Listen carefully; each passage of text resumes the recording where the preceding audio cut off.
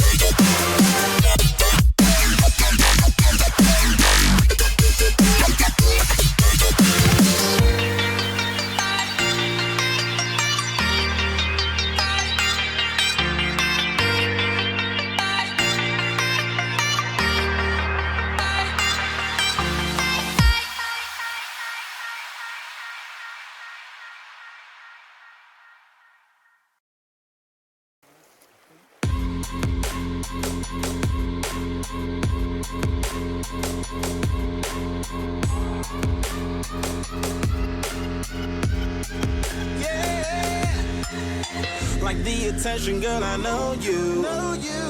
But you're everything I want in life. We're fighting danger like kung fu. The love I feel is deep inside. The others don't matter. It's honestly us against the world. We're the perfect team.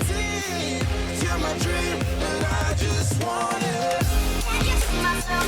Can't get to myself. Can't get to myself. To myself. Can't get to myself. Can't get to myself. Can't get to myself. To myself. Can't get to myself. Can't get to myself. To myself. Can't get to myself. Can't get to myself. Can't get to myself. Oh baby, if you ever need a helper, hey, you should know that I'll be there day and night. Nobody else can love you better. I'm here just to treat you right. You're the reason I'm alive. You're the only pain I can endure. But when you're not here, you're my dream, but I just want it. Yeah, I just wanna. You're my dream, but I just want it. Can't get to myself. Can't get to myself. Can't get to myself. To myself. Can't get to myself. Can't get to myself. Can't get to myself. To myself. Can't get to myself. Can't get to myself. To myself. Can't get to myself. Can't get to myself. Can't get to myself. But I just want it. Deep inside I knew from the start, you my bunny, I'm your Clark. From now to eternity I give you all my heart. We are meant to be, it's clear to see. My love is bigger than I thought. I got everything I want when I hold you with my arms. Now this don't matter, my love and my pleasure, the key to my treasure. Whatever's the weather, day up and out with you till I die. How many times for you I'ma try? Want you to notice the one and I know this perfect soulmate. I wanna show it my best friend. She's in my life, my happy end in hard times.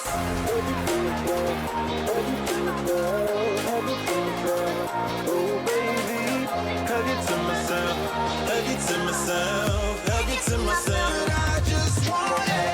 Can't get to myself. Can't get to myself. Can't get to myself. To myself. Can't get to myself. Can't get to myself. Can't get to myself. I just want Okay. Can't get to myself. Can't get to myself. Can't get to myself. To myself. Can't get to myself. Can't get to myself. Can't get to myself. oh baby.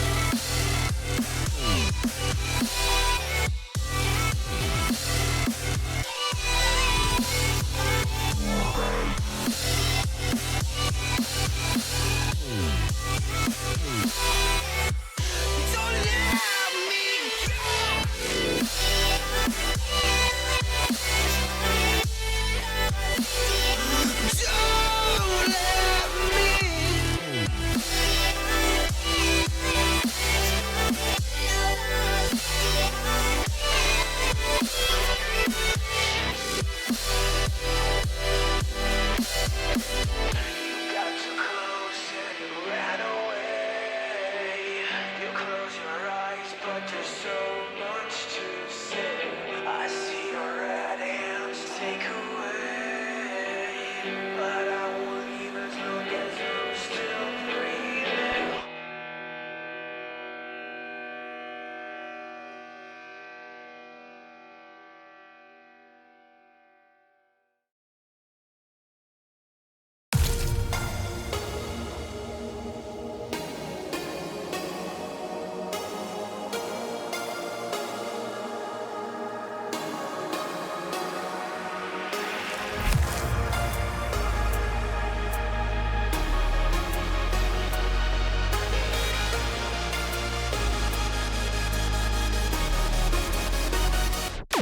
When I close my eyes, I can almost see it. When I take a breath, you fill up my lungs. And if my mind worked backwards just for a minute, I'd follow you before the memory's gone. I remember you, you lift my spirit. With you high is all I'm feeling. Remember how we felt alive. I remember you.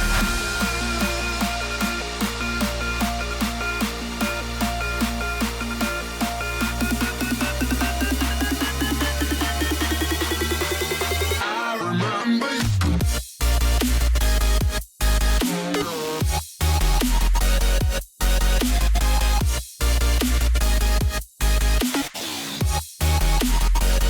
I remember you.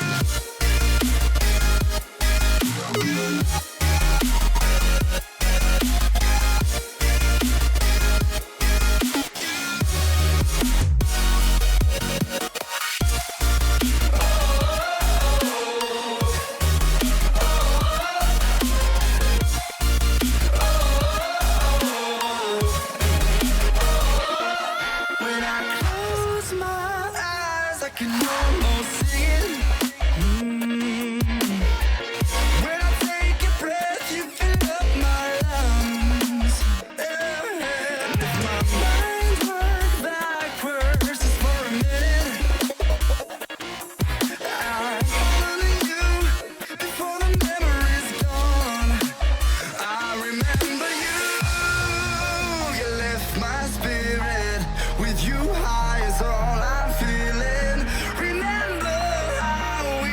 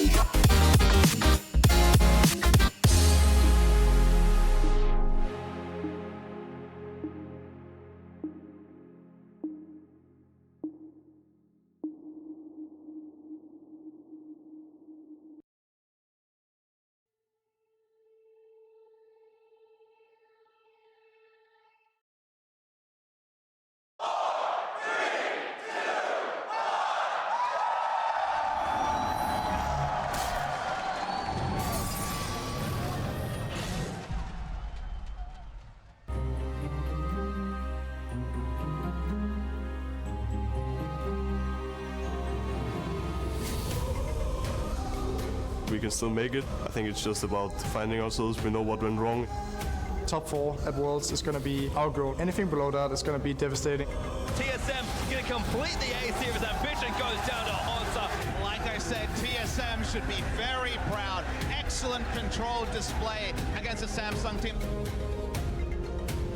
생각보다는 많이 그렇게 영향을 안 끼친 것 같은데 저희가 딱 졌을 때 이제 환호성이 좀 들리더라고요. 그래서 되게 좀 분했고 복수하고 싶고. Here it comes. MLXG, no CC to speak of. Does get the javelin. Core JJ. The flash, the heal bait. The outplay. 2 kills for Samsung's jungler. 지금 좀 세 팀 경쟁 체제가 됐는데 그 두 팀을 꼭 이긴다라는 생각을 가지고 있고요. 就是希望3场都能赢。 Looking for it on the hand. Good. Oh my goodness. Recovery. Knockup. TSM are getting destroyed.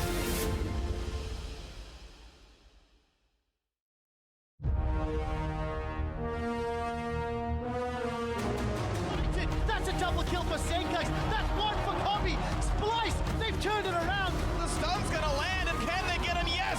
First blood comes through for Ambition. Vince Guerin has found Xiaohu, delivers the shockwave. Uzi is tearing apart this team. Quadra kill for Uzi.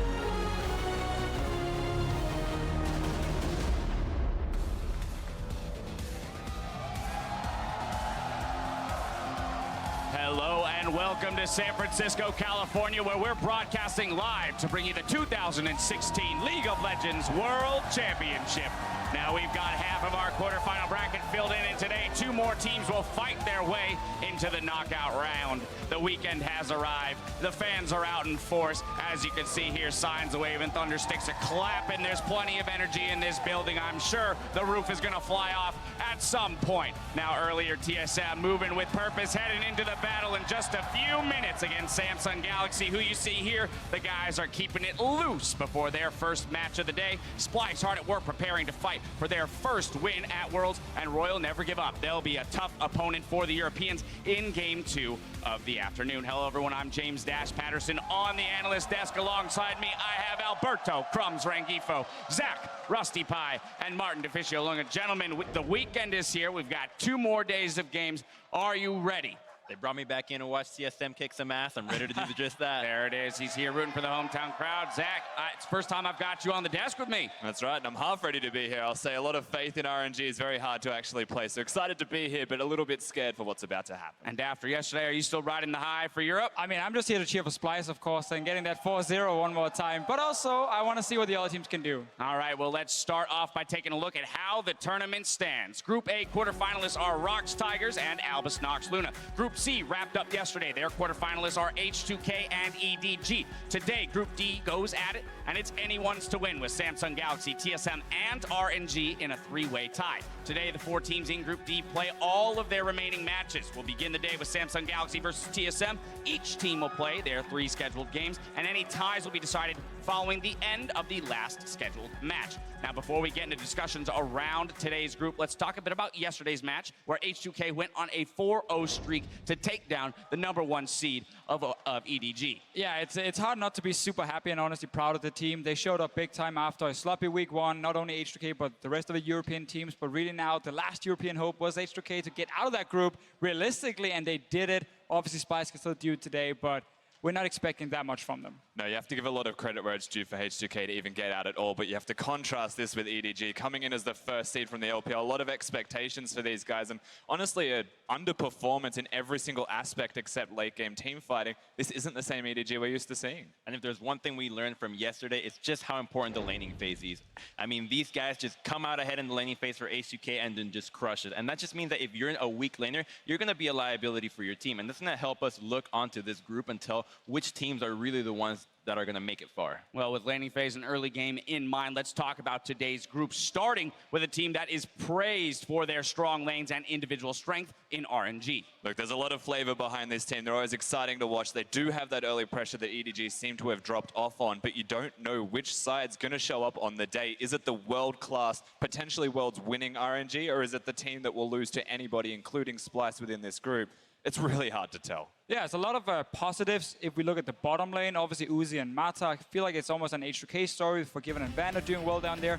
Problem for RNG, I feel, is the fact that the solo laners are not doing well enough. You know, yeah, you can have a winning bot lane and MLXG can go off in certain games, but Xiaohu and Looper have not been playing as well as we expected. Actually, I think maybe even Xiaohu was expected to struggle a little bit, and he's still doing it. Yeah. The guy is not getting any resources on this team, and he suffers big time versus players like Bjergsen and Crown. Now that Uzi game on Ezreal was absolutely dirty, but tied with RNG, our North American sweethearts in TSM. And how will these guys fare in our matches today? When we saw them against Samsung before, they just whooped them. We had 18-1, just a crushing victory. But unfortunately, in their other two games, they didn't look that crisp. They were making mistakes that were uncharacteristic of them. You know, they're a team that's used to playing very fast and getting really far ahead in the laning phase. But against the world caliber of these teams, they're struggling with that. So I'm looking to see them being able to tighten those spaces up and just show what we know they can do. Yeah, I think they were still adapting in week 1 to the faster pace from the enemy team as well, where suddenly the support reacts on an Alistar and catches your AD carry out. But we have to look at some of the individual players. We talk about the strong laning phase. Well, if we look at Hanzo, if we look at Doublelift, and of course Bifrost down the bottom lane, we don't see the strongest laners specifically. Like, look at someone like Uzi Mata, there's definitely a stronger bot lane. So I think TSM has to win, you know, in the mid to late game more than just stomping early game. I don't think they're going to get a Samsung game again where the enemy team picks 3 losing lanes. Yeah, you definitely saw Svenskeren there in the beginning of these clips being a bright spot for TSM, helping those solo lanes, helping all of his lanes really get ahead. But then a couple of those uncharacteristic mistakes from the regular season in Doublelift getting caught out, and that can definitely create problems for TSM later down the road. Now, TSM is NA's hope in this group, but Samsung Galaxy are the 3rd team tied at 2-1. And they're going to make it a tight race for those top 2 spots. You have to say, I doubt they'll do the exact same things they did in the TSM game, as you mentioned. They should not pick themselves 3 losing lanes. They should be able to correct the drafting errors they had in week number 1, but they are still a reactive team. They're never really taking it to you, and it does create possibilities for other teams within this group to give it to Samsung, actually put them on the back foot and try and pressure them out. However, if they show up, they can capitalize on your mistakes incredibly well. Yeah, and the best game we saw from them was against RNG last week, where they played Core JJ, and he's starting again today. And I think this is super, super smart, because when they use Core JJ, they seem to pick much more for the laning phase. QE gets some counter picks up in the top lane. Bot lane does really well. Core JJ is a very strong laner. So I actually like this from Samsung. It's more focused on winning laning phase from the draft, and then actually use that early game power to win the games. You can always count on X-Dignitas talent. All right. Yeah. Moving on. Move on. Last, we have Splice, who struggled in week 1 and have yet to secure a win, but they've had a week to review their opponents and can still influence this group greatly. And honestly, it's really hard to say that Splice can make it out. Not a lot of expectations. They have to go 4-0, which, although HUK did do it yesterday, it is unlikely, as the team did start 0-3. So most likely they're going to be playing spoiler. And that just means that any team that loses a game against them, they're just going to be stuck in their quicksand and unable to advance in the group. So they have to take these guys seriously. And they're just going to be looking to ruin anybody's chances. And honestly, they're going to be really happy if they just find one team and say, you're not making it out. Yeah, exactly. I mean, there's been some interviews where they talked about, you know, they wanted to learn as much as possible, and they knew it was going to be tough to get out of the group. I'm a little bit disappointed in Splice. Obviously, easy to say when they're 0-3, but I actually thought they would be much better in the late game than they have been. But we saw against TSM, they couldn't match them. They actually lost the game after being so far behind. So they don't really shine early on, and they don't really shine late either. They've had to fix a lot of problems the last few days if they want to come in here and start beating a lot of teams. And that is actually a hard thing to fix. The limited amount of time they've had between weeks 1 and 2 is not enough to fix a fundamental issue within this team. But what I will say is they're a dangerous side, because a team with basically nothing to lose is the most dangerous to play against. Very much so. A little bit of a preview of the excitement that's about to unfold in front of us. Now remember to click over to Riot Games 2, for an alternate look at the tournament. We're calling it the Player Experience Stream. Today, our team of casters, along with special guests Inori and Froggen, bring you a rotating focus on different individual matchups and game concepts. They'll deliver a gameplay-centered cast and take your questions live on air. Now, TSM hopes to lift the Summoners Cup in 2016, while Svenskeren lifts his team up along the way. Being in TSM is like, you just get a lot more love when you do well. But you get a lot of hate as well if you do bad. Svenskeren's chased down, and TSM throw the game away. But it's just like more motivation to actually improve. I think everyone on the team has their sort of fire. But Dennis, he is competitive in his own way. To him, like, a bad performance is disappointing us as his friends and his teammates. Like, he doesn't want to let us down, and that's his primary motivator. It's going to be a big test for SK Gaming. They've had that roster swap in the jungle thanks to Svenskaren's suspension. If we look at SK's weakness right now, it's a sub-jungle. There's just no synergy between the mid lane and jungle, obviously. That's it for SK Gaming. You know, as a team, as a whole, they feel that like you've wasted a whole year. I think last time at Worlds I had a pretty bad mentality and I was like more joking around and not really taking life as seriously as I am now. Like, looking back at it, I'm super disappointed in myself that I didn't give it my all to my teammates. Coming into this year's Worlds, it's just like everyone is just giving it like 110%, so I don't want to let my teammates down another time. I had never really had that perspective before I met him. And now that I realize like what fuels him the most, it's really endearing. Like, it's really nice to have a teammate that really cares about you and like our relationship as teammates and friends. He's kind of the heart of the team. You know, he always makes people laugh if we're like feeling sad or had a stressful day in scrims. Sven is always the guy to make everyone kind of laugh and cheer up. I've never had a teammate that really cared that much about everyone on the team having a good time. And to us, having a good time is winning. So that's why he cares so much. Moving away to a new country and like meeting a lot of new people, losing weight as well, like kind of just helps my personality, I guess. Almost that physical change indicates like the mental state of mind that he was in at the time. You know, he like let himself go and he wasn't playing well and he was like not in a good shape mentally or physically. But when he started working out, it sort of signified more than that, like his willpower and determination to be a better person, a better teammate. It just like all went up at the same time. So part of that was like his play improving as well.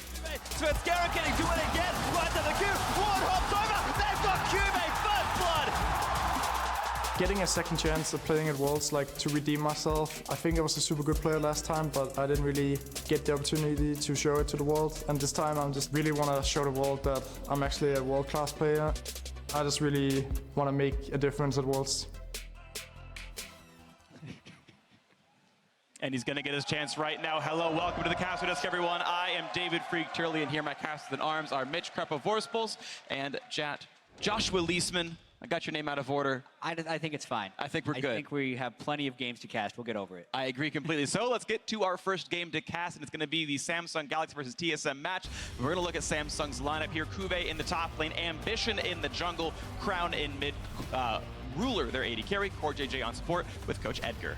And their opposition in this game, the first of the day, is TSM with Hanser in the top lane, Svenskeren, who we just saw featured out in the jungle, Bjergsen mid, a double updated carry, Firefrost on support, and Coach Parth calling the picks and bans. And honestly, TSM looking for a repeat for what happened last time. It was a complete smash by 20 minutes. It was one of the largest gold leads, if not the largest in the tournament so far.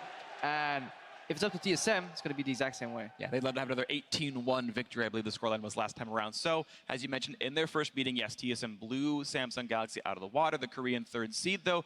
Definitely hoping to change things up. Picks and ban might be one of the big reasons why. Exactly, and Samsung's draft phase, even though their play was poor, really hurt them because they picked 3 losing lanes against TSM's strong laners. And TSM is such a strong macro team that they got closed out on very quickly after a huge early game goal lead. You mentioned, Krepo, 8.6 thousand by 20 minutes, the second largest lead of the tournament. Yeah, and if we look at what happened in the regular season, TSM with a lead is just devastating. They're so good at closing out games here, so definitely the priority for Samsung is to get a draft that allows them to be competitive in the early game. And you're seeing the bans here. Syndra is gone from Bjergsen, Lee Sin is gone from Svenskeren, no Deadly for Ambition. And the only other thing they'd have to ban would be the candidate. They would have taken out both solo laners as well as the jungle that TSM ran against Samsung in that victory last week. Yeah, definitely really good approach, banning out certain comfort picks. Obviously, we're all frowning a little bit at the Zyra here, aimed at, I guess, Core JJ on that support role, just a heavy poke supports. That's interesting. I mean, I do love Zyra support. I think she's very good. It just feels very strange to see that when we haven't seen her play so far at Worlds. Yeah, this has to be some type of inside knowledge from TSM in scrims. You'd have to wonder, maybe they played it against them super early in the bootcamp before they're drawn in the same group. Very early, or maybe he's just been spamming it in solo queue. You know, it's very likely. It's also support that does extremely well in the solo queue environment. So if you can ban it out, it looks so good when people start smashing with it, and people are just not used to playing against it. It's a very different lane pattern than most conventional supports. And I gotta say, I love teams that do bring out the new things. You know, the Aurelion Soulban, who he brought it out of MSI last year, and no one had played against the champion before. Early this year, I should say. The Zyra, again, can be something like that. But let's move on to the picks we actually do have, with a Karma flex pick in for TSM, as well as the Olaf jungle for Svenskeren. Yeah, and with the Lee Sin banned away, you wonder what the second jungler is going to be. Some people prefer the Elise. Here, because they can synergize the Olaf with the Karma for the move speed, they have that. Maybe because they're also looking forward. With Samsung Galaxy locking in the Jhin early, it's so likely that Double F will pick up the Sivir, complement that with the Karma, and slot in the Olaf right there, and you're already building your composition ahead. Yeah, I do think the Jhin first pick is very interesting. TSM seemed to prioritize the Jhin above all other AD carries last week, so I think Samsung recognizes that and took it away. But were they as successful? I feel like there was definitely holes in Doublelift's Jhin play that he could patch up with a more utility-oriented AD carry and let other people on his team shine. Sure, I agree. I think there's been definite criticism about Doublelift's Jhin in particular, but there's always the thought of if it fits the composition, even if you're only 80% good of the champion, it's still the right choice. That seems to be what TSM thought about it, and we'll see how well that actually works out. It's time for their turn to pick a few more champions as they're up against the Rek'Sai and a Victor. And if we're looking at lane pressure here, the early lock-in with the Victor does mean that you're going to yield the lane from 1 to 6 here. Victor has an incredibly weak early laning phase, and we could look for a counter pick later on from Bjergsen to really punish that. Yeah, that's the question. Crown did get his Victor, though, was by far and away his most played champion, and his most successful champion at Worlds as well. The game he had against Splice in the first week was exceptional. And I like that Doublelift is going back towards Lucian, actually, only because that was far and away his most played in the regular season.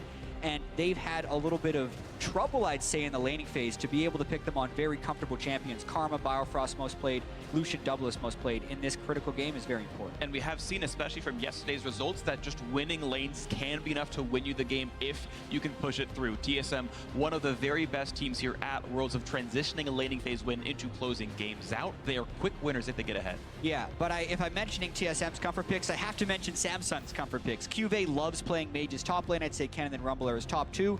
The top 1 for Crown is Victor, and even Core JJ's best champion may even be Tom Kent. So Samsung also getting a lot of comfort picks. Yeah, interested to see how that Rumble matchup into the Kennen plays out, because Rumble has a very pushy nature in the lane, but Kennen can definitely punish that, especially when Olaf starts ghosting in the lane. If QV is pushed up and he doesn't get the necessary support from Ambition, both in terms of vision and just lingering around the lane, that could be TSM trying to enable Hanser.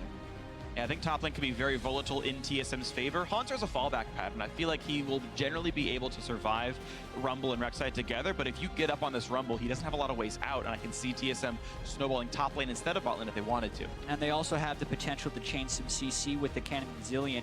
Bjergsen is one of the best Zillions I've seen. Yep. He was undefeated on it in the regular season. It is one of the picks that TSM kind of has in their deep pockets, and they use it as a counter pick fairly often.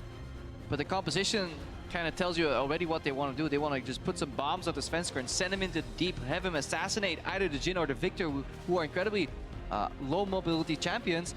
Only one of them can be devoured by the Tahm Kench, and then if Olaf goes too deep, it's a very simple revive that makes it very stat efficient, because he's the one that's going to be building tank and relying on his base damages over and over to take down these low mobility carries. Yeah, overall, ton of haste on TSM. Get the frontliners in there. The Kennen, a great recipient of the movement speed as well, and now going to see how well they can do on the Rift. And it's time for you guys at home to also throw your support behind the team of your choice on Twitter. The fans, the audience have been cheering for TSM, but if you want to let us know who it's going to be online, it's hashtag SSGWin or hashtag TSMWin for the Koreans of Samsung Galaxy, or the North American squad of TSM here in San Francisco cheering on their home team. But here we go. Day 7 of Worlds begins now as Samsung Galaxy takes on TSM.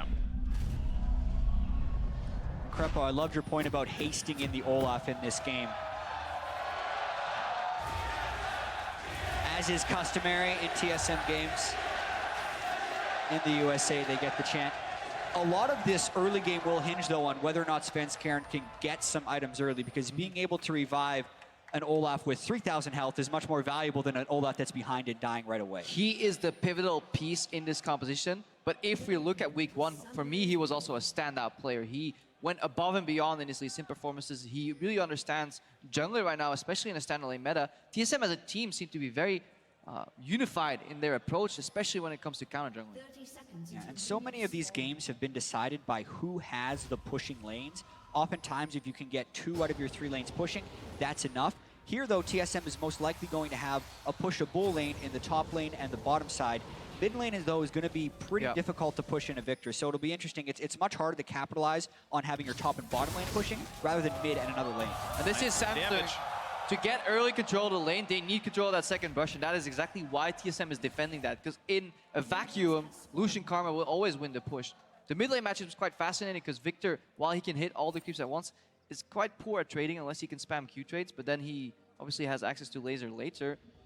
Early levels, Victor has one of the weakest pushes in the game, but once you hit, obviously, that augmented hex score upgrade and you go further into the game, Victor can just one-shot waves. The first back for Victor is incredibly important. You need at least 1,250 gold in order to upgrade your hex score first. Then you can get to level 7 and start clearing the minion wave with one spell.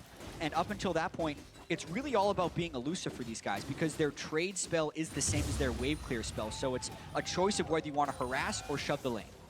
We'll see which one they end up doing as we get ourselves into the beginning of this game. Svenskeren leashed for his red buff here. Unusual pathing we've seen several times now at Worlds. Junglers picking very different openings than we normally see in the regional leagues coming here at Worlds. Well, just yesterday we actually saw Olaf starting blue side because that's the expected, and then you see the enemy jungler invade the red because you almost know the Olaf is going to start blue. So Svenskeren's trying to change the expectation, and when you do start red side, you get to do one more camp and then go immediately to blue, otherwise you run out of mana. Yeah, definitely need that blue buff early, especially if your smite comes off cooldown. The little extra bonus you get from smiting the blue also makes your jungle path more sustainable, rather. Bjergsen taking some early poke here. Crown is definitely one of the best Victors in the world. He goes above and beyond in terms of what he can get out of the champion. When you see the damage per game numbers, he is much higher than the average Victor. And he's dodging so many of these time bombs as well. Finally gets a chunk of his health down this time, but definitely doing a very good job mechanically of predicting where Bjergsen's putting the spell down, running the other way, and letting it time out without him nearby. Now, both teams have information what side the jungle started on because top laners came late to lane, missing HP. It could have been a fake leash, but these teams are operating under the assumption that both junglers were, at least for this period of time, centered in the bot side of the map. Which, when Svenskeren starts running back towards top side, means Doublelift and Biofrost need to get that ward in the river. I actually feel like it's potentially a little late where Biofrost was getting that ward, but they have it down now, and they're a little bit more safe. And it's also very dangerous to ward Tribrush there against the Rek'Sai. He could go for the double tunnel over. We'll look at that later as Svenskeren is approaching a pushing rumble. Yeah, and right away, Kube turns around and Sven says, okay, this was warded. He sees me. I know there's vision around this area and says, ooh, but look at this. Ambition hasn't taken his blue buff yet. Spots it. Is on top of a ward, though. Could get collapsed upon. Yeah, this would be very dangerous for Svenskeren, but Hanser calls missing. It's still going to be dangerous. Okay, dodges the first Praising, but now getting slowed down by Kube. Then flash knockup. That's not enough life for Svenskeren. First blood comes through for Ambition. Nicely played stop at the counter jungle. And Jad, this exactly echoes the point you were making earlier, how it's so important to have pushing lanes, because in between pushing lanes, you can invade. And right now, Hanser may not be safe. He's so low. 300 HP, Ambition. There's the knockup. He pulls aggro. Kube to follow up. The stun's going to get him to trade the kill, but it's still advantage Samsung Galaxy 2-1 with assists on both kills. Exactly. It's a big advantage, too, because the wave is going to die to the turret, and Hanser is going to miss out on that experience. Not to mention, Kube still got a kill, so it's not like Hanser is going to have any gold advantage in that lane. And as you mentioned, really a poor invade by Svenskeren. Yes, they thought Rek'Sai might be bottom side, but they had their mid and their top lane pushed in, so that's not the time you want to be going for the invade. And so at this exact moment that Svenskeren knows he's screwed up, so all he can do is maybe juke out. He's running a flashless jungler as well, ghost only. Gotta be bold move here now. Bjergsen! Oh, he dodges the bombs, Crown with the chase, and a solo kill in the mid lane at level 5. You miss your bombs on Zilean and you have nothing left. Crown steps forward where Bjergsen expected him to step back, takes a big risk in lane and falls. Also the aggressive flash. Bombs are never guaranteed if the opponent wants to flash aggressively, and that is one of the weaknesses of Zilean. That's why generally you go for safety and wave push, and you always have to calculate the possibility of an aggressive flash here. Crown completely changing the matchup. I'm sure Bjergsen actually has never played against a Victor that is this practiced on the champion. And Crown definitely wanted revenge for the last game when he played against Bjergsen Syndra and was down 46 CS at some point in the game. This time, gets the solo kill and a whole lot of revenge. This means so much for TSM later on because, again, the crux of their composition was Svenskeren getting ahead, you know, hasting him into the team fight, maybe dropping some bombs on him, having him isolate the carries. So the one advantage TSM does have is this bottom lane. You're seeing the fruits of it right now. A 9-ish minion lead right here for Doublelift and Biofrost. They went for their most comfortable champions, their lane-dominant champions. The very beginning of the game went well for them. Of course, every other lane is losing and needs to somehow resuscitate themselves, but there is 1 point of pressure for TSM to the 3 points of pressure of Samsung.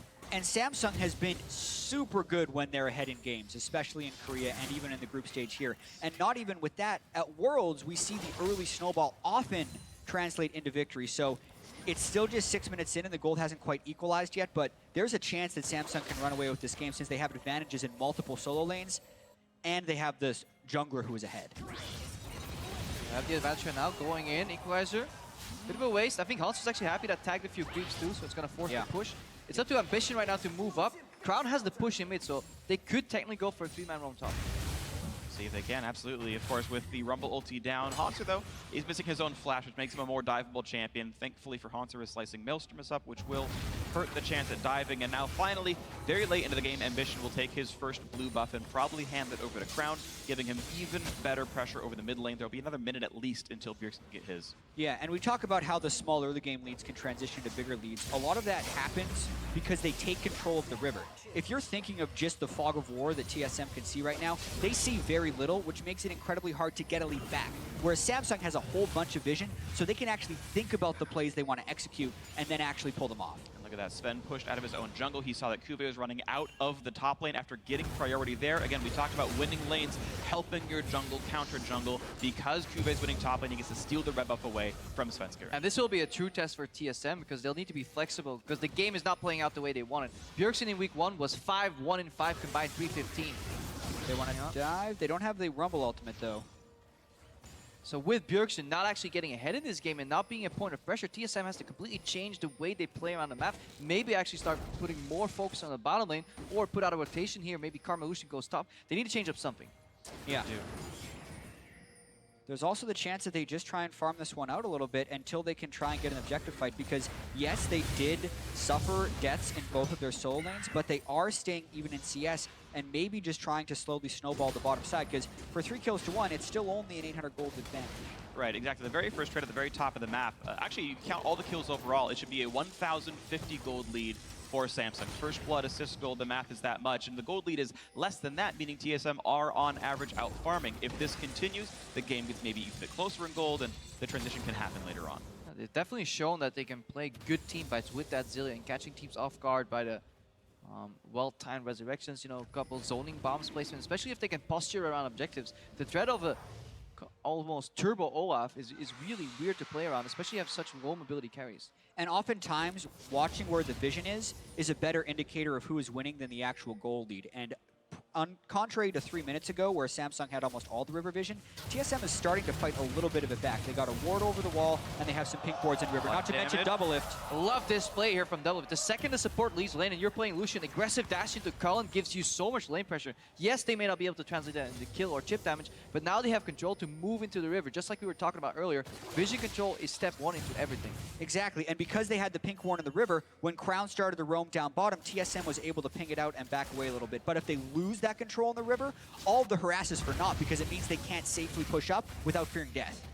Well, but you talk about safe vision and pushing up successfully. Well, Ambition kind of wresting control back of this bottom side river, kills with a Scuttle Crab, has a ward, finds his pink as well, and Biofrost not going to push him off of it, so now it's darkness once again for TSM, and they can't play up as they were before. Yeah, and that means there's a little bit of space in the lane, at least for Ruler to walk up. Again, CoreJJ, if he can use that Fog of War later on, he can path into different lanes and bring up his AD carry to the mid lane, so Bjergsen sometimes has to be careful as well if the bot lane suddenly disappears.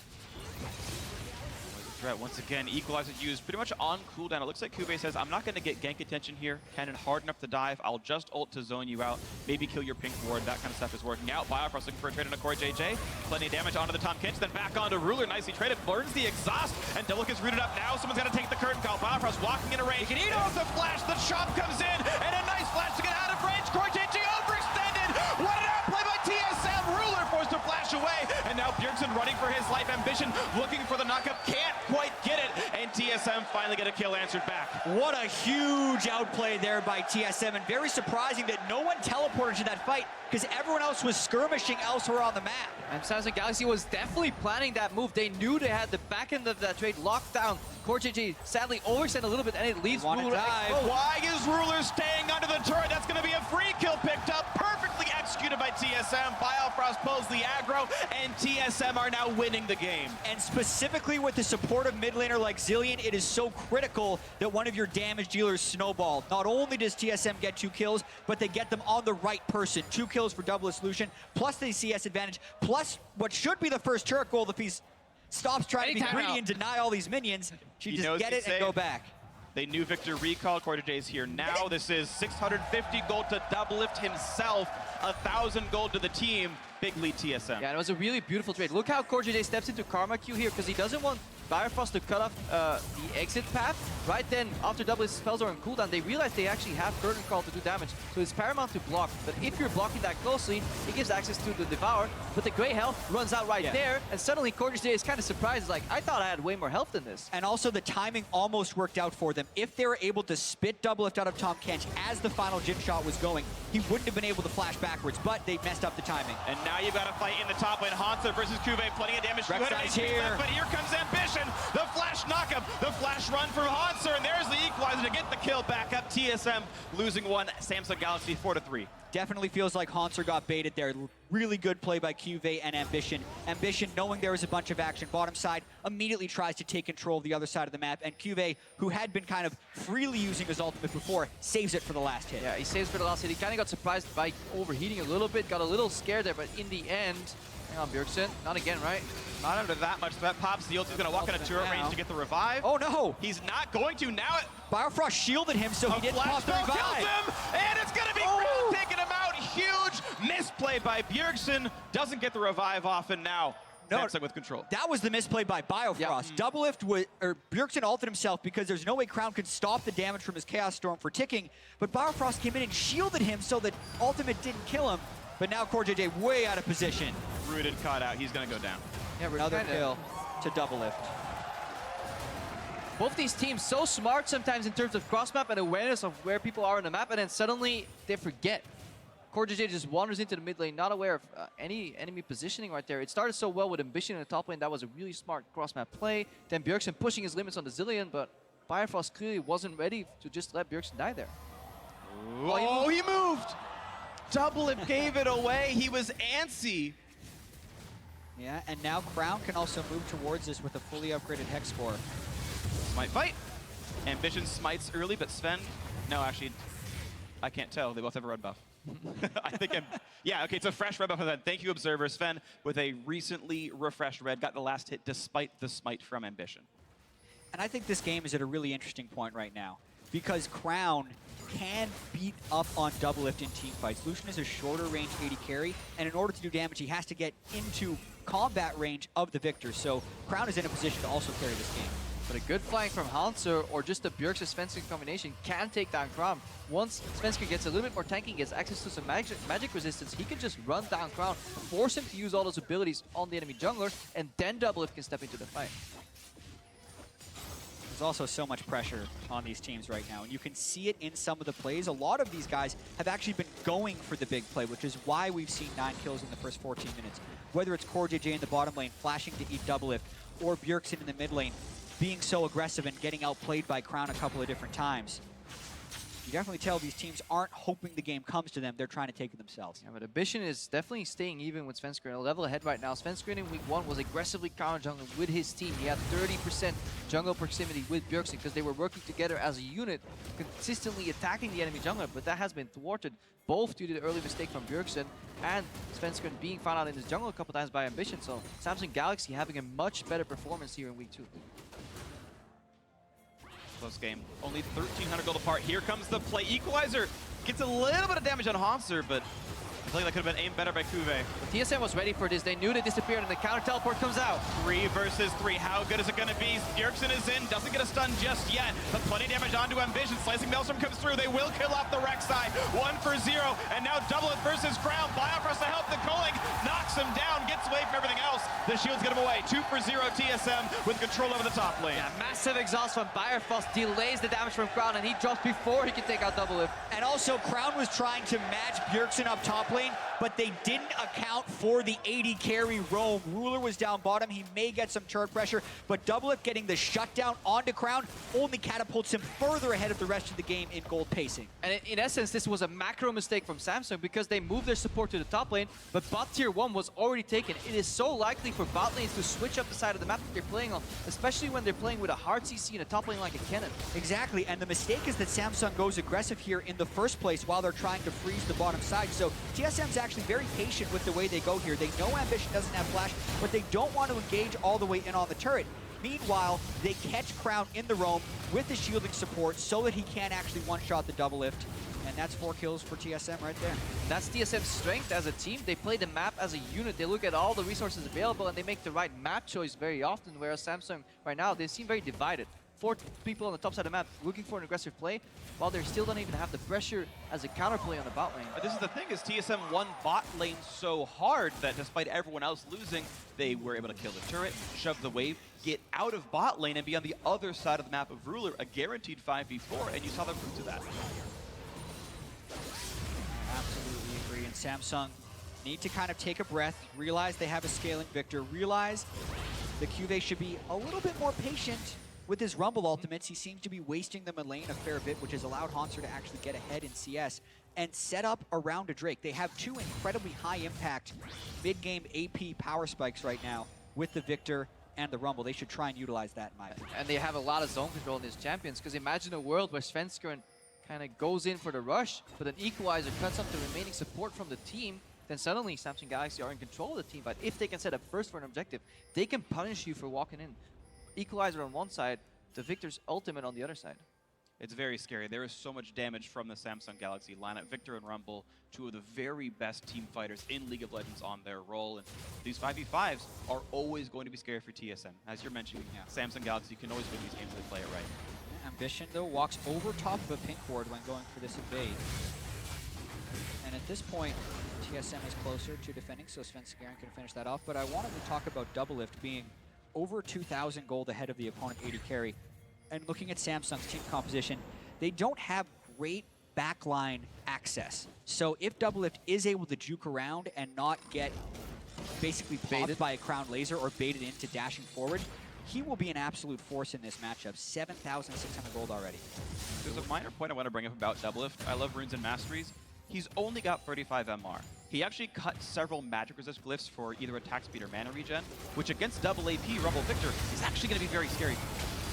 Right now, though, it's a battle for the red buff. Ambition, chomped up by Core JJ, gets away. The Devour keeping him safe, but the bomb still blows up. Battle for the red buff, and Svenskeren steals his 2nd red in a row. But to touch on that point, Freak, it actually all ties in together because they won lane super hard, having slightly better trade. Forgiven is also an AD carry that will forego the magic resistance in lane and put it more into raw damage, hoping he can acquire more gold that way by getting 2v2 kills.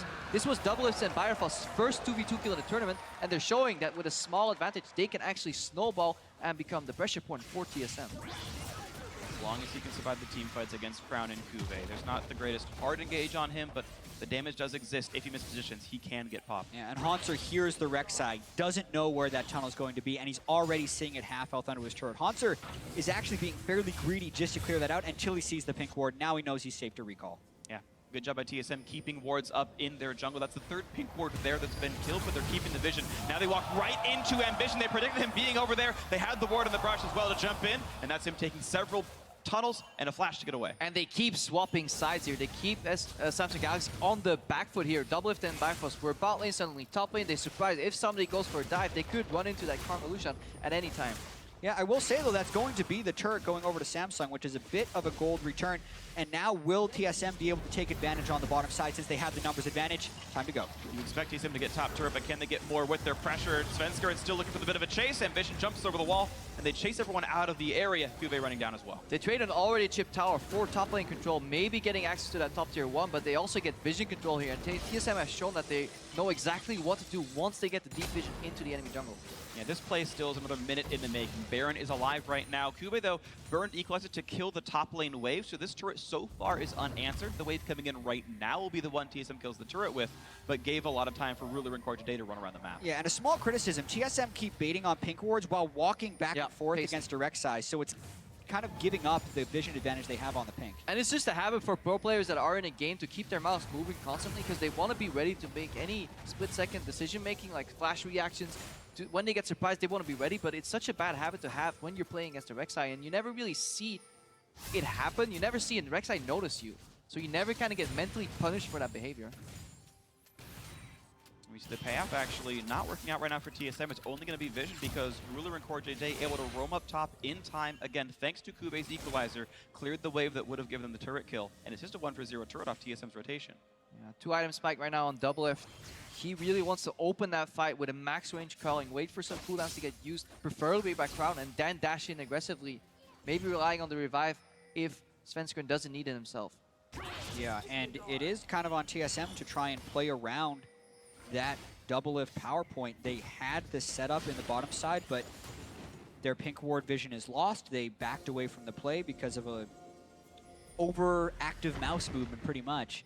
And now it's just double lift alone up there, so a little bit of a stall almost until the mountain break spawns.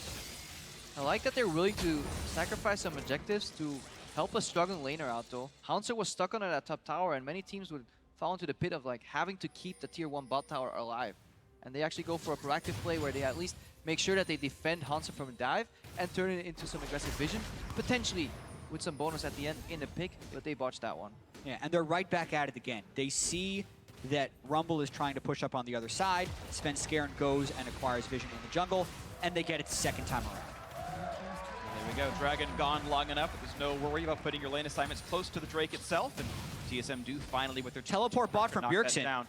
Ooh, looking for a bit of a play onto Kube, slicing Maelstrom, gets a bit of CC, can get the second stun. Once the Q comes back up from cooldown, gets that one. Here's the Equinox looking for the chase down. Haunter running low on health, gets away from one of the bombs, and it's going to be the quick revive. Haunter will be fine. Bjergsen lands the time bomb. That should be the kill onto Kube, and it is enough damage. The 1-for-0 off the teleport. And once again, a little bit strange by TSM, actually. Haunter could have stayed on the equalizer and revived, but he ran off of it and did revive. Fight in the mid lane with 2 solo laners from TSM gone. Svenskeren quite low, pops the ulti late. He's running out of health. The chase down, and a nice shot from Ruler. Now into Biofrost. One more shot will kill him. And Doublet does not even block the shot. Died to Crown anyway. Control of the mid lane, a 2-for-0 to Samsung, and that's going to be a very low, almost dead turret. But it shows you the value of that 2-item spike on Victor. Nobody can get out of that Chaos Storm because it applies continuous slow from the Rylai's Crystal Scepter, and now Bjergsen way too far forward. Overstepping, chased down by Ruler, and Doublet was exhausted. The chase, a couple more autos would kill him, but he does get out of range. TSM hemorrhaged 3 kills in a row. And it kind of shows that Samsung Galaxy are no slouches to play against. If TSM overcommits, which they did on the bottom side of the map, Samsung will punish them, and then they overstay yet again. Haunter has teleport, but no ultimate, and they have no vision over this early Baron by Samsung. They just found out with a boot trinket, but it seems too late for Hans to react here. No ultimate, so he can't really do much, even if he teleports. And TSM, really bad read in that fight. They all tried to protect Svenskeren, and in doing so, they lost Biofrost, and then Bjergsen walked in later. I think the Rylai's Crystal Scepter pickup from Victor this early in the game completely surprised them. Because look at how Svenskeren and Biofrost kind of hug each other, and they both get stuck into this fight. And Sven takes so long to realize he should ult out of this one. Takes so much damage before he finally starts running away. Yeah, and they'd use the Montrix shield very early, and at that point, Biofrost and Double Lift actually just need to completely bail out on the play, but you can tell TSM was in a very defend-focused mentality, not thinking that Samsung would be able to make the play without the Rumble. But Crown is the guy with all the gold, and Jin is always effective when he opens up with Curtain. But at this point, why walk up here if you're Bjergsen and Double Lift? Very odd for them. That's the bigger mistake. TSM is not used to playing from behind because they were smashing the league in summer all the time, but this mistake, you can't say that's not like not knowing how to play from behind. It's just simply walking up 2v4. Major blunder here from TSM. Definitely agree. TSM now letting Samsung back into this one, and a great capitalization by the Korean squad just to keep everyone updated. These are 2 teams that are tied for first in the group right now at 2-1. This is an incredibly important game to make the quarterfinals, and Samsung Galaxy off some great plays in the mid lane, now up almost 1,000 gold, wearing a blue buff. Mountain Drake going to be theirs as well, and are in the driver's seat. And let's not even underestimate the effect of the combat stats Baron gives you this early on into the game. Yes, the gold is even, but Samsung is much more powerful right now. A basically uncontestable Drake for TSM, and they're going to struggle to wave clear this early in the game. And this is also Samsung's wheelhouse. Svenskeren might actually have to burn ulti if he gets hit here. Good juke. Ghost. Gets away from the root that could have come out from Ruler, but still about half HP. And yeah, as you mentioned, missing a summoner spell now. Samsung so comfortable. If they can go into any game, even in the mid game, they'll be happy because they're a mid to late game team. Really good shot calling, really good team fighting, and their composition is also built for this moment in the game. Both Rumble and Victor are very strong at this point. Incredibly so. We're seeing them try to siege the bottom lane, not getting a ton done. Bit of damage from Double Lift, dodges away from the root, but really only makes Samsung walk away. But really, all TSM are looking to do is buy time until that Baron buff times out. Less than 2 minutes left on it, but look at this, the rotation to the mid lane. 3-member strong Samsung Galaxy gonna knock down mid lane tier 2 and bring that gold lead up to about 2,000. And this is approaching the point of the game where Samsung is getting very comfortable from a historic perspective as well as a team composition perspective. TSM snowballed so many of their games and had the lowest average game time of teams at Worlds. But also, a composition with Zillion, Olaf, and Lucian is all about hitting the 2-item power spikes and then trying to run over the enemy team. Except as soon as TSM hit the 2-item power spikes, they were disjointed and gave up Baron. So Samsung's going to actually have this Baron throughout when TSM should be strongest and then actually have a gold lead after the fact. It's pressed over. Here comes the attempt at a dive. Bomb goes off to the side, looking for Ambition. The root's going to land, but do they have the damage they need? Juve has no teleport. Hanser coming in from the side, but he's going to get rooted, and that could be Hanser dying. Gets the revive, so he'll wait for a second. Ambition is dead, but here's the re-engage on towards Hanser. The snipe's going to land. Rula getting a ton of damage, forcing the flash out. So far, it's just the 1-for-0, but Rumble is still pushing the top lane, and TSM could lose another turret. Core JJ not getting hit by the culling bullets here for double lift, and that means actually total gold up for Samsung Galaxy. But this was a 5v4 here in the bot lane because QV already had top lane priority, which means Hanser teleported out of an already pushed lane. QV just takes a tower in the top lane, potentially chip the tower there in the base as well here, and it's becoming very rough for TSM because the teleport flank was the only way they could get out of this chokehold because Rumble is continuously beating Kennen in the side lane. The remaining 4 members were so much stronger here and successfully thwarted the engage here. Yeah, Samsung. And that fight was also an example of why so many teams banned Victor against Samsung. Crown has total command of that champion, and he solo defended Hanser's flank where it looked like he was going to be able to come in and clean up the fight. Landed the Rylai slow right away, almost killed Hanser and ended up prompting the ultimate from Bjergsen Zillion. So this guy, he is hard to deal with. 3,000 gold puts Samsung Galaxy ahead in this one. A nice gold lead to have, 28 minutes in. Certainly not insurmountable, but TSM have had a rough last 5 or so. We'll see if they can turn this back around. The occasional kills not doing enough to keep them in this one.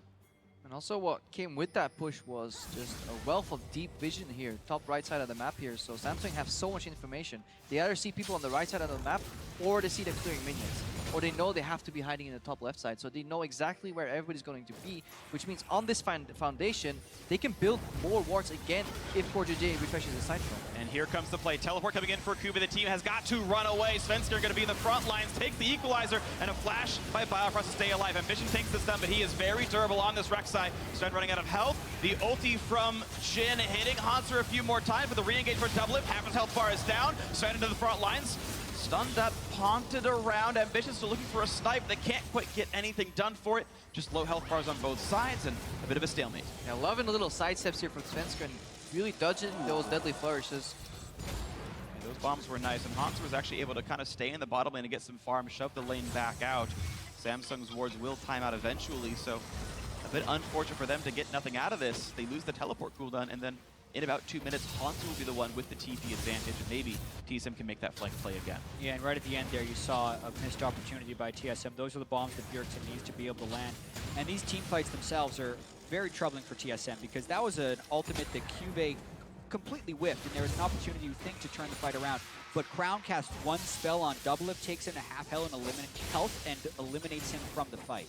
Yeah, that Victor ultimate, once double lift steps in too close for culling, obviously hits Lucian with a couple of nerfs over time. Culling 1200 range right now, I believe. So Victor can easily match that, walk forward, put a storm on double his face, and he has to dash out then, so he can't even follow up on his own culling, making it very difficult for TSM to play this comp from behind. Went ahead, a Zillion kind of blitzkrieg comp is fantastic to play, but if you fall behind, there's very little defensive tools. The only really hard CC is centered on Hanser, but he kind of just gets blown up if he engages because he didn't build his own nest. Exactly, he decided Proto Belt and Magic Resist was what he needed, and then he wanted the Void Staff to cut through some Magic Resist. If anything, he should have skipped the Void Staff for Zhonya's only because he can't get into this fight in this situation.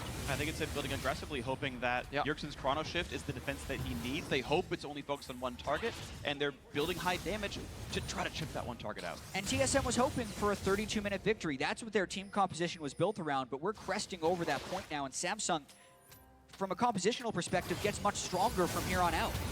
The threat once again, looking for the dive, and a beautiful equalizer across all of TSM. Svensker and holding the front line with the Guardian Angel, and TSM stay alive. Now, how's the re-engage going to be? It's double it, running out of health, and oh, already the Chrono Shift is burned. TSM going to have a miserable time next 5-on-5, which means Samsung runs right for Baron. And because the Chrono Shift is down and double lift is low, they can just take this Baron. This is actually a Baron that TSM shouldn't try and contest. They're expecting Samsung to do it. This could be real bad for TSM. Sees it, Tom Kench, wards over the wall. Here comes the engage, the flash knock him on a Biofrost, and TSM running out of health. That's already Guardian Angel down. Biofrost the first casualty of it, but nowhere for Sven to go. That's 2 for 0. Re-engage for Hanser. Damage on the Crown. Can't quite get the damage. He's gonna survive it, and even Kuve's gonna live. Well played by Core JJ. No kills, but Doublelift once back in. These health bars are negative right now, but TSM cannot turn in any of the kills, and it's a 2 for 0 to Samsung. If Doublelift had vision there, he would have flashed E, double tapped in for a double kill, but he wasn't sure where they were exactly, and he's so afraid of engaging on this Victor. TSM learned their lesson the hard way at the start of that entire phase. You can never contest a Victor Rumble in a choke point. Yeah, but what was nice is that Hanser was able to get a bunch of damage in after Samsung had burned most of their burst. So that's the situation in which not having the Zhonya's can actually be good. All told, though, it's a very positive play for Samsung. They get 2 kills and continue to have vision control of Baron. Plus, Doublelift already low before this fight even starts. TSM a bit afraid of a Baron bait. They're going to run in and see, hey, it's Ambition right in the front. Another good equalizer, but it splits TSM for a few seconds. Hanser jumps over it. He'll stay alive, but half HP here on this cannon. Man, Core JJ doing a good job on Tom Kench, really devouring low HP targets or targets that are carrying a bomb, making sure they get dragged out of the fight. Yeah, gotta say, beautiful stuff so far for Samsung Galaxy's Tom Kench support player here, Core JJ. Mid lane siege again is up, but Crown doing such a great job clearing the minions. No amazing turret damage to speak of here for TSM. Yeah, and this is the breaking point of the game right now. Samsung can secure another Baron. I think they're scaling as well as their gold. They can take over. They also have vision control towards the Baron buff, so it's incredibly risky every time TSM steps forward. They may have to fix the bot lane though, because that wave is stacking up and building pressure, and TSM get access in the shallow part of the river. That's enough usually to stop teams from completely starting naturally here, so we'll see a map reset. TSM gets Scuttle Grab too, so a breathing moment for TSM in the next 2 minutes. Yep, and the Mountain Drake is live as well, which is great in the late game. You blitz down objectives. Samsung Galaxy already has 1. If they get 2, Baron dies in the blink of an eye later on in this game.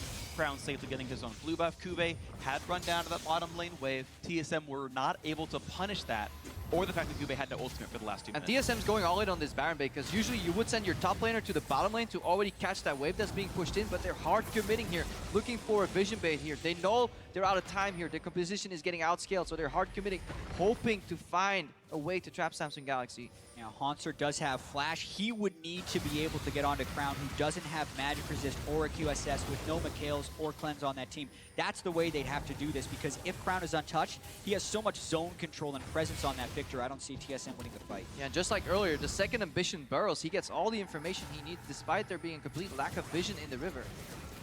Letting over the wards, those going to go down. TSM keeping this rush under control. You're seeing these 2 pink wards. Crepo, I know you love ward talk and Baron control. Those are 2 of the very important first step wards that keep everyone out of the river. If there was no Rek'Sai, this would be a fine bait, but it's just so easy for Ambition to get information. But right now, he does. That's Core JJ. Look at that. The stun doesn't matter. Spits him right back out. No big problem. The damage dealt, it doesn't stick to tanks like that. So TSM not getting anything for all their time. The minion waves go back and forth. Hanser gets the top lane. Bot lane is okay, I guess. TSM clear mid, and back up to the river they go. It shows how clutch the Tom Kench has been in this game for Samsung.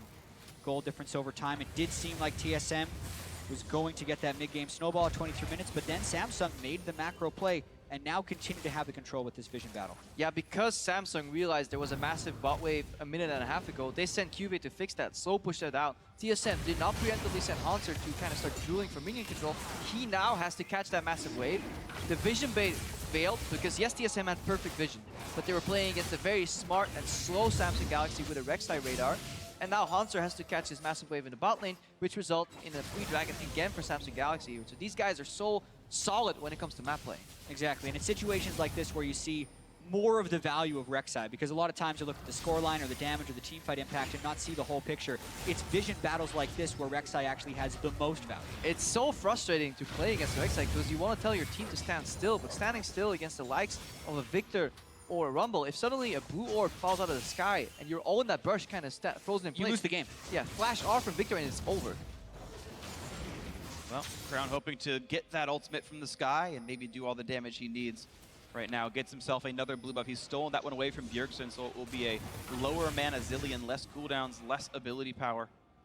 We'll see what the next play ends up being. TSM still trying to play for some of this Baron control, and to their credit, they've still got more of the vision there. It just doesn't seem to matter. They can't capitalize on it. And they're still trying to play a dangerous game. Bjergsen is building towards Death Cap, no magic resist items. Doublelift actually built an Infinity Edge on this Black Cleaver illusion, when normally when they're ahead, he'll go a Bloodthirster for more durability. Yeah. He feels like he has to carry the game right now, but he's also up against a Victor who can actually one-shot him right now. We mentioned he didn't bring magic resist runes. He's not building magic resist either, so it's a dangerous game. It could be a change in TSM's approach, saying, you know what, we're no longer going to revive Svensker, and he brings his own GA to the table. Doublelift, we're looking for you to dash in aggressively, maybe over a skill shot, take out one of the targets, and then revive him, and hope to win on the back end on the 5v4. Yeah, and just now Hanser finishes his Zhonya's Hourglass, so theoretically all the good like targets can be controlled. That is the ulti down, and TSM able to kite back reasonably well. No more damage is going to come through. TSM may need to heal it up, but at least the curtain call is down, as so is Crown's ultimate. But they took Crown out of the fight. Bjergsen could teleport back if something happened, but plays like that don't have the immediate payoff when TSM is behind like this, because they do not have the lead to just go and force Baron, especially against a Rumble. You can definitely see how the Jhin and Victor have a really unique combination there. The second Jhin ulti comes out, everybody likes bunching up to block bullets for each other, you know, spread out the damage, don't give access to the percent punish. But then the Victor ultimate goes up in value, especially since it slows. Yeah, slows help other skill shots land, which also slow, which helps the rest of the skill shots land. It's a nice, vicious cycle of OT or Samsung does a lot of damage. Ow, my face. And that's been the situation for TSM since minute 20 here, hoping to maybe get some control back. Looking at the mid lane, they've got the inside track, actually. And if they play it right, they can make this happen. Now Bjergsen is the one attack, getting away from the equalizer. The chase on a Biofrost is Kube. That's the flash forced out. Now here's the teleport to join in. Hanser in the back line, but gets exhausted. How much is the follow-up damage? Perfect shield from Core JJ. That's going to be Kube burning down. The chase in, and Doublelift gets one. He gets two. He's looking for three, and Crown will keep his kingdom for now, but TSM with the 3-0. Doublelift. Oh, and he gets deleted. Looks for the play, turns right back around on him. Samsung saving it with the big burst out of the mid laner. He must have assumed that Crowd had to have used his ultimate already in this fight. It started so great because everything was right. Svensker has a GA, check. Hanser has TP flank with Zhonya's, check. And Doublelift was always surrounded by Bjergsen, which meant he could play super aggressively and rely on a frame-perfect Zillion revive. Yep, they made the first 4 steps right, the 5th step wrong. But here, the initiation doesn't quite catch on to TSM. We talked about the lack of backline access from Samsung, and they finally get the teleport engaged from Hanser. The Unburrow was early from Ambition. The exhaust does hit, but the CC lands, and Crown is zoned out of the fight, not to mention the patience from Bjergsen on his chrono shift. And I'm going to want to see a team fight breakdown of this fight here, because Doublelift perfectly skirts around the edges of this fight here, just hitting whatever's in front. And then he knows once he dashes in, he has the backup from Bjergsen with the Zillion ultimate. 7-1-1. The scoreline here for Doublelift. Infinity Edge, as you had mentioned before, came out 4th item. Now Quicksilver Sash. He is building to hard carry, to rely on his teammates to keep him alive. A locket from Biofrost, the shields from Akarma, the revive from Bjergsen, the haste as well. It's a level 18 Zillion now. Doublelift is the damage source of TSM. And Crown is also the damage source of Samsung Galaxy. He's also building to one-shot. That's going to turn into a Lich Bane. Oh, wow. When a Victor hits that item threshold, I actually don't even think he cares about Doublelift. He cares about Bjergsen, because he will be able to one-shot Bjergsen if he's able to get into Lich Bane range. The second Crown sees a bomb animation, he's just going to flash forward. Because one bomb he doesn't care about. It's only about the double stun. So if he actually flashes forward, then there's QER with the Lich Bane proc. It's just death. Bjergsen just dies on the spot, or has to ultimate himself in such a bad spot that Crown can follow up.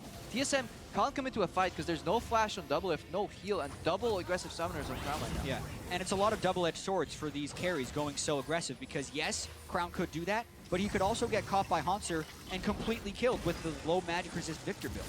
Both teams just playing for minion wave control, using that to dictate map movements now into the front line. Hanser just getting rid of a tunnel, and both teams just getting rid of these poor hapless minions that just do not stand up to the might of these champions.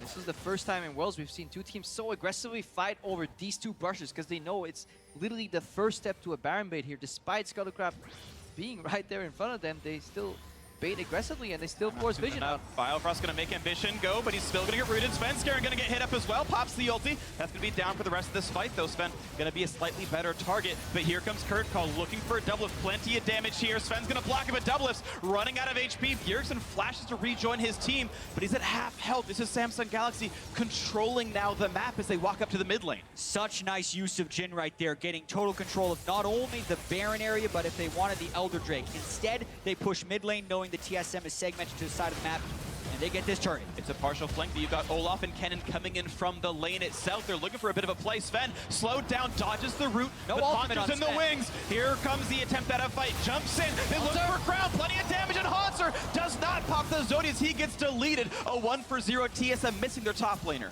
And that's the burst that Samsung can bring to the table. That was mainly Ruler, I think, getting a 4th-shot crit on a Haunter before he was able to pop his Zhonya's. There was also a Q proc here and an E from Crown in there, not even having to use his ultimate. So quick on the target selection. Most teams flinch when they see a Kennen. Very few think about just one-shotting it. Here comes the Baron steal attempt. Sven gonna get knocked around. 2,000 health left on Baron. They can finish during the Guardian Angel. Double Fritz in! Gets revived, but the health bars are so low. Sven, what's he gonna choose? Is it Baron or is it the fight? Doublet gets the trade kill on a Crown. The Baron steal, no! It's gonna go to Samsung Galaxy, and they've got complete control. That's a dead Biofrost. The shutdown comes through to Ruler. It is 4 versus 1 with a Baron buff. And in such a chaotic moment, Samsung focuses on exactly the right things. They burn the Guardian Angel. They immediately make sure the Crown is damaging Doublelift, and they eliminate the damage sources before getting Baron. Even little things, just waiting for the dash post-revive from Doublelift. Crown held his laser until Doublelift was already moved to a different location and then traded his life for him. And at that point, Samsung Galaxy had convincingly won the fight. Now they're looking for the fruits of their labor. They've won the fight now for the spoils of war. Mid lane inhibitor gonna be theirs. Bot lane opened up as well. And Bjergsen's got a dodge away. The flash knockup, it forces his self-revive. The Chrono Shift gonna be on cooldown, and he's got nowhere to go. An easy kill to pick up. 5 kills in a row now for Samsung Galaxy. Haunter alone to defend. Looking for damage, picks off Ruler, and Crown's already dead. It's a 3 versus 1. Haunter loses his life, does not pop Zhonya's there either to buy the time, but it does mean that bottom inhibitor is now open. That's gonna be grabbed. TSM do have their bot lane back up, and they're hoping for the big play. CoreJJ with a nice one. The attempted root, no, a flash away from Kube keeps him alive. The haste back onto Doublelift. Can he reach his target? And the answer is yes, he can. Samsung's top laner running for dear life. He is still going to drop down, and that is going to be some eventual time TSM have in a 5v4. Elder Dragon might just be the reward. Man, what a series of events, and Samsung definitely have a stranglehold on this game right now. Such smart play around the Baron. And just look at Doublelift here. He wants to get into the fight here. Double crit onto Rule, dashes in, gets popped. Good sidestep from Crown, and wait for Crown to hold his spells because he knows Doublelift's going to use a dash somewhere. As Doublelift goes out, he gets popped there immediately. The target selection from Samsung is really done as a unit. It's almost as if you're playing an RTS, not just 5 individual players here. Just hit one, right-click the target, bam, drops down immediately. Hotkey skills, all wonderful. TSM looking for the re-engage. 20 seconds on Kube. No teleport TSM either. trying to double teleport into this one because they have a temporary 5v4. They've got to try. Here they are. Bjergsen's in with this, and TSM would love a 5v4 here. We'll see if it can happen. Svenskeren, plenty of XP. Haunter looking for the flank. This could be the fight that turns TSM back in on this one. Kube is not even alive yet. Again, the 5v4. TSM need this to go right because they are losing their base to minions as we speak. This is the type of play that can go down to a steal attempt, and there's nothing you can do to stop it. 2,000 HP left on the Elder Dragon. Haunter still waiting for the flank play, looking for the damage, and it's going to be picked up by Ruler from Samsung Galaxy, but the fight begins anyway. Ruler down to half. CoreJJ a bit low. Not going to land it, but Kube has joined the fight, and suddenly it's going pear-shaped for TSM. Haunter forced away. They just have not found the engage. They never pulled the trigger on the fight, and Samsung Galaxy walk away with the buff. There was so much zone at the start from that perceived Kennen flank from Haunter, but he would never find a moment to pull the trigger. And right now, Galaxy's in the base.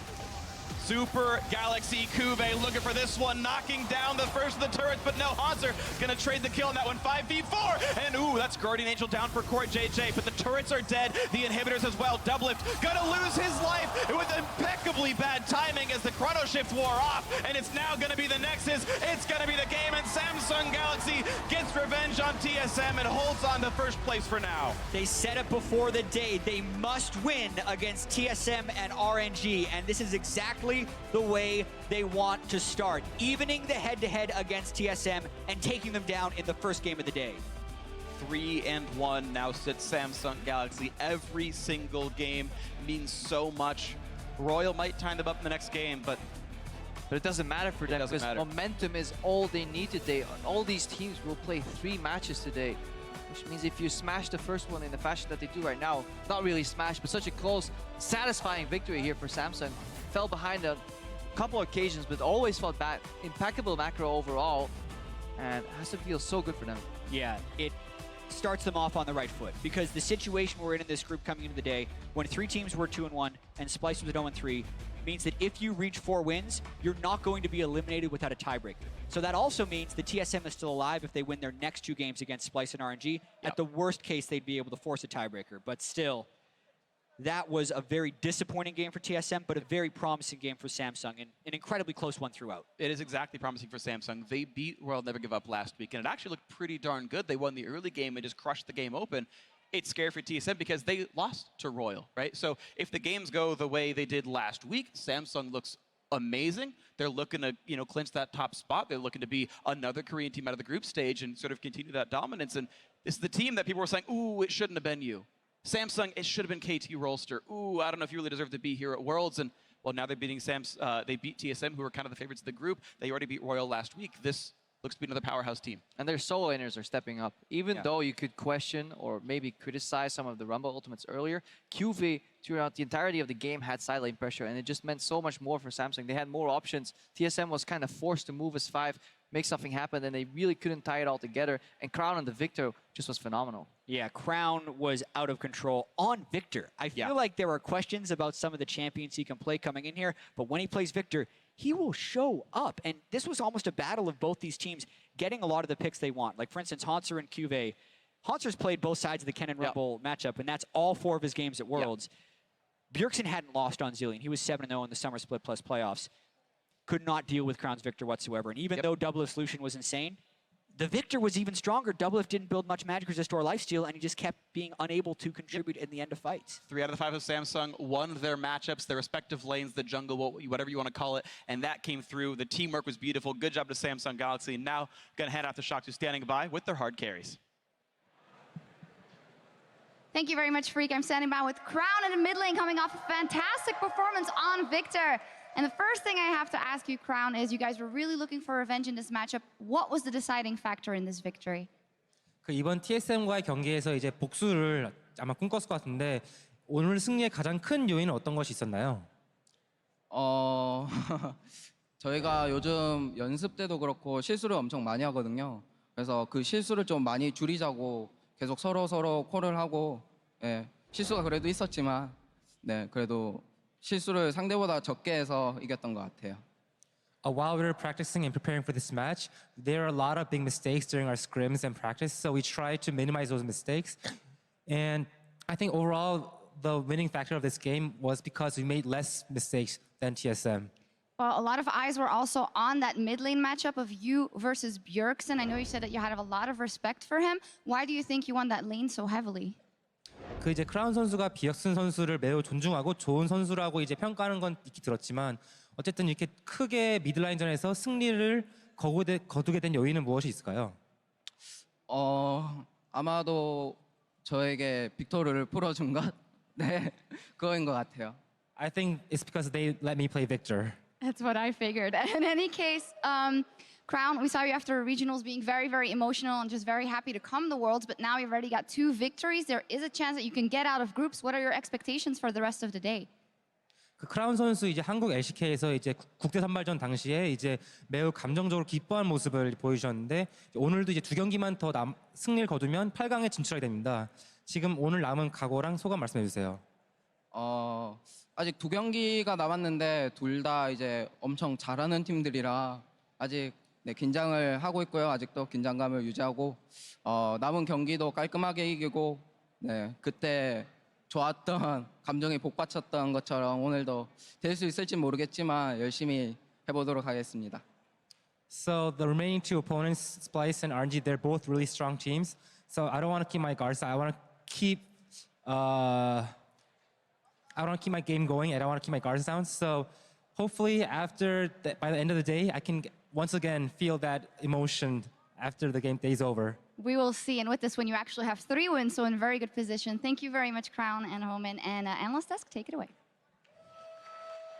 Thank you very much, Shock. Samsung Galaxy going to be happy to have picked up a win here on the first game of the day, but I don't think either team is going to be incredibly excited about the way that they played because it did not come easily for them. And this game, in all honesty, plenty of mistakes. So let's dive into it right off the bat. Let's talk about this very messy early game. Mistakes going both ways. Oh, we saw this coming from a mile away. I mean, so Svenskeren, a jungler, used to invade with pressure, but right here, his top lane is not in a position to collapse while Rumble is, and Ambition just reads him immediately. He has to go, and this first kill is just going to be so influential for the pressure that Cube is going to be able to maintain throughout the laning phase and on. Yeah, and honestly, after you picked up the first kill, it's very easy to go for the second one, which is dive the poor Kennen on the tower. So it was actually a good matchup for Hanser, but he got put behind here because of his own jungle, and I think it's something Svenskeren has done before, especially back in the NALCS where he invades without pressure.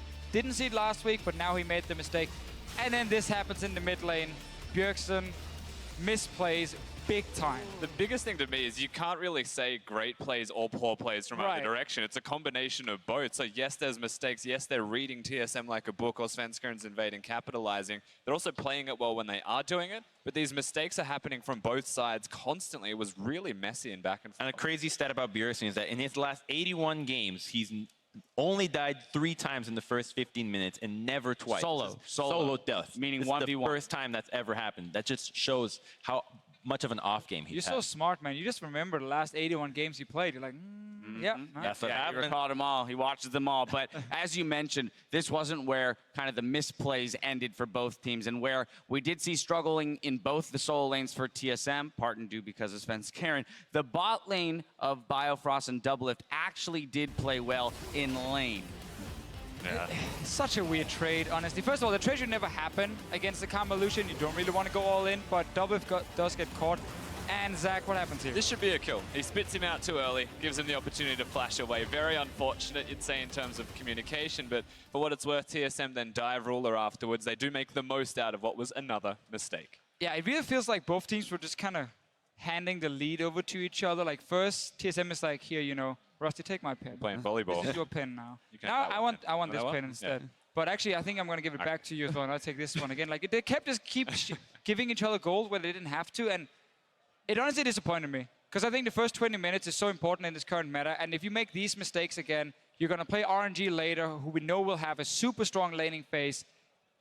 You're going to get punished even more, and it's not good enough. Right, but we have throughout the tournament talked about Samsung Galaxy being happy to move into the mid game with, you know, an even or slight gold advantage. They found themselves a pick, and I want to revisit this key catch here by Samsung that was in the mid lane, brought to you by Acer. Spelled kind of disaster for TSM with a Baron picked up on the backside. And even though they have Zillion, there's no rewind in time right here. This happened twice. It's happened in the exact same match as Splice before. TSM rotating from top side to middle is going to get caught out, and there's going to be 3 people dying here, which is going to lead to the mid lane turret and the Baron, which is just so unreal to see. The biggest thing about this to me as well is Bjergsen was just bottom. They just used the Zillion ultimate and the Kennen ultimate. There was no rotation available, and the laziness of slacking off and going towards the middle lane through risky pathing gets this happening to you.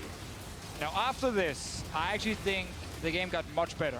Like once we got away from these first 20 minutes where both teams made a lot of mistakes, we had some really, really cool late game team fights. We had one where TSM showed how to play their comp, like dodge around that Rumble ulti, kind of wait for that first engage to be over, and then you can send the Lucian and he can dance around and actually carry.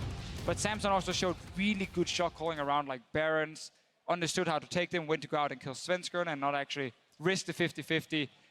I guess they slightly risked it actually, so I'll take it back a little bit of the praise, but I think they played much better late game than early. I mean, you saw in that gold graph, it just went like this the whole way, whereas yesterday we were, you know, pleased to see gold graphs that were gradually, you know, or exponentially rising in showing that teams, once they had control of the game, could take it all the way through. That didn't seem to be the case really for either team here, Crumbs. Yeah, and for TSM, even though they got to a point where they were able to contest the vision around Baron, the reason why they couldn't really force an objective is because of just how important wave control in mid lane is. The team composition from Samsung just clears so fast, and it catches you out of position. The slows from the Jhin ultimate, the time camps that can port behind you, on top of the Rylas from Victor, you have to move as a 4-man unit, and you just can't afford to waste that much time, because when you go into the red side, into the jungle, one use of sweeper just completely kills the vision. Exactly, that's the key one. One sweeper clears almost everything. You got to go back to base, get more wards, and do the same thing over and over. and you can just get punished so easily with it, and then you just have to constantly reset the map. All right, well, player of the game is going to go to Crown. Of course, you already mentioned the statistics for Bjergsen and Lane, but Crown seemed to have his number this time around, and then some huge DPS on that Victor in team fights. You have to say the solo kills that happened, it's a surprise that Bjergsen dies at all, but when Bjergsen's even playing Zillion, it's more surprising, so very well played from Crown. All right, well, game one is in the books, and TSM fans will be disappointed, but Samsung Galaxy off to the races here. Now, after the break, Splice steps back in to face off with RNG. We'll be right back.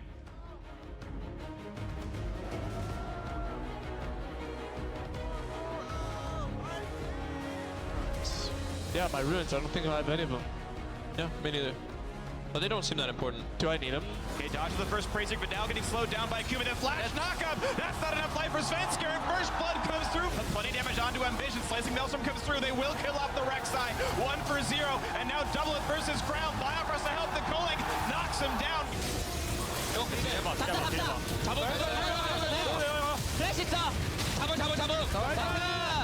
Here's the teleport to join in Hanser in the back line, but gets exhausted. How much is the follow-up damage? Perfect shield from Core JJ. That's going to be Kube burning down. The chase in it. Double gets one. He gets two. They can finish during the Guardian Angel. Double fronts in. Gets revived, but the health bars are so low. Sven, what's he going to choose? Is it Baron or is it the fight? Double gets the trade kill in a crowd. The Baron steal. No, it's going to go to Samsung Galaxy, and they've got complete control.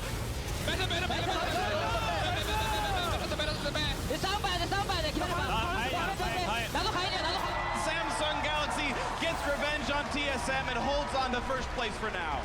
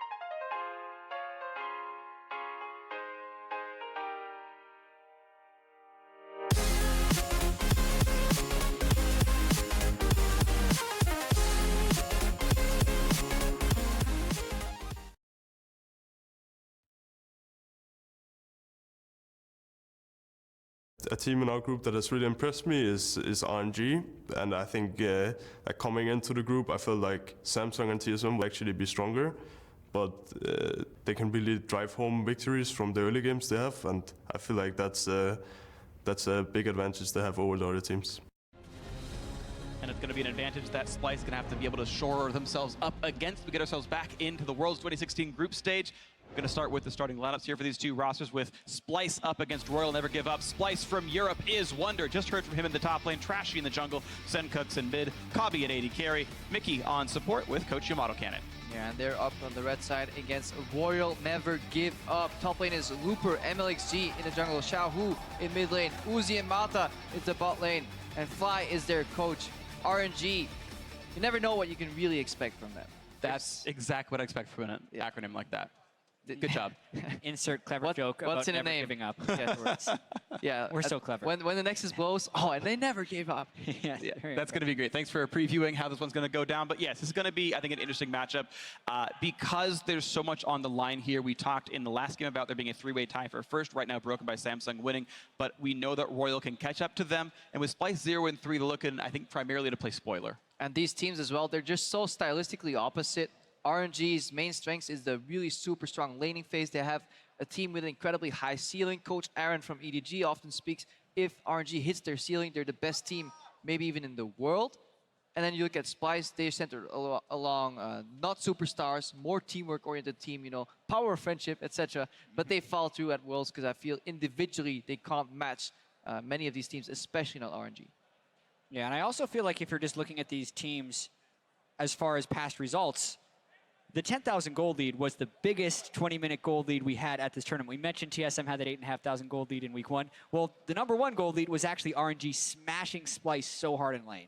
Yeah, exactly. This was super, super rough. We know, especially their bottom lane of Uzi and Mata, one of the very best in the world, just kind of crushed Kabi and Mickey X, and that was, you know, one of the big things as well. And just overall, it's been that sort of story. Is Royal often very, very good early game, and as long as they hold on to that sort of stature, they just walk over the rest of you. But that's Royal snowballing, getting ahead, playing super clean, and looking like a world-class team.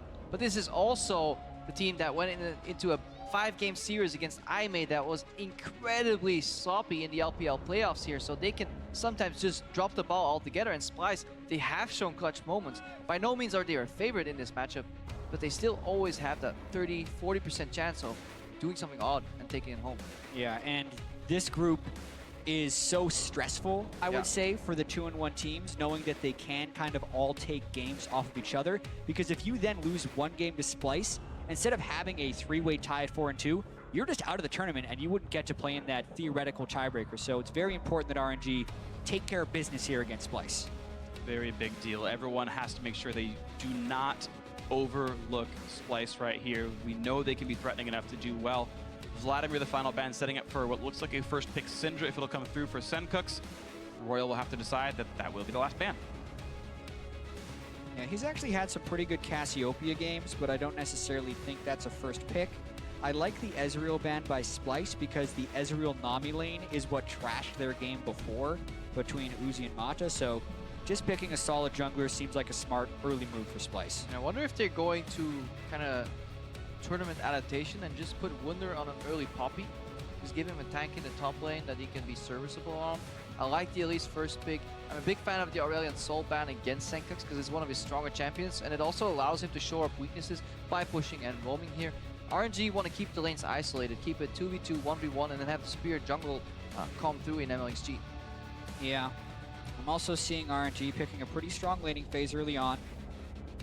The Jhin and Karma have a huge amount of level 1 and 2 pressure. Definitely really strong power spike, both 1 and 2, and especially if they pick the Karma.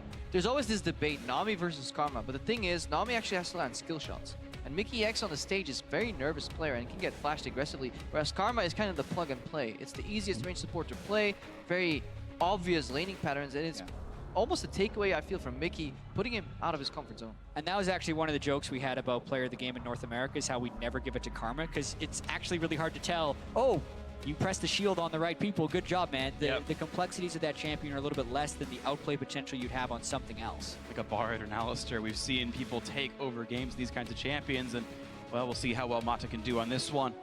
Seeing people jump away from tank support somewhat. We know Alistair in particular has been valuable, but not seeing it here. It's up to Splice to figure out what they want to do, looking at a strong laning phase with the Nami themselves. Yeah. Let's see, it's actually going to be Braum and the Jace locked in. So, no Poppy top lane.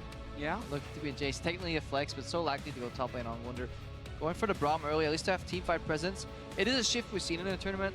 We saw everybody put all their stocks in the range support market and then realize the likes of Alistair and Braum are still quite valuable later in the game if you can stay even. But that will be a tall task for the Spice bot lane. Especially because you still need some semblance of fight lines when you get to team fights, and if you have no tanks on the team, it becomes an incredibly awkward experience. So if you do want to pick a Jace and have the option of putting him top lane, you're hard-pressed to throw it with a Nami support because then you just have no way of team fighting properly. But look at this draft right here. Braum, one of the weaker laners. You're up against Caitlyn, Karma. What a brutal 2-on-2 to face against when Uzi and Mata are already better laners than Kabi and Mickey. And this 2-on-2 bot lane looks already incredibly rough. Yeah, I like the soft punish here on the Braum pick with the Caitlyn pairing with the Karma. We see on first rotation as well, an Olaf pick here once Nidalee and Elise are off the table, combined with some sort of movement speed steroid here in the Karma. So it does seem that today we might see a lot more of that Olaf pick come out, boosted by either a Sivir or a Karma. Yeah, the early game potential is huge for the Olaf. It definitely does fall off in the later game, but so much of the power in this tournament has been defined by the early game, and when Nidalee is off the board, a lot of teams are throwing in Olaf or Elise as that second-tier jungler. Yeah, gotta keep our eyes on Trashy here with the Elise. I feel like he almost has to gank bot lane, level 3 or 4, just show up, even if the gank fails, for some pressure, because there is innate kill pressure. Between an exhaust, a Braum Q, or just a passive applying and a cocoon, it is incredibly easy to kill the Karma, because while they have sustainable damage output and poke, she drops quite easy in lane. Yeah, and then you also look at the mid lane for Splice. They're picking a Malzahar up against Karma Rise Olaf. That's incredibly difficult to survive if you're Senkook. So RNG have a lot of initiation options, and they're very difficult to avoid. But Splice, in this tournament, their strength used to be the late game. The mid to late game macro shot calling, and they could fall down a little bit because they played the 1-3-1 to a T, but they found out that the teams here at Worlds are equal, if not better, in the late game. So I feel like they're putting in a snowball composition here. They're basically saying snowball or bust. We're gonna make it work, get an advantage in the lanes, make us the chasers and never have that Olaf run us down in the mid lane, and hopefully survive that way. It's a very risky gambit, but if you were 10,000 gold down last time against his team, you gotta try something. I think it makes sense. I like the strategy that Splice have gone for here. First two items going to be the important ones. A lot of ways to go forward and push down on your targets. That's going to be Splice's game plan. Yeah, I also agree with you. If you're 0-3 in the first week, you may as well take some risks. Try and plug some of the holes that were opened up when you were crushed by them last time. Getting rid of the Ezreal is nice. Trying to pick the Nami as well for a stronger duo lane. Or, sorry, the Braum for at least a bit of defense in the duo lane are good things for Splice to go for it. So we'll see if it's going to work out for Splice, because Royal never give up, of course. 2-1 starting the day, hoping to keep pace with Samsung to get that #1 spot, and let us know who it's going to be. Hashtag SPY win, hashtag RNG win, to tell us which squad it's going to be to take this game down. 0-3 European LCS Splice, 2-1 China LPL. Royal never give up, hoping for a spot. Splice still has the chance of making quarters, but they must win all 3 games today, I do believe. We'll see if they can do it as we are getting ourselves onto the Rift for Game 2 of the day. Absolutely, a 3-3 record would be, I think, enough to get a tiebreaker, but if they lose a single game, it's over. It's over. And then they're just trying to spoil everyone else's dream. But we've had one dream, one European dream come through, so why not make it 2? That's really the thought, that right? H2K went 4-0 yesterday after looking pretty rough in the first week. Sometimes people turn it on when it matters most. Splice hoping to live in the same shadow that H2K did. And it's a stretch. It's so unlikely to happen. But if there's any team that could collapse and give Splice the motivation, the mental boom, the boost to make it all happen, it is RNG, because they're so binary in their games. They look so strong one day and they completely fall apart. But if you look at their history, they've also shown really just sweet League of Legends. Start of spring, MLXG and Chaohu, they were just murdering people 2v1 in the mid lane, but then this week, one at Worlds here, their synergy's kind of fallen off. Chaohu had the least jungle proximity out of all mid laners, or he was down at the bottom at least there. Yeah. in the stats right there. So MLXG wasn't helping him. Exactly, and Xiaohu's only dealt 18.6% of his team's damage to champions. Some of that is swayed by the fact that Uzi has been doing so much, but it speaks to a low effectiveness on the mid lane, especially when he played Cassiopeia in their loss to Samsung. He was very ineffective and made some poor just map plays as well as missing a lot of skill shots. So all of these teams that ended at 2-1 will have things they want to build on and things they want to avoid. I want to bring up a little thing that Mata's done right here. You actually have a choice when playing Karma to go Wind Speaker's Blessing, which is more common. You get better shields on Karma. Or to go Thunderlords and try to get a little bit more aggressive in lane and do more damage.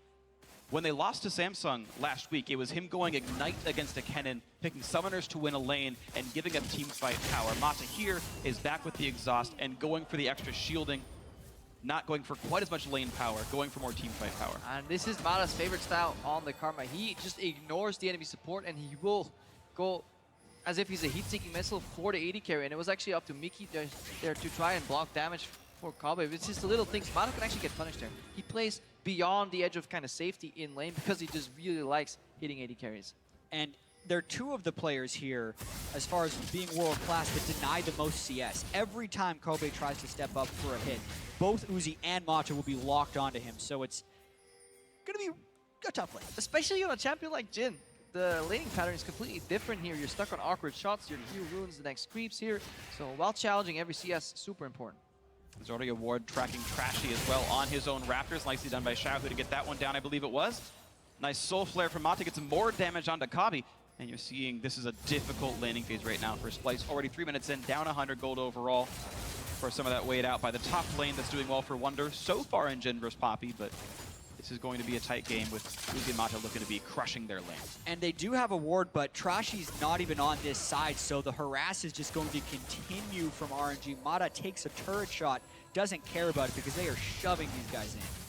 There's an Olaf approaching the top lane right here. Trashy's pathing towards that area, but he's much later than MLXG. Looking for the play, Olaf behind. Trashy gonna go the other way and reveal on a ward. This makes this gank so low risk for MLXG. Guaranteed 2v1. Wonder trying to run to get away from him. Does get the knockback, but does he have the movement speed? He's gonna flash Looper, buys him some time. The undertow lands, and he falls juke, and Wonder gets away. Looper saved his life, I'm pretty sure.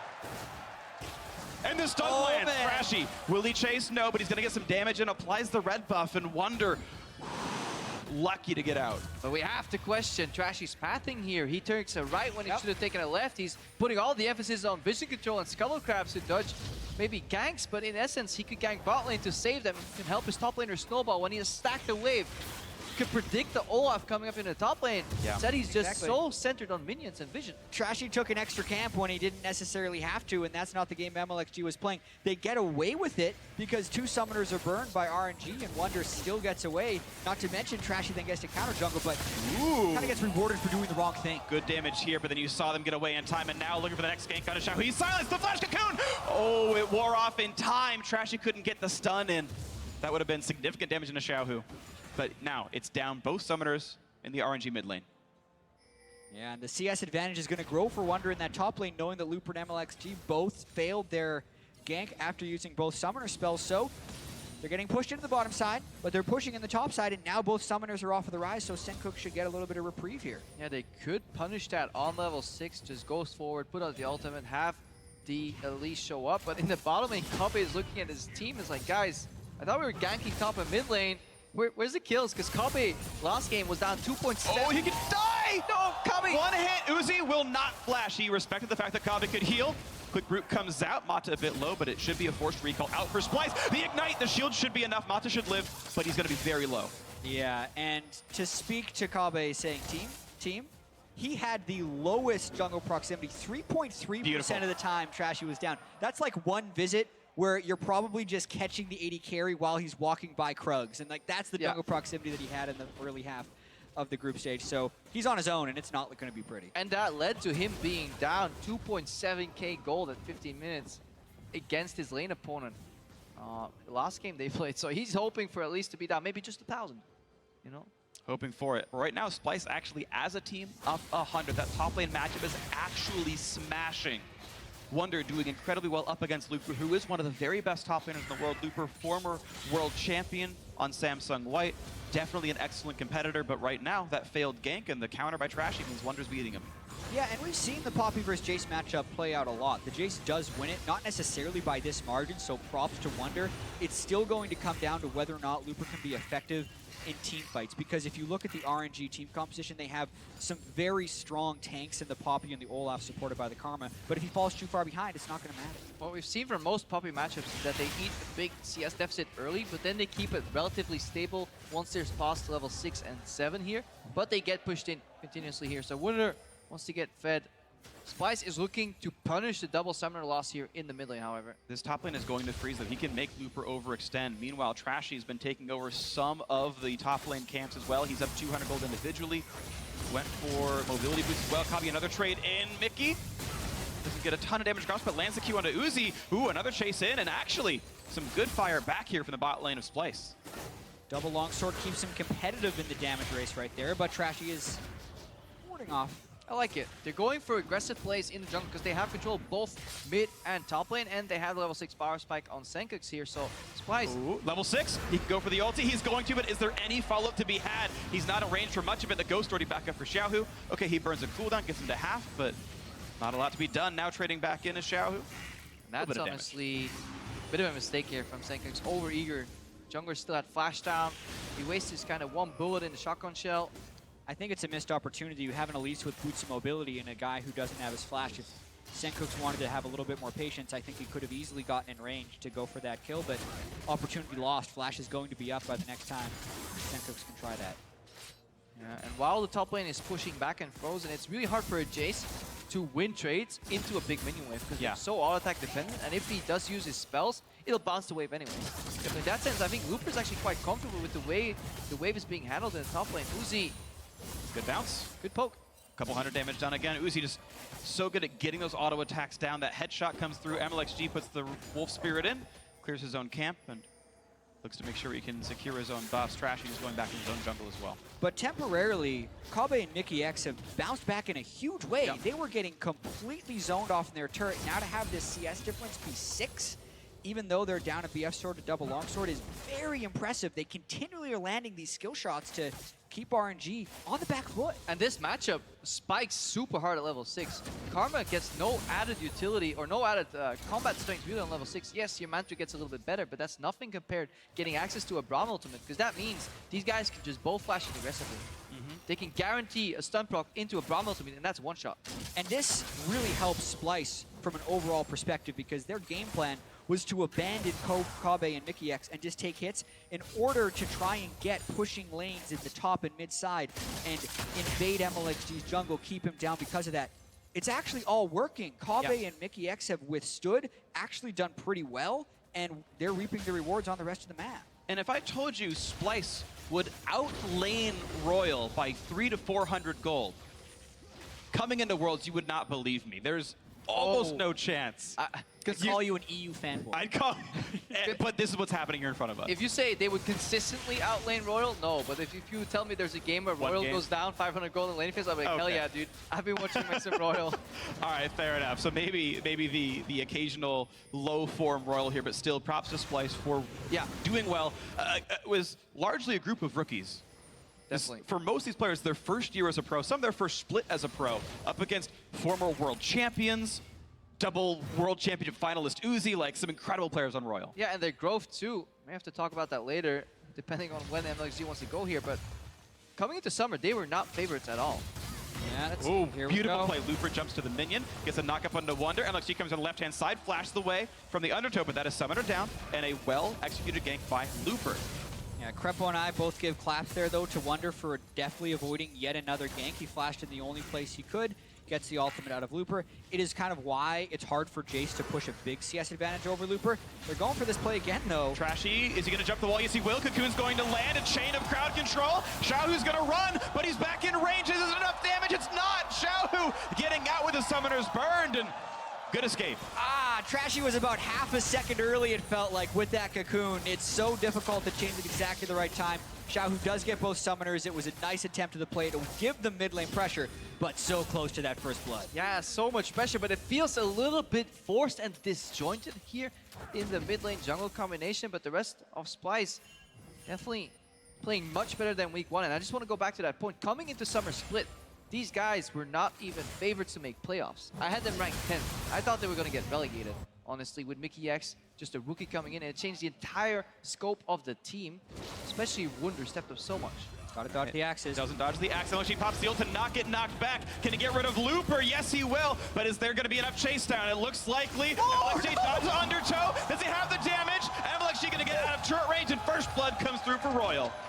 Couple beautiful micro plays there from Wunder. He knocks Puppey out, so the Q misses, sidesteps an axe, does the bolt into switch, going for the triple hit, hoping to get the right target low enough, but it just one more second and he could actually pick up a double kill.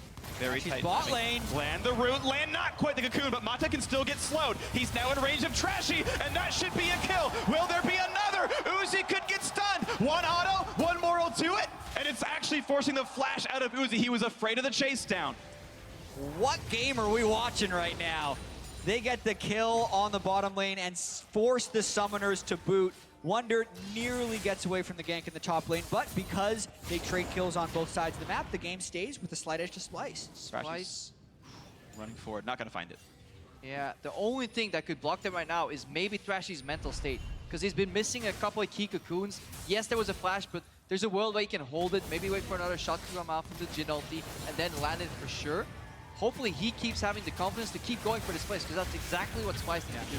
Nothing broke Trashy's mobility boots, so it allowed him to continue the move forward and eventually secure that kill onto Mata. I still think that was a very clean game. I actually think Kabi should have held his last shot. Mata was guaranteed dead. That fourth shot does 300 damage and slows Uzi. That's a double kill if he has the trust that Trashy lands 2 auto attacks. That could have been a 2 for 0. But that's the kind of play you make in scrims, but when you're already 0-3 in groups, you're definitely going for that last shot. Because if you don't want to risk went it, for even the if it's right. heal, maybe Mata survives randomly and suddenly nobody dies.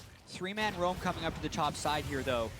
They're trying to poke him down as much as possible. And the Malzahar's here without a minion wave, so this would be a brute force play. They may end up either trading the mid turret or giving time for RNG to defend. Several turrets at half HP, both in the mid and top lane. Splice going to cash in with the top lane pressure. There is Realm Warp plus Olaf though coming on. They can make it in right Good now. juke away from Looper. The stun's going to land a bit of CC, but they want to kill off him and the turret. First turret goes through to Splice. Now Looper is low, and they're going to kill him off. It's 1 for 0. MLXG burning down the Voidlings on the chase. Will they knock down Olaf? And yes, a double kill for Sencooks. They got Looper, they got the turret, the Realm Warp was late, and the Malefic Visions bounced, I think, from Looper onto MLXG, which prompted the Voidling steroid, and then they're auto lockdown on the target. Now Mana gets hit. Oh, this is a bit risky though. Nick's gonna run low on HP, but the shots are coming through. He's got one more bullet in the chamber. Uzi's gonna block it. The bounce comes through. Can he get another? The grid. He's got no HP, but Uzi gets the outplay, and Mickey X gets him back. The swag Braum, the Splice logo, the duo kill for Splice. Splice, baby. Mickey setting up the freeze as well. They're 3,000 gold in the lead right now, and the European dream is alive. Oh my goodness, they're better at doing the week 2 wins rather than what NA's got going on. This dive, the turret dies to minions, Looper falls, and the silence also hit them at the end of this fight. Silence hit them, and the Malefic Visions bounce to MXG, which means if Malefic Visions is on a target, all the Voidlings will auto-acquire that target and run at it with a frenzy, which means he dies on the back end. And then this trade here, this was Splice kind of figuring out how do we play this alongside the trade. They went all in on Mata. Uzi was very late in stepping in front of any of these bullets. And it's so interesting, Freak. You talked about Mata going with the more defensive Karma build, Exhaust instead of Ignite, plus the Wind Speakers. He doesn't exhaust anyone in this fight because he's never really in range to get to the Jhin at any point. Also, imagine if he had Thunderlords, the early lane could have been pressed further. Yes, he's gone with a more defensive style, but he doesn't seem to be able to play that defensive style. Just going for the fights, but he's 0, 2, and 1 here. Trashy gonna find MLXG in the jungle, and look at the respect Olaf has to give away to this Elise. He knows Wunder can join easily. Splice owning this northern jungle right now, continue to have Wunder push in 1 to 0 in turrets. And with all of 1 gank, Kabi and Mickey X doing well in the bot lane. And we've been looking at this a lot from the Splice point of view, but if we take some of the decisions that RNG was making, the fact that he actually went for a Realm Warp roam into the top lane, instead of just trading turrets top for mid, if not even just damage and having Looper back off there, I found that to be a peculiar decision because mid tower is so much more valuable than the top lane tower. And now Splice they also get the enemy mid lane turret right now, so they're breaking open the map. 2 turrets for none, and RNG seems very reluctant to make any cross-map plays. I agree with you. I think RNG is at their best when Mata's on an initiating champion that can roam, but he has been actually stuck in this bottom lane for most of the match, and Looper, Xiaohu, and MLXG haven't been winning the 3v3 on the other side. The early aggression from Trashy, and I think it all goes back to Wunder early. If he dies to that gank, the snowball starts, but he dodged so many actions, bought so much time here. And honestly, he was the catalyst for what we're seeing right now. And what a cathartic game now for European fans. We started earlier, they're still awake watching this game, and Splice, the only winless team left at Worlds, looking to knock down one of the arguable tournament favorites in Royal Never Give Up. 4,000 gold lead here, looking to maybe make that miracle run. In doing so, they're making TSM incredibly happy as well. Yeah, they just or dropped scared. That game. Scared of Splice. TSM's got to play Splice in the next game as well. There's a lot of moving parts as far as this group stage is concerned, and the potential for a four-way tie at 3-3 is always available as we go into week 2. We're getting a little ahead of ourselves, though. It's a 3,500 gold lead for Splice. And if we were to talk about Splice's strengths coming into Worlds, you'd think this is exactly where they'd want to be because their mid and late game is so good. However, they had a 6,000 gold lead at one point against TSM and lost that game. So they need to be able to close this one out. We don't talk about that game anymore.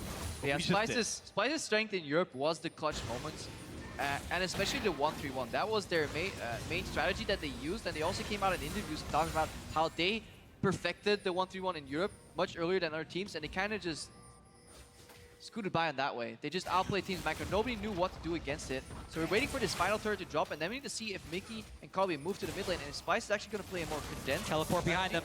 Looking for the play on the bot lane. Turret, a TP gonna match as well. Trashy gonna get away from this one, but now it's 3 members strong. Looking for the play. Mickey gonna land the ulti, stuns up a couple, and here comes the re-engage. Looper's getting low, getting sniped down by Kavi. One more shot will do it. The heal keeps him alive. Nice play by Uzi, but on the other side of the map, Mata does go down. Nicely picked up there by Trashy. It's a 1-for-0, 5v4, still control of the bot lane. Should mean 3-0 on turrets. And RNG is playing the fight card over and over when objectives are being contested. Instead of letting it go down and trying to pressure another lane, they are fighting over it. And when you lose those, you lose the game in a big way because not only do you lose the objective, you also lose the fight. But when you're on a fight card, you've got to make sure you match up the weight classes. Splice are the heavyweights here. The 3,000-pound gorilla in this match looking to knock down Royal Never Give Up as they've knocked down all the outer turrets. The 5,000 gold lead now for a Drake. And it all kind of just ties together for Splice. They don't even want to get the dragon here because it's a Cloud Drake.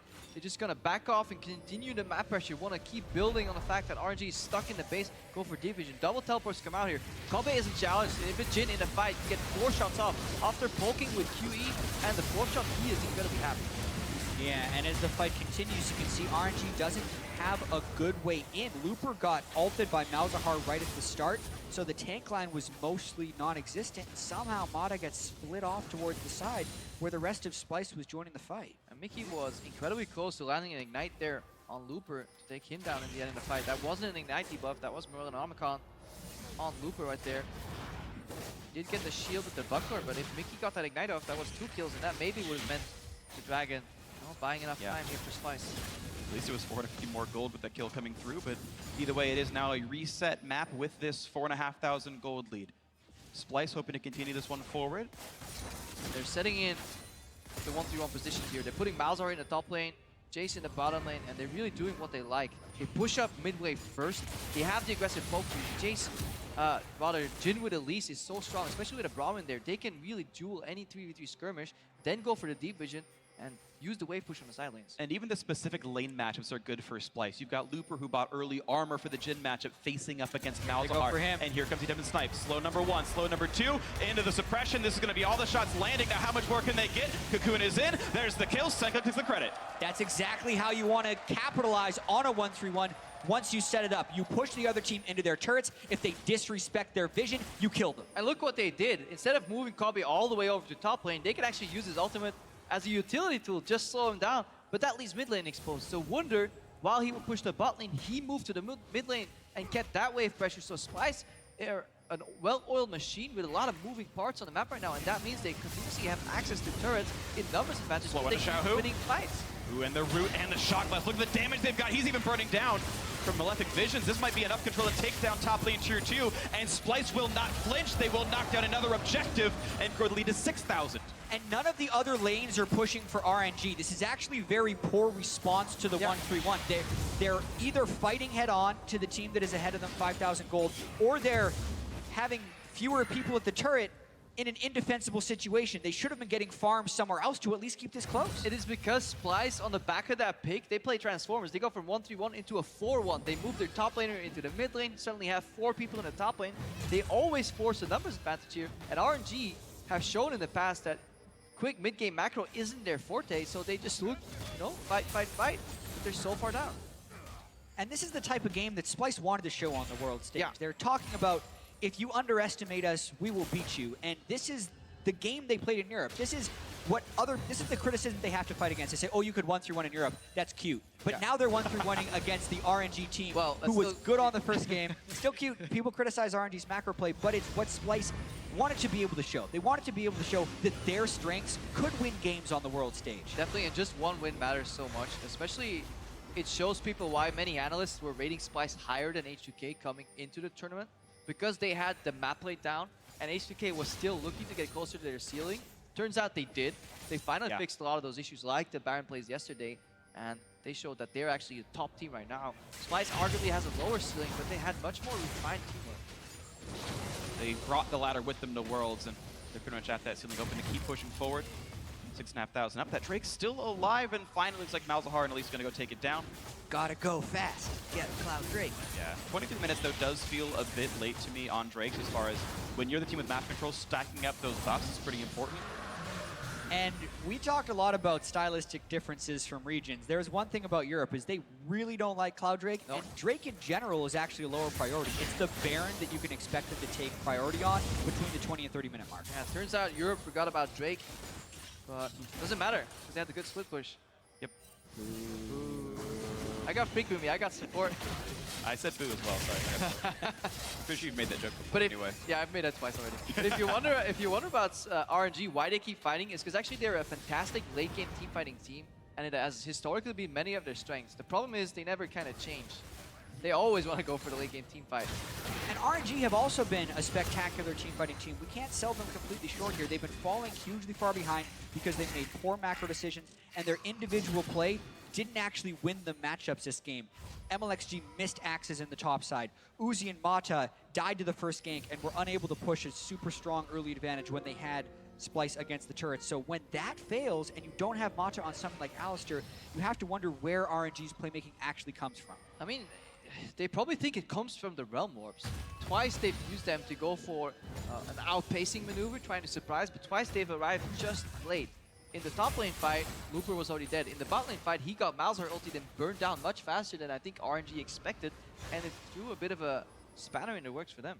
Definitely did, and you've got to see Royal hope to catch back up now on this one. The gold deficit still 6,000 from their perspective, and maybe it gets better. Splice have not gotten a lot of objectives in the last 8 minutes or so. It's petered out a little bit. They got a Cloud Drake and a tier 2 turret on the top side a little while back, but otherwise, a holding pattern here, looking for the play onto the red buff. Trashy not going to get the steal. That will actually go over crucially to Uzi, but look at this Wonder Force. So Flash play, Xiao, who is on the chase, gets the root, could be enough to get the kill. Looper is in the mix as well, and yes, finally a kill back on the board for the Chinese squad. And Splice would want to answer with Baron, but it's too early on in the game, and Looper still has teleport. Great Realm Warp there by Xiaohu as well as the Ghost, exactly what Krepo was just talking about. Yeah, but they could actually just go for it because they have Voidlings and Elise, which means an incredibly quick Baron. Imagine if they started this a couple seconds earlier, but there are some wards in the area right now being placed. They are now checking. Looper has teleport, walks back to the fountain to get the home guard buff for when he does do it. Voidlings timeout, out they go. That is teleport burned.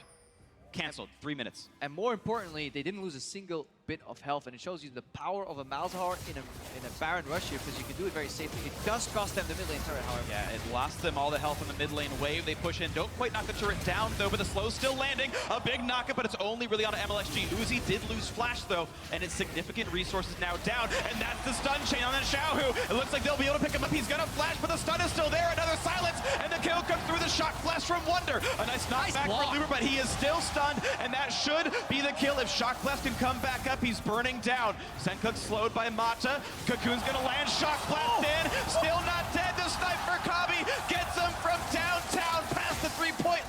This should be a really easy Baron right now. They can get more Voidlings. Olaf does not carry flash, so he has to run in head first into a Braum passive without the ultimate up here. So it's very likely that RNG are just going to yield. If I've known RNG, though, it's unlikely that they yield. Mata is actually looking to try and poke something in here. And Smite's up in about 3-4 seconds if they can get MLXG He's going to try and steal it with an axe. That's going to be almost impossible. 2,000 health, throws it. Okay, yes. Splice does secure the Baron, but we have seen so many catastrophically rare Baron steals against European teams here at Worlds. Yes, we have. Every Baron steal is tense. Yep, I was ready for an aneurysm right there. If that Axe Kid takes it after that Karma Q yesterday, it would have been really bad. But you look at the fight here. The early flash force on Uzi, everybody's forced to run without returning any damage. Yeah, and that's the thing. Looper wasn't at the start of the fight, so no one's able to stand in front. Love the stun chain right here, getting the Braum stun right after he post flashes, and they get that kill. And this is actually the chase in this fight. Splice landed all of their skill shots. It goes to show how tanky the Poppy can be, even when behind. But it also shows that RNG's reluctancy to flash cost them 2 death here. Because they didn't flash the Braum Q, and the slow was just enough to get Malzahar in range. And then Looper didn't flash early himself. He got tagged again and got chased down here. So RNG can't be that greedy with their summoners. And we say that when it doesn't work out, but we praise them when it does. And it's kind of the way that RNG plays, where they play with so much bravado that it looks great when they're able to save their summoners and pull off these amazing plays, and it falls flat on its face when they die time after time. Flipping coins, sometimes it comes up heads, and wow, what a sick play. But unlucky, as some would say, in solo queue. Either way, it is Splice coming up much better here in this one. The trap wall now coming up for Uzi, hoping to keep mid lane tier 2 alive, but Splice make the rotation. Cloudrick helping a little bit as they get down to the bot lane tier 2. No defense to be had, grabbing it easily. But it has to be so satisfying for this roster that trained so hard coming into Worlds. They get smashed 0-3 in the first week, become kind of the laughing stock of the community, especially with the resurgence of kind of the wildcard teams, you know, bringing up more victories home. Splice was the only winless team left. But then the last 10 minutes have showed why people really rated Splice high. They have good map movements, and they're following up in each other's plays. Exactly. Now they're trying to poke off the turret with Baron minions and a Jace that can go through. The Caitlyn trap line, which normally defends turrets quite well, already has 2 of them gone and a third one replaced right there. So very difficult for RNG to defend through this Baron buff. Yeah, Malzahar actually a really good champ to mess with Caitlyn traps. Usually she gets like a max range hurricane shot that will punish you, but Malzahar passive does not apply any of the headshot particles. Combine that with a Braum shield that can soak up the hurricane particles as well, and suddenly you have 2 big clears. Definitely helps a little bit. Right now, control over this Drake. It's going to be Mountain, and that's going to be a nice one there. Mountain, I think, the best late-game Drake, because taking Barons and taking turrets is the most important thing in the game, and it's going to help both those things. Easy pick up there. Unless you already have the objective control down and you want more poke power, but that's really nitpicking. I think Splice would be happy with either Mountain or Infernal right here, especially when they have so much damage dealers on their comp. Right away, Royal never give up, just seed control of that mid lane tier 2. 6-1 in turrets, 9-3 in kills, and Looper just buying 30 seconds by ulting back the minion wave. Yeah, and this is still Baron for another 25 seconds. Wonder gets caught out though, he's forced to flash away. But without Looper coming in for a flank initiation, they can just disengage with Braum and Jace and Malzahar. It also feels like the second that Snare comes out, technically a Caitlyn trap can be put up or a follow-up, you know. It seems very disjointed from RNG. Very hard to communicate that in the moment, but that's what you have to look for. Focus on a single target, take him out, remove parts of that gold lead. We'll see if those plays can even happen. Nice by MLXG, saves, waits on the red buff, gives it over to Uzi once more. He is going to be the one to carry. You're seeing him, the only player on that team with, actually not the only one. You've got significant minion leads for both Xiaohu and Uzi, but still, it's an almost 3-item Caitlyn. We know that Champion can carry late game team fights if your front line lasts long enough, and Looper is tanky. Yeah. And you can see Trashy trying to get a little bit of tankiness with the random dome and make it so Uzi can't completely cut through him. Yeah. I really like Trashy's build. We've seen many AP Elises here, but with the early game lead they already had, just be a front line so that you can walk through the rest of that roster. I think very smart by Trashy to build tank here. Especially if you look at their top lane choices as well. With the Jace, there's no need for more damage. There's only need for lockdown, catch potential. You're already ahead, just like you said, Freak, right there. You have a damage dealer in the top lane. I think that's a great choice. from Trashy. But right now, Spice need to close it out. They need to keep suffocating RNG, keep them in their base, keep up the control and make picks. Uh-oh, Xiaohu, how? Oh, he tried the juke with the flash, still gets hit for the knockup, into suppression, into the kill. The mid laner is down. He couldn't make it back into his Realm Warp. He got zoned out as far as the ultimate goes from Mickey X, as far as I could tell. As soon as you are stunned or silenced, it stops casting, and the CC land, he tried to flash to juke it, still got tagged by the PB AoE version of it. Uzi rooted up, but he's not going to get anywhere. It's a bold move from Splice as well, because usually in the heat of the moment, you get kind of panicky. He's like, does it actually stop it? Am I going to waste my ulti? Is he going to make it out? But they commit, they get the kill, and 4v5, much easier to play with the Rise off the table. Yeah, and RNG pushing too far outside before they had to. Still 2 minutes on the Baron, which is the next thing that was naturally going to draw them out of the base. But now they're without their Rise, and 2 turrets are getting assaulted at once. More hits in, top lane getting small chunks out, but yeah, that's a large chunk out of Uzi with that one. You're seeing Wonder going back and forth, clears the mid lane wave, post rotation, chips the top lane champions, comes back down. 1.5 minutes left on Baron, and it's up to Splice to continue that suffocating ward control. Right here we see it again. Xiaohu gets caught out. Realm Warp, is he in or out? He's in technically, but just as he said, breaks it. CC breaks the channel. And they're basing right now because they really want to refill that Ruby side on Mickey. And then while RNG is using the sweepers on the breadcrumbs that are left in the jungle, Splice are bringing more wards to the table. Immediately challenging and attacking that deep vision again, hopefully. Should be their goal, but it looks like they're finding out again for 1-3-1. They're so comfortable with this 1-3-1 composition. It's been working, honestly. Right now, we haven't seen that deep backline Realm Warp flank. Those just haven't been successful yet from Xiaohu in the mid lane for Royal Never Give Up, and Splice can just kind of play that spread out game. Yeah, look, he's lurking. Senkuk's lurking in the river. He's afraid to go all the way to the top lane just because of that threat here. So they're condensing together for the deep vision. Then they likely will have to fix the top wave. But after they do that, they're in a pristine position to start baiting this Nasher. Yeah, they're trying to keep all the waves pushed at the same time. MLXG is doing a pretty good job of keeping some of the vision line there. And Splice does have to proceed with caution, because if there is a good Realm Warp play while they're out of position, it can swing the game and give Baron right back to RNG. They're pinging on the bot lane right now in that brush too. That's going to be the risk. Yeah, you can always look for the pick onto Wonder, but he backs out securely. There's wards in the jungle for him, but not that'll watch the mid lane rotations. And nothing to be done there. Fight once again over that brush we saw last game. Royal currently holding a pink ward in it. And no river vision, so if Wonder gets a really good Shock Blast combo off here. Mata's low, Mata's rooted. Start. No ult's gonna come through. They're gonna let that one slide for now. Well, 2-man Baron start. They can easily 2-man Baron. They have so many things to tank the Baron here with Elise and Malzahar. Watch them not even take It's 2 damage. summoners. They've got this Baron. more minions than mid lane does right now. It's the equivalent to playing Zoo in Hearthstone. They're just spawning out minions everywhere. RNG does roam over and get the ward though, but that means you could see a fight. They weren't taking Looper damage. by himself through the Realm Warp. Looks for Kabi. Lot of damage. They can't quite kill off the chin, and he will get away with an ulti coming in soon. Now a root on Amata, but look at Wonder running out of health, tapped into the wall, and that's going to be the kill picked up by Uzi. 1-for-0, and MLXG is tanky, but re-engaged upon. Now 1-for-1. The jungler is dead. Ooh, they get the root onto Uzi, but is there follow-up? The answer is no. Really interesting fight right there as Splice all decide to take up a very defensive position, and also Wonder never flashed over the wall because I believe chain CC. So I think that's a fight where Splice could have peeled and won, but they played very passively. I think what actually happened there, what threw them off guard completely, is they expected a Rise to come out of the Realm Warp. It's so associated with Rise ulti that they, I think, were surprised that it was just Looper coming out there. Oh, the stun on Amata, he's dead! Nicely played, he was on a ward. What a setup. Cost them 2 flashes though, so the trade for support has to be worth it for the Baron here because they expended both flashes on the lives. Yeah, and Wonder can teleport in 10 seconds, so it will be a 5v3 at the Baron if they wait the 5 seconds. RNG is going to want to fight this. It's a smart play by Splice. Now, can they control this properly? Looking to finish down on Baron. They get that pickup. Now they're re-engaged. Stun onto Looper. More CC, but no Braum Q land. So Looper able to walk away, but they get the suppression. He's going to burn down. A slow to Uzi. The root. That's going to be a dead Caitlyn. A double kill for Kabi.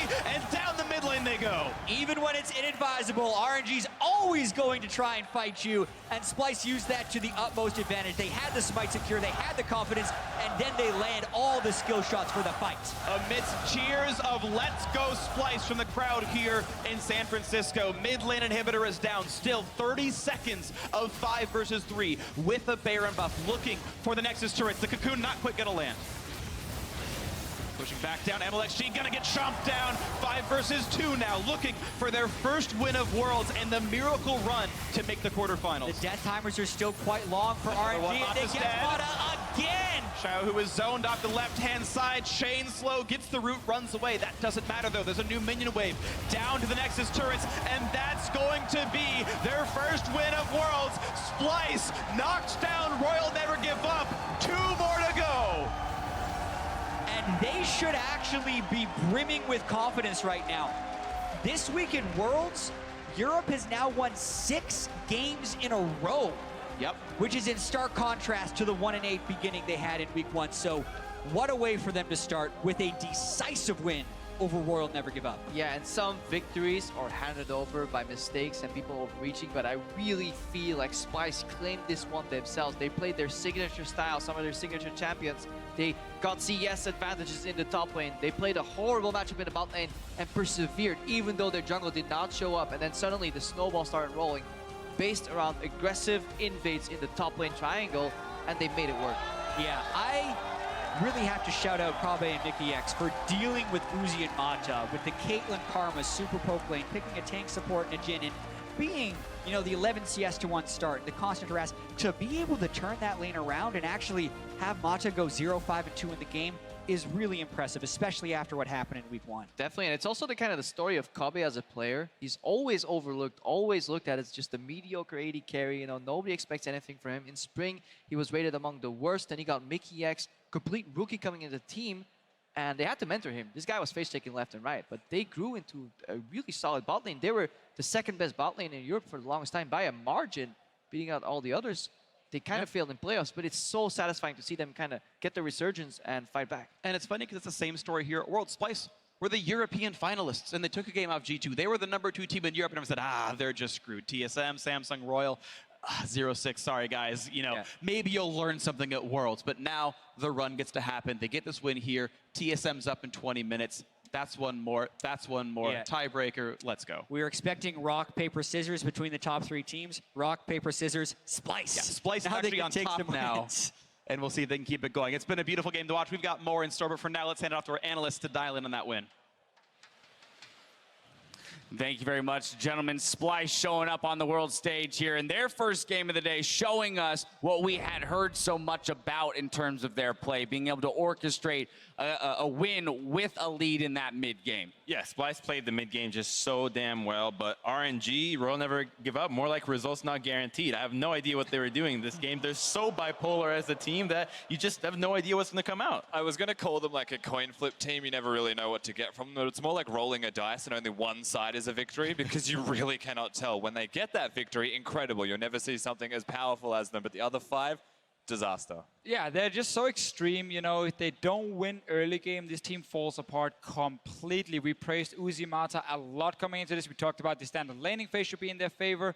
It was for the first like 6-7 minutes. And then Uzi decided to get hit by every single snare in the world and actually played an awful game. Right, and let's talk about this, because as you mentioned, you know, RNG out to the races early with a gank top lane. Beautiful sidestep by Wonder, because if that kill had gone over, that could have spelled disaster for that lane in the other direction, because we expect Jaces to get ahead, but if that kill goes over, could be bad news. As you mentioned as well, Splice not off to a very good start early in that bot lane, but quickly got themselves back into it by hitting their skill shots and a couple crucial ganks and kills coming through early in the game. Yeah, exactly. I mean, if there's any criticism for Splice, it is like, again, the first 5-6 minutes. Trashy was late for the first top gank by MLXG, where I think he should have been there and actually prevented Wonder from losing that flash. Bot lane, of course, falling behind because of the way they drafted. It was a fairly risky draft, honestly. It was all focused on winning top side of the map and kind of surrender bot side. That was risky, but then they start outplaying after those 5-6 minutes. Yeah, even the pathing was from bottom side to top side to just make sure that Wonder got ahead. And I really liked his play towards the mid game, particularly just pushing a wave and then grouping with the team and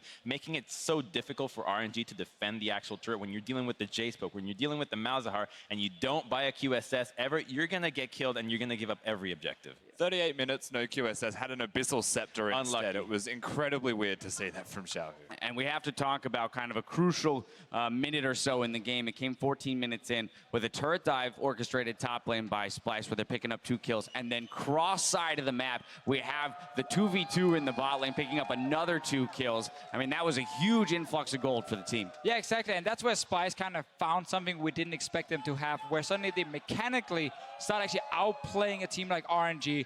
Bottom lane, that was just a 2v2 lane where Mickey and Copy honestly just destroyed Uzimata once they got to level 6, and Karma didn't get anything from her ulti. The dive top lane, that's what we wanted earlier almost, because we wanted like, hey, Trashy, camp that lane. Yeah, well, TSM is loading up on stage behind us, as you can hear, but this stat here, I think, tells the whole story of it exactly that, what you mentioned. Well, hey, when RNG is on and they're crushing the game, yeah, sure, they create a 2.7k gold advantage between just one person, and then this time around, Splice able to strike back Cobby with a 400 gold lead at that 15-minute mark, but then it was about pushing things forward, and we saw maybe a little bit of a lull in that mid-game. I know, Deficio, you would have liked to have seen Splice maybe be a little bit more aggressive towards that Dragon, get those stacking up earlier, but all in all, pretty impressive play. Well, I think as you guys were mentioning yesterday, I think we're kind of judging these teams on the basis of perfect play, and that's just not going to happen right now. All these teams are not at that level. They're at a much more robust level of play, and watching them just execute with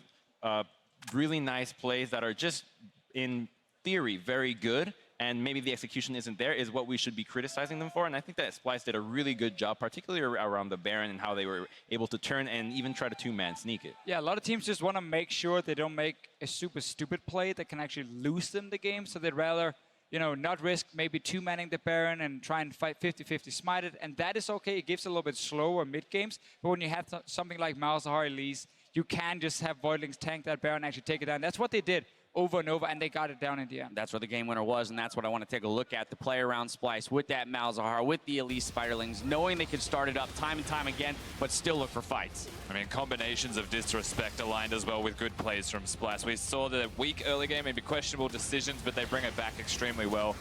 It's similar to the first game, but only this time around, only one team was firing, and RNG were left respondent every single time. Like the turn here as well. Obviously now that RNG is coming in to try and stop them, but it's way too late, and instantly you turn around. Crumbs, you said earlier, no QSSs. Yeah, makes it pretty easy to play Malzahar there. Yeah, and it's very nice to go kill a Poppy first, target closest, and at this stage in the game, just being one man down, regardless of what role it is, you're in the back foot of pressure. You're going to be giving objectives, and they're going to use that advantage to just push all the way for the win. And that's a gold graph that we like to see right there, gentlemen. Almost entirely in the blue, meaning one team controlled the game with the lead that they had created. But part of their big advantage there was Wunder in the top lane, and we have to award him player of the game for that crucial sidestep in the beginning, then creating a huge CS advantage for himself in that top lane. That turret went down very early, and that was key. Yeah, that was a pretty big deal in the top lane, both avoiding ganks. I was talking to Deficio during the game about this. The bottom lane of RNG did more damage than the rest of the map. The support did more than everybody but Uzi. That is the sign of the undoing of RNG already. I think the two solo laners for RNG, really, again, we said this before, they didn't play well enough coming into this week, and they're the guys we're looking at. Xiaohu tried his best in mid lane, obviously was camped quite a bit, but then Looper in the top lane did less damage than his support. I think actually Mata was twice above him because there was some trading in the laning phase. Looper gets camped, he gets killed on a tower, flashes into Rice ultis.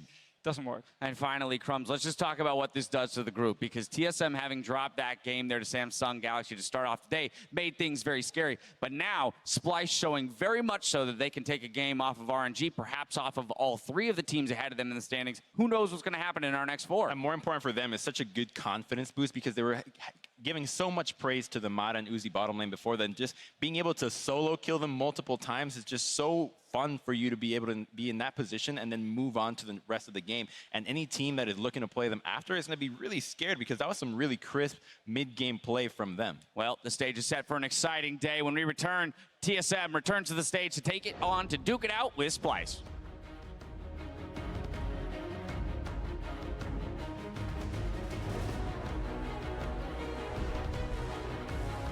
I fight for a brighter tomorrow. I should do the voiceover for Jace. Holy moly. I should do the cosplay. You can do the voiceover. Does get the knockback, but does he have the movement speed? He's gonna flash Looper, buys him some time, the undertow lands, and he falls out, and Wunder gets away! Looper saved his life, I'm pretty sure. I got the red. Maybe I can kill him. Nice, man. Nice. I can kill him, Nah, I'll get him. Oh, fuck, man.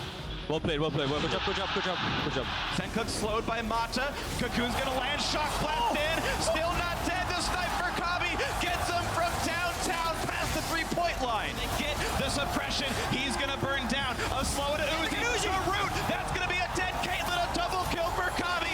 Splice knocks down Royal Never Give Up. 2 more to go.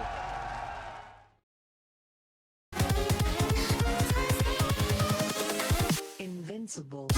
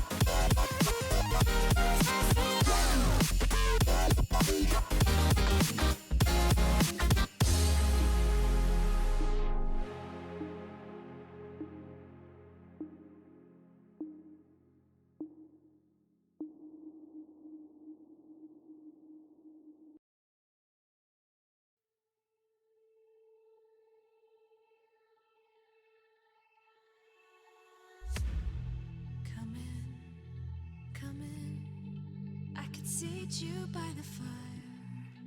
Listen, listen. There's something I must confide. I know I said that it'd be fine. I know I made it look like it'd be alright, but I think I learned my lesson, and I'm not gonna let you out of my sight. You can call me killer, 'cause I'll bring you to the light. And it might taste bitter when you're answering to God. You can call me killer as you look into my eyes. Nothing but a sinner. You won't get away this time. You won't get away this time. You won't get away this time. You won't get away.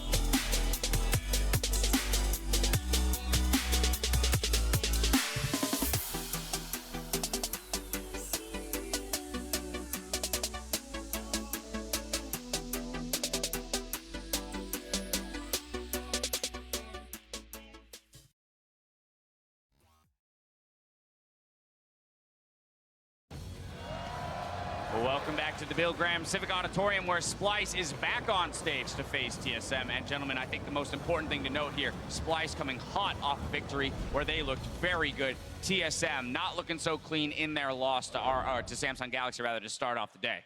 And I think TSM was just a little apprehensive towards that game. Obviously, the early game went really poorly in the jungle, in the top lane, in the mid lane, and the bot lane was the only good hope for them. But I do think that this team knows how to be proactive, that they are going to be able to play the game that they always do and find a way to have success in the early game and transition that into the mid game. I think we have to actually look at that against Splice. Yes, they're coming off a win, but there is the early momentum that's going to be super important for both of these teams when they match up against each other. You want to keep TSM down. Don't let Svenskeren invade your jungle. Don't give them winning lanes. Draft properly and play it out accordingly to get to your Splice late game. Yeah, I want to see a focus around topside, both in draft from TSM, but also in the game, because we know Wonder is going to try and get a counter pick. He's going to try and get a split pusher. They want to get him ahead early.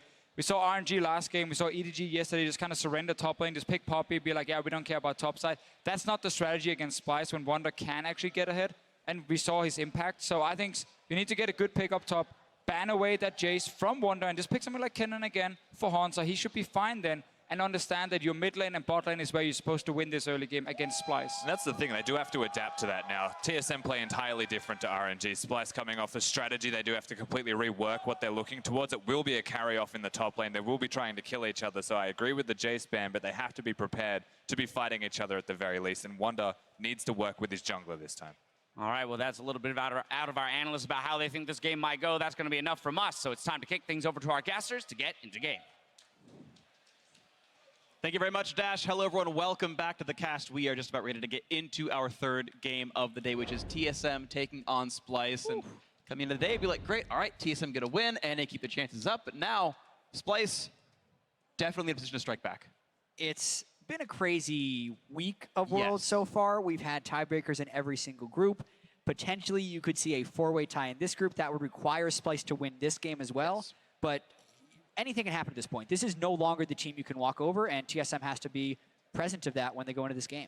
Yeah, Worlds has been great in terms of storyline. So many times you think you have it all figured out. The predictions are there. There's a reason 99% of the pick'ems are already in shambles or something. 99.97% of people already have their pick'ems wrong. And anybody that predicted them right was probably just under influence, honestly, because there's no way you could have predicted the way Worlds played out.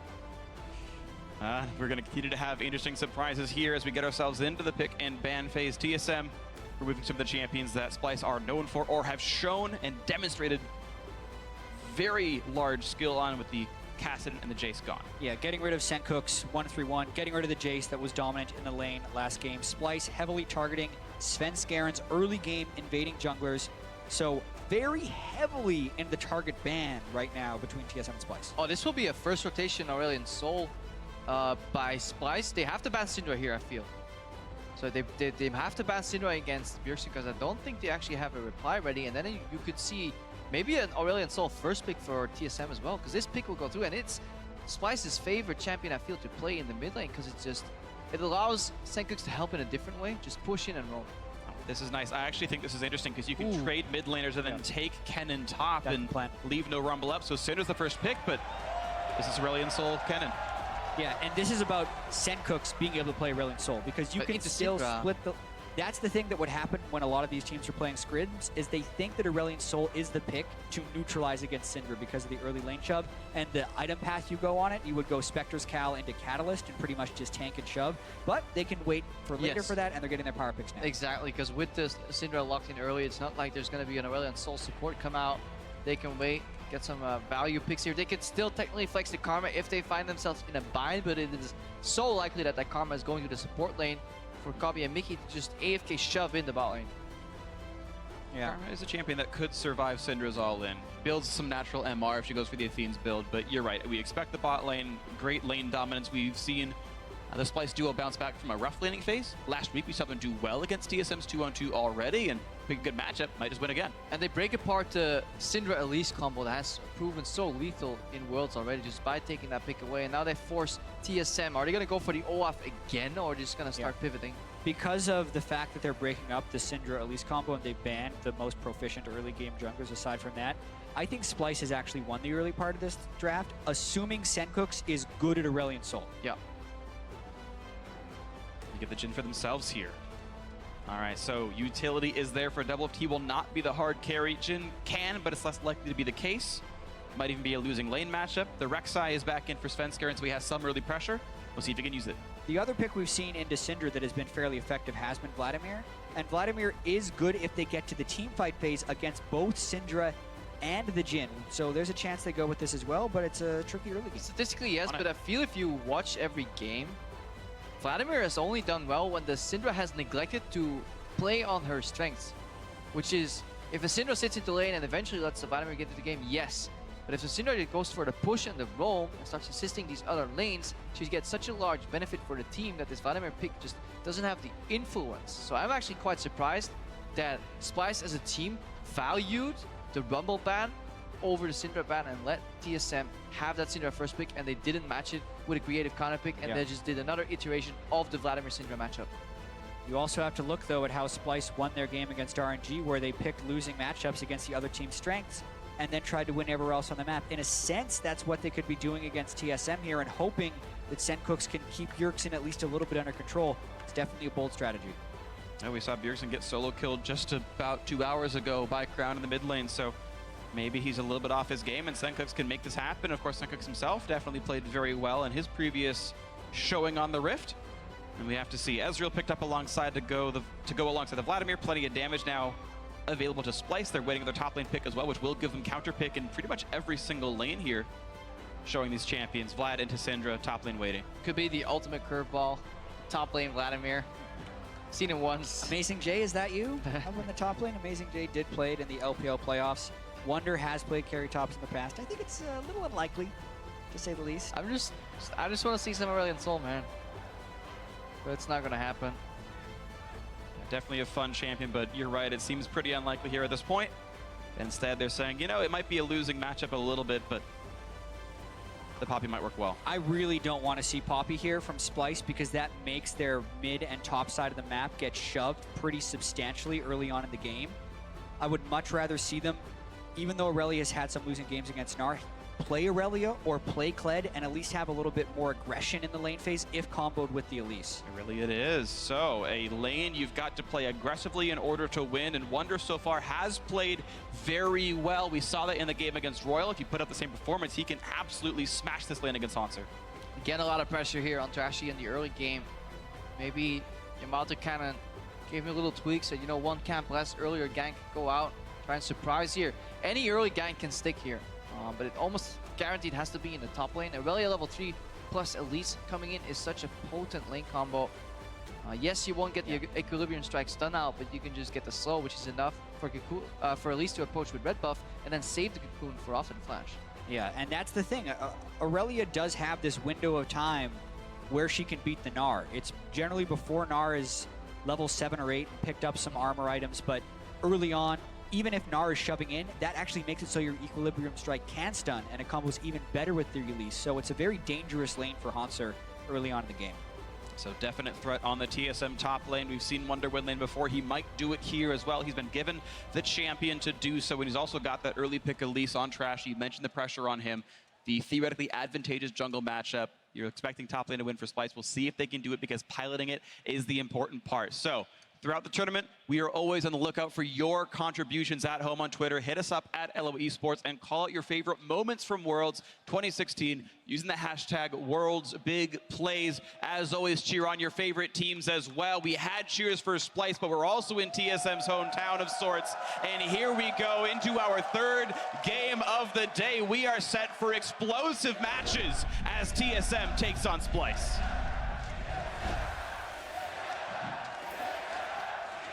And it is so important that TSM succeed for their organization. They failed to make it outside of group stage last year. They dropped the first game of the day to Samsung. But because Splyce took down RNG, if TSM win the next 2 games, they're in 2 quarters without any tiebreakers having to be played to make it in. And it's so interesting from a pressure point of view. Splyce came into the day, I wouldn't say with nothing to lose, but with very little to lose, much to gain. TSM came into the day with almost everything to lose. Running up to Worlds, they were honestly maybe the 4th rated team in terms of even title favorites, because you had the likes of SKT, Rocks Tigers, EDG then, but then it was a steep drop-off and nobody really knew who's next in line there. TSM looked so fantastic. Nice. But if they want to live up to that expectation, they need to perform in this match. And they've been very clear with their expectations for themselves. Anything less than top 4 at Worlds would be considered a failure, but they're in a place now where they are 2 wins and 2 losses, and they must perform. So a lot of threat on this game. Teams trying to figure out how they're going to pivot at the very beginning of this one. You're looking at TSM considering whether or not they want to start on the Krugs down here. And with the early Trinket Ward kill, it looks like Splice will be 2 gun shy to face check into them. Yeah, I wonder if... will be extra XP. Yeah, sorry for interrupting. I wonder if Splice going for the little freeze here. Yeah, Mickey X in the bot lane. You see him move out of the brush here. So they're just going to deny a couple of melee creeps here, hoping that by the time Doublelift and Bifrost are finished, they lose a creep here. It's going to be close. Yeah, at least one. And then they can walk up in zone here because they're playing melee into double range. Let's see how well their zone game is. And if Kabi last hits well enough, like slowly enough, he can keep the wave far away, but already they push Mickey out. Basically what it does is it prevents Doublelift from leveling up on that creep that he just killed, which means he actually gets zoned a little more. They wait until the next wave settles in, and it makes it very manageable. In addition to the fact that Bifrost already used 1 potion. Nice dodge. And he ate like 2 Qs. So right now, Splice, they're playing the sustain game. In raw terms of experience, yes, they're slightly behind, but they have the lane control, they have the push, and they have the sustain. And now if we match it by levels, the next time TSM would be able to bounce back in this lane is around level 3 if a Rek'Sai were to approach in the gank. So the early lane definitely going to Splice. We'll see how much more they can get then with this one. The lane is going to start to push into the turret. Haunter in the trade. Wonder gets the stun. Dodges away from the clock tower. Nicely done. He has been juking spectacularly in the last few games. Olaf axes to save him last game to ganks, and there are 2 slick skill shot dodges right at the start. And it speaks to the comfort that Splice is playing with. I feel they were much more under pressure last week, feeling like they had to make something happen. But in a sense, the 0-3 kind of liberated them. If they went 0-6, it's kind of what people expected. But at least you want to go down shining. You want to make a fancy play at least. And last game was such a feel-good game for Splice, capitalizing on all of their strengths against RNG, doing well enough in lanes, and then making a great 1-3-1 happen. Now it's about, can they extend it and actually make some noise in this group? Good ward. They see Trashy. Haunter doesn't give it away too badly, actually. Not rushing back. He's going to let Trashy waste some time. Super recent ward here, so that's a bit of an error in communication. Wunder should be able to track the movement of a Gnar to the point where the ward is a very likely place. Trashy wasting quite some time here. Let's see if Svensson can use it to his advantage. And maybe out tempo. You've had a nice little play by Haunter. He walked down what looked like to be faking putting a ward down, trying to like mess with their timing, say, oh, it wasn't warded, I just outplayed you. Yeah. Wonder gets chunked. It could have been a bait onto Trashy because Svenskeren was coming to try and get the kill, and luckily for Splice, they don't take that bait, but it definitely helps the early laning phase for TSM.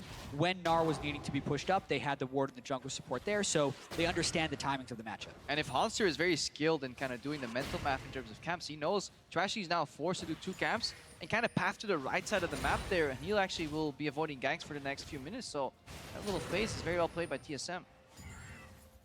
Bjergsen open a push into the jungle, push Trashy around, can't do that just yet. He made an early recall around wave 3, got an extra Doran's ring, and was given the blue buff, so Bjergsen will have the next minute and a half of lane control, and maybe he can join Svenskeren, but that's going to be an engage by Trashy, getting plenty of damage down. 200 HP left on the Rek'Sai, has to flash, but Trashy could join up soon. He has flash of himself, and the heal's not going to come down in time. First blood, but it's an exhaust into a stun, into a very dead Elise, and down the water spout she goes.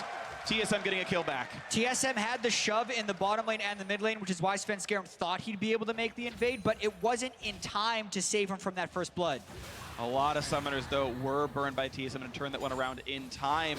Trashy could have said, okay, you burn flash, I walk away. Instead, trades kills, but gets way more summoners out of it. Yeah, it's 6 summoners to 1, which is a gargantuan difference when you're considering early game usage. That means Trashy's next games can be much more effective. And then we need to look at the information that was on the table for TSM. Bjergsen is just checking Raptors. They're gone, so they should actually be ready for the potential that Trashy is in that rush. But Svenskeren just saw him very late right there because Trashy wasn't moving much. And honestly, a very bold invade here. His mid laner is on the left side of the map invading, and he's going on the right side.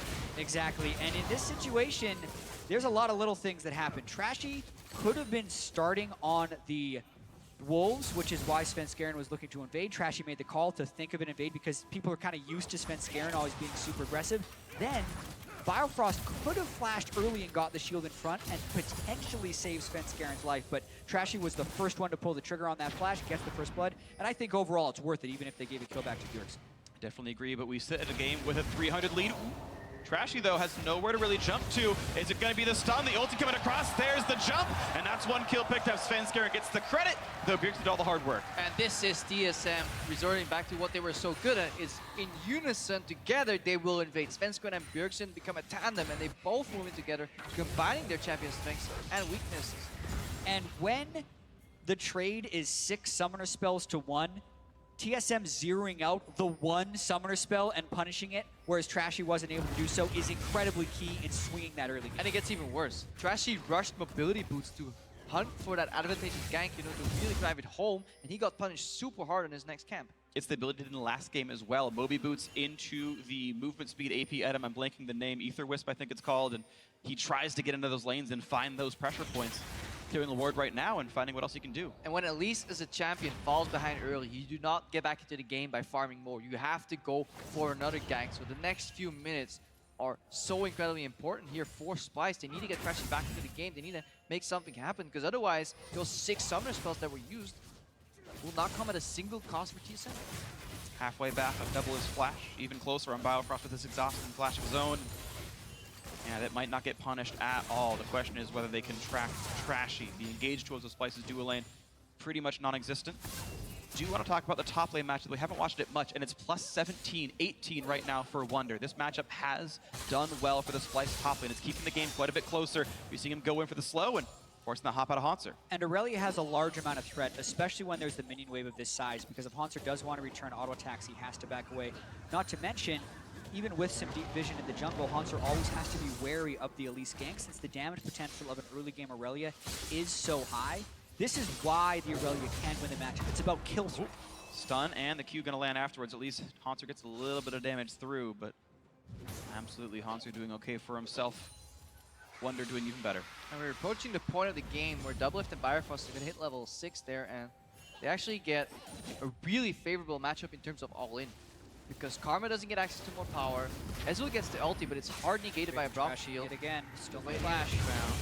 Smites it away though, gets the red buff completely secure, walks away pretty cleanly. He was on a pink ward, that's a deep one by TSM, but now it's over to the top side. Ghost popped by Bjergsen. Wunder's gonna have to dodge this stun somehow, and he does flash to get away from it. Trashy's there to help, he should be fine. Beautiful timing by Wunder on avoiding that stun.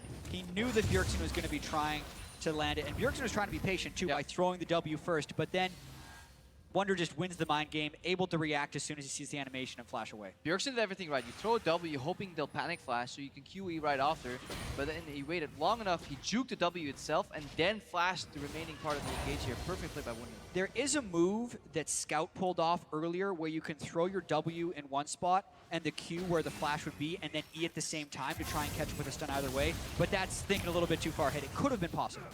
It was, but it didn't happen. And it's just going to be the loss of flash for Bjergsen's Ghost in the roam out. Critical moment here in the game, though. That's exactly what we were talking about earlier. The hard negation of the ultimate here with the Braum shield. If that didn't happen in an all-in, suddenly TSM pulls ahead, because when Splyce have to run, they're running away from Curtain Call here. So bot lane actually has deceivingly large kill pressure in this matchup. The top lane triangle is winning for TSM, so despite the gold being only 800 gold difference, I feel like TSM is much more in control of the game right now. They are, and so much of that is because Trashy's lost control of his jungle. This is the game where Svenskeren can get his counter jungling and deep warding game on. The question will be whether or not they can transition that to actually getting some kills on that side of the map, or if Splyce can actually go bottom and try and get some kills on Doublelift and Biofrost. Unlikely though with the summoners. Yeah, if Trashy does, he is alone. His entire dual lane recalled. TSM know they're under almost zero threat at all. Biofrost kills the ward amidst the recall from the JD carry, and they're going to be fine. But yeah, talking about Trashy losing his jungle, that is largely Bjergsen winning his lane, getting the shove advantage.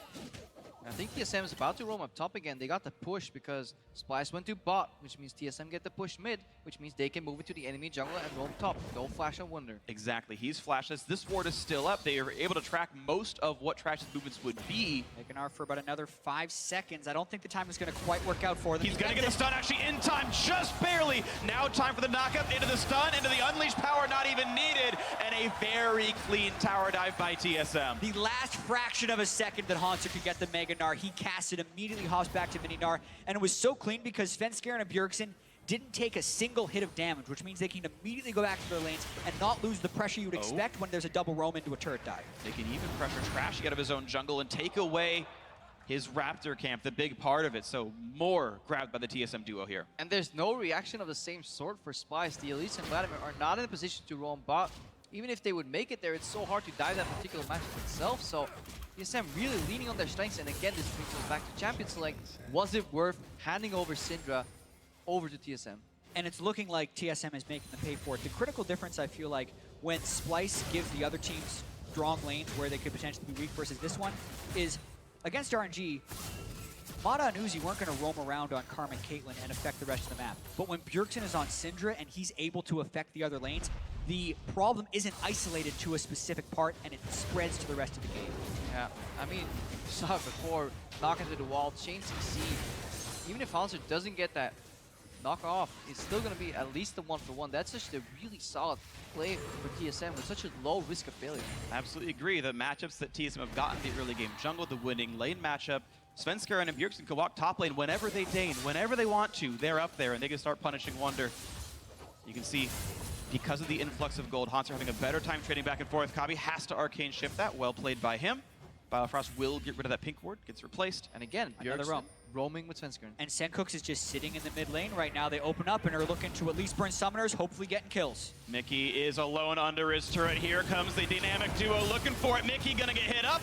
Couple more snipes to go, and that's gonna be a kill to double lift. Gold flowing into every lane now. 3 of TSM's members have kills. It could be a race for the first turret here, though, as TSM might want to get the bottom, as Splice is now going for Hanser. Looking for the big play on the Hanser, but Trashy can't get a range for the stun. They abandoned the race because there was only 4 creeps left, and that's not enough with 2 members to get that turret. And even if Trashy goes into spider form to get spiders up, that means Hanser could technically approach here. I don't know, it's still looking pretty risky. Top's getting lower and lower, and I think it's actually a fairly close race. You're seeing the Spiderlings were up for part of it. The base race cam to see who can get it first. Splice! Splice gets it by just a few seconds. That's actually a pretty crucial influx of gold. That actually means that it was a very risky play to actually go for the zone on. Also, there's Splice looking for more than just a race. And part of it was that Bjergsen also walked back to mid lane, right? Like, every way they sort of pushed in the resources, TSM just ended up being 2 seconds slow. Ooh, nice steal. An early smite for Svenskeren means Kabi gets it with a Mystic Shot. Yeah, you take the 90 gold from the Gromp and the 400 gold from the first turret. That's actually 1,000 gold difference that TSM could be ahead if a few things go differently. So very critical that Splice can stay in the game with those small margins, as they were very close to being completely snowballed on, and now they still actually have a bit more of a chance. And no immediate power on the Dragon. It comes later on turret sieges and maybe objective contestation, but right now there's no Elemental Drake here that gives you immediate bonuses to Splice. They have a few windows to get back in. Here comes the roam. They want Bjergsen. He has to flash the Cocoon. Saw it coming, and Trashy, good job getting rid of that Summoner spell. The repeat gank the next 4 minutes could be very good. Yeah, it does hurt Trash that he had to burn his flash on the way out, because now he can't necessarily flash Cocoon to get a guaranteed kill onto Bjergsen, but still a valuable roam by Splice. See if they can get it. Roams weren't built in just a day. Sometimes you got to take a bit longer to make them happen. Sencooks around the wall, suddenly surrounded. Stun's gonna land. That's the cue for Biofrost. They've got all the CC they need. Bio steals the kill, didn't need to. Unlucky there, but it is a nice pickoff. Yeah, they chain CC'd him. I think the reason everyone on TSM was hitting him so hard is because it was the Cinder stun into the Braum stun, and they were worried he was gonna pool flash away. But Sencooks never flashes or pools early, and he pays the price. Right now, Krepo's checking to see if he had people walk through Fog of War, and he actually saw plenty of people just waited way too long. Yeah, he saw the play. He saw the support come from one side, so he thought it was fine, but then they came around the mid lane wall. That really can't afford to happen. Bjergsen playing with no flash so far. Oh, nice repel. Trashy jukes it away. Gets the trade kill back in. Nicely done. Splice trying to claw back to this game, but it is a 2,000 gold deficit. Now Wonder in the top lane does have flash. Will he be forced to use it? Yes, he's going to finally jump over that small part of the wall. I was hoping he wasn't going to get chain slowed, but he was. Hanser has the Frozen Mallet. Wonder was definitely extended too far, but Bjergsen was also extended too far. He had wards on the right side. He was too close to the left when pushing up there, and he gets Cocoon from the Fog of War. And this is the way Splice deal with problems. One big Bjergsen that pushes in. Well, we're going to put 3 members against him, put the Vladimir on a side lane. This is against Splice opting for the 1v1 very early in the game here. Good Cocoon, and just as you mentioned earlier, he dodges most of the damage with the repel while still going forward for the kill here. 3-man squad. Very tough to deal with a single Syndra, though. Now It's actually Mickey that landed the slow on Frog, and TSM really trying to get something. Trashy no flash. Slow 1, slow 2, slow 3. 4 shots gonna land on a Trashy, but now will he survive the encounter? A big knockup comes out of Biofrost, and that should be enough to knock down the Elite, but Repel's gonna buy a few more seconds, and the resnipe comes through, but it's too early. And here's the re-engage on the backside. They've picked off Double Lift. It's now a 4v4, and Hemoplague is on. Senkux is poised to do so much damage here with help from Wonder. They've already picked up another. That's 2-1 in favor of Splice. 2-2, actually, they did pick off Mickey. That's still exactly the type of fight that Splice would want. It's messy, it's protracted, and then Senkux can go in the back, get onto Jin, and get a kill. Messy, but also very calculated because they peel away the Vladimir from one lane. He is not running teleport. He didn't even ghost into that fight. And as he peeled in, they teleport from the other lane. So while they were super spread out on the map, 1-3-1, they suddenly collapsed as a 5-man unit and surprised TSM. Yeah, and this feels like it keeps happening to TSM so far at Worlds here, where they'll get a small edge, push a little bit too far, and the opponent team will counter them where they're just not used to being countered in North America. So here we can see it one more time. Yeah, look where Vladimir actually starts. He starts in the bot lane, moves over, there's a teleport. Let's see where it actually comes out. There's some wards behind, so the shallow wards into the enemy jungle here. Double completely surprised, moving away from Senkux, but then suddenly, as he casts a W, Wunder comes out, and if you give an Aurelia access to a low mobility carry in the background, you can almost solo it. Yep. There was no teleport on Hauntzer's Gnar. If Double Lift is going to approach, they would need to have knowledge of that ward, so to speak, but it just completely surprised them. And that's props to Splice for, despite being behind in this game, a good 2,000 gold, even more than this at this point. They got that deep ward that allowed that teleport to happen, not letting up in the game and, you know, losing all their vision control. And by putting 3 mid, they're actually challenging Bjergsen at least a little bit on the roaming. Sure, if he wants to go to a side lane, he's only finding one isolated target. They can usually back off.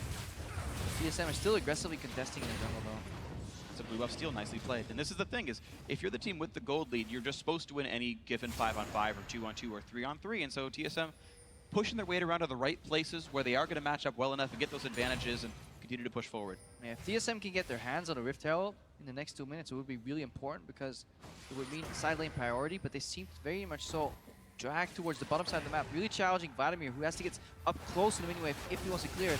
4v2 here. Let's see what they can get. Senkux juking back and forth, hoping to clear some minions under this turret, but the wave clear not honestly amazing from Splice. TSM have a pretty good amount of siege. The minions are back in. You can see if melee minions are allowed to hit a turret, that means your wave clear is bad. And that is the case with this team comp. Right, but even with that, they only get a couple of shots on the turret. Jin at this point in the game, not the greatest at killing turrets. They don't want to overextend too much in fear of maybe throwing the game away. That has to be in the back of their mind after so many fights go wrong. At this point, though, they have a whole bunch of wards in the jungle of Splice, the blue buff, and they're probably going for Ocean Drake in about 40 seconds. Yeah, Triforce with some lifesteal here on Wunder. He's always leaving himself exit creeps. Good read from Haunzer. He knows that Wunder is actually trying to dodge the boulders by dashing to the creeps. If you play against an Aurelia, you always have to be mindful of what is her exit path. If you can somehow screw that up, make her waste a Q bounce, oh, he jumped in, but he play. Out. They're going to land the root. They're going to land the slows. They should chain the CC pretty easily here. And this one more snipe will do it. And Double Lift gets his second kill. Nicely done. And I can see why Wunder died there. He was not expecting the duo lane roam when Drake is up in 10 seconds. TSM had just made the prep play for top lane. So a really peculiar roam top from Senkux, or from Wunder's perspective, and it pays off for TSM. It's really beautiful. Taking the expected play and saying, we're not going to do that, we'll do something else. Oh! The one shot from Bjergsen takes him out, and now Trashy also in a bad spot. Svenskeren on the chase with the Randuin slow, with the red buff, the follow through from Bjergsen. That's already 2 kills, and Mickey now running for his life. Bjergsen's Syndra just has so much pressure because he's able to hold the mid lane 1 versus 3. Earlier, it allows TSM to put 3 members in the top lane and get a kill. And then after that, when Svenskeren moves down, he can just one-shot obliterate Kobe right now. And that's all falling apart from Splice. And again, you have to question the pick. Syndra on Bjergsen is just too damn strong. Such massive playmaking across the board from TSM, though. When the game was looking a little bit questionable, they make the big play. Splice trying to get something back. Splice looking for one themselves, but Senkux stunned up, gonna lose out. Here comes Meganar. Pull away, yes, here comes Meganar, but it's not the most beautiful. It clicks on a Wonder, bit of damage. Look at the follow through. A bounce house for TSM. It's already 2, and the turret nearly falls as well. And you have the perfect word there. It's a bounce house right now, just chaining the CC over and over again on Splice. And they got the slow, they got the chase then into Senkux. Not gonna get too much more, but the crowd practically on their feet now, cheering for TSM, hoping that the North American hopeful can continue their run for a quarterfinal spot. And that was honestly fantastic. That scoop initially didn't look too great, but followed up by one CC and another, and perfectly layered over and over. And then a couple of spheres from Bjergsen just launched forward, double stun, double kill. Yeah, the first stun, I believe, into the Braum ultimate, into the Rek'Sai knockup, all the while hitting them with circular damage. Mickey as well. Oh, he's so dead. If you're new to Splice, the Mickey X special. Walk into Fog of War. TSM hoping to play with confidence. And I think 3 minutes ago, this game was incredibly dangerous for TSM, because if you think about this game moving towards the late game, if it does get close, the Aurelia and the Vladimir combo so well into the Syndra and the Jhin. But this play right here, he gets the priority target that he needs to, and this is after TSM had already picked up the Aurelia in the top lane. But this is with Mickey X walking around in range with exhaust available. You should never let your AD carry die if you're playing 3v1 and you have exhaust, because if Bjergsen doesn't get that kill, suddenly Kobe can finish him off on the back of that plane, because Syndra has cooldowns. And this is an I think I can mentality from Splice. They don't want to give up the turret despite having two people respawning on the map. Wonder goes a little bit in. They get a bunch of CC chain onto Senkux. He ults, so he thinks he's safe. But then Meganar comes in, and when Haunter doesn't hit the Meganar, Splice still kind of think they're safe. They should have just been fully running away, but Mickey gets caught in the bounce house. Everyone goes down. Just a dirty sequence there from TSM, and now fully in control of the game. Looked a little bit close from Splice. Honestly, that rotation where three people surprised Wunder in the top lane was the tipping point. That's where TSM took control again of the game.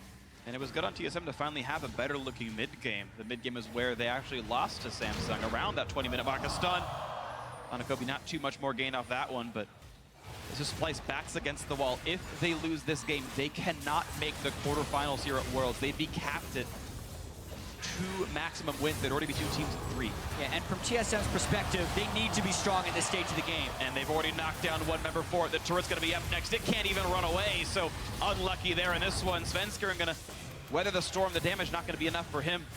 Plenty of orbs available. Just coming in behind them. Has the ulti, a bit of a slow on ascent. Cooks more damage. Sengu pulls out of there, but now that means he's an available target for that unleashed power. Here comes the engage tools. It's Doublelift with the curtain call. Gets the slows on a Wonder. Gets plenty of damage. Mickey gonna get away, but he's not gonna be so lucky for the top laner. That's 2 dead already. Another trade kill. More in for Bjergsen. 4 versus 2 right now. Just a snowballing Cinder right now. 9 kills, also making it so difficult for Splice to escape. You can definitely still see that Bjergsen is the central axis that TSM is playing around. He's involved in 14 out of 16 kills right now. He is the one driving the game home.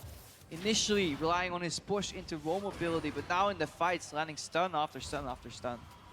And last game was Splice capitalizing on all their strengths for the European LCS split. This is TSM playing like they did when they dominated North America. They are a mid-game team with such a low average game time. It's because they can make these plays happen.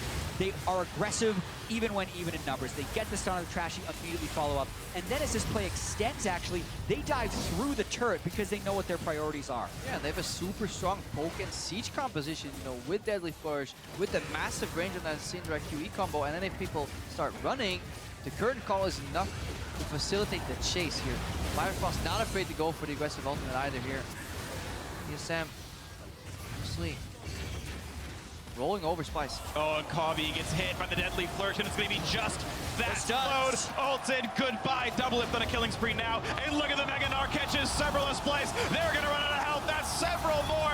Look at that, a 3 for 0 in the blink of an eye. It just keeps coming.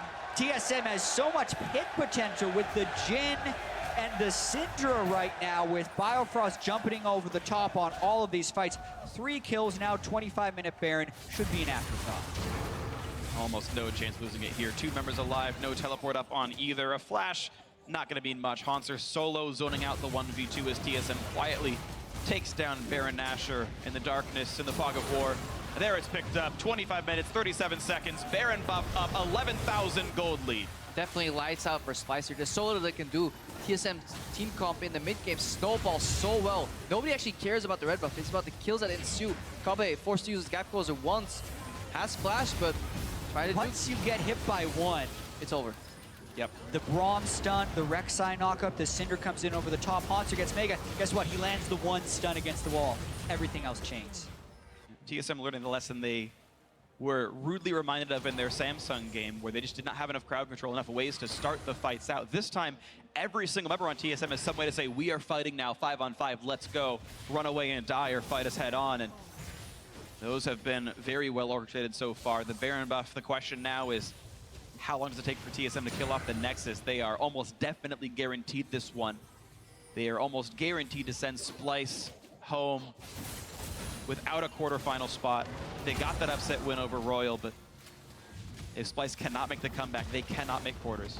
And it makes up for TSM failing a little bit in the first game of the day, in their opinion. The fact that Royal took that hit earlier. A lot looking around the side. Wonder looking for the play into Bjergsen, but now a chase over Hanser. But he's going to try to pick up the mid laner. Can't even do it. The damage is too high. Hemo Plague not going to be enough either. And the shields came on enough. Now the retreat because Kabi wants in on the double lift. How's that duel going to go? Dodges one Q. Looks to dodge the next. One more shot will kill him. The flash. Oh, and double lift gets him inside the base. Doesn't take enough damage to die. And it just shows you what could have been if the Aurelia was a little bit more even with Bjergsen. That's exactly how Splice would want to fight in the late game. But they're going up against the gargantuan gold lead here for TSM. And they're looking for even more. Hanser jumps in, forces out the Sanguine Pool from Senkux, and it's going to be the bottom inhibitor gone. The mid lane inhibitor soon to follow. Baron buff still on for over a minute with 2 inhibs down and 14,000 gold, putting TSM ahead. Very important they also win this game quickly, because average win time is one of the seeders for tiebreakers if we get a 3-way tie. Although maybe that's not important anymore. They're going for the game. Yeah, right now they're looking to close things out, but a quick shutdown comes through. It's going to be a trade kill, but still nice by Wetter to make the play. Even still, Trashy has already found his grave for the 7th time this game. TSM onto the Nexus turret. Svensker barely even taking damage from these Nexus turrets here as they push forward among the crowd, yelling for their name, chanting the initials of North America's #1 team. They won the summer split. They're hoping to do well at Worlds. They're 3rd win in the group stage right now at the hands of Splice, as they have one more match to play. And if they can win the next one, they will make top 8 at Worlds. And very crucial that TSM was able to win this game after having a close loss against Samsung. But they're still not out of the woods yet. Everything for TSM is going to come down to their match later against RNG.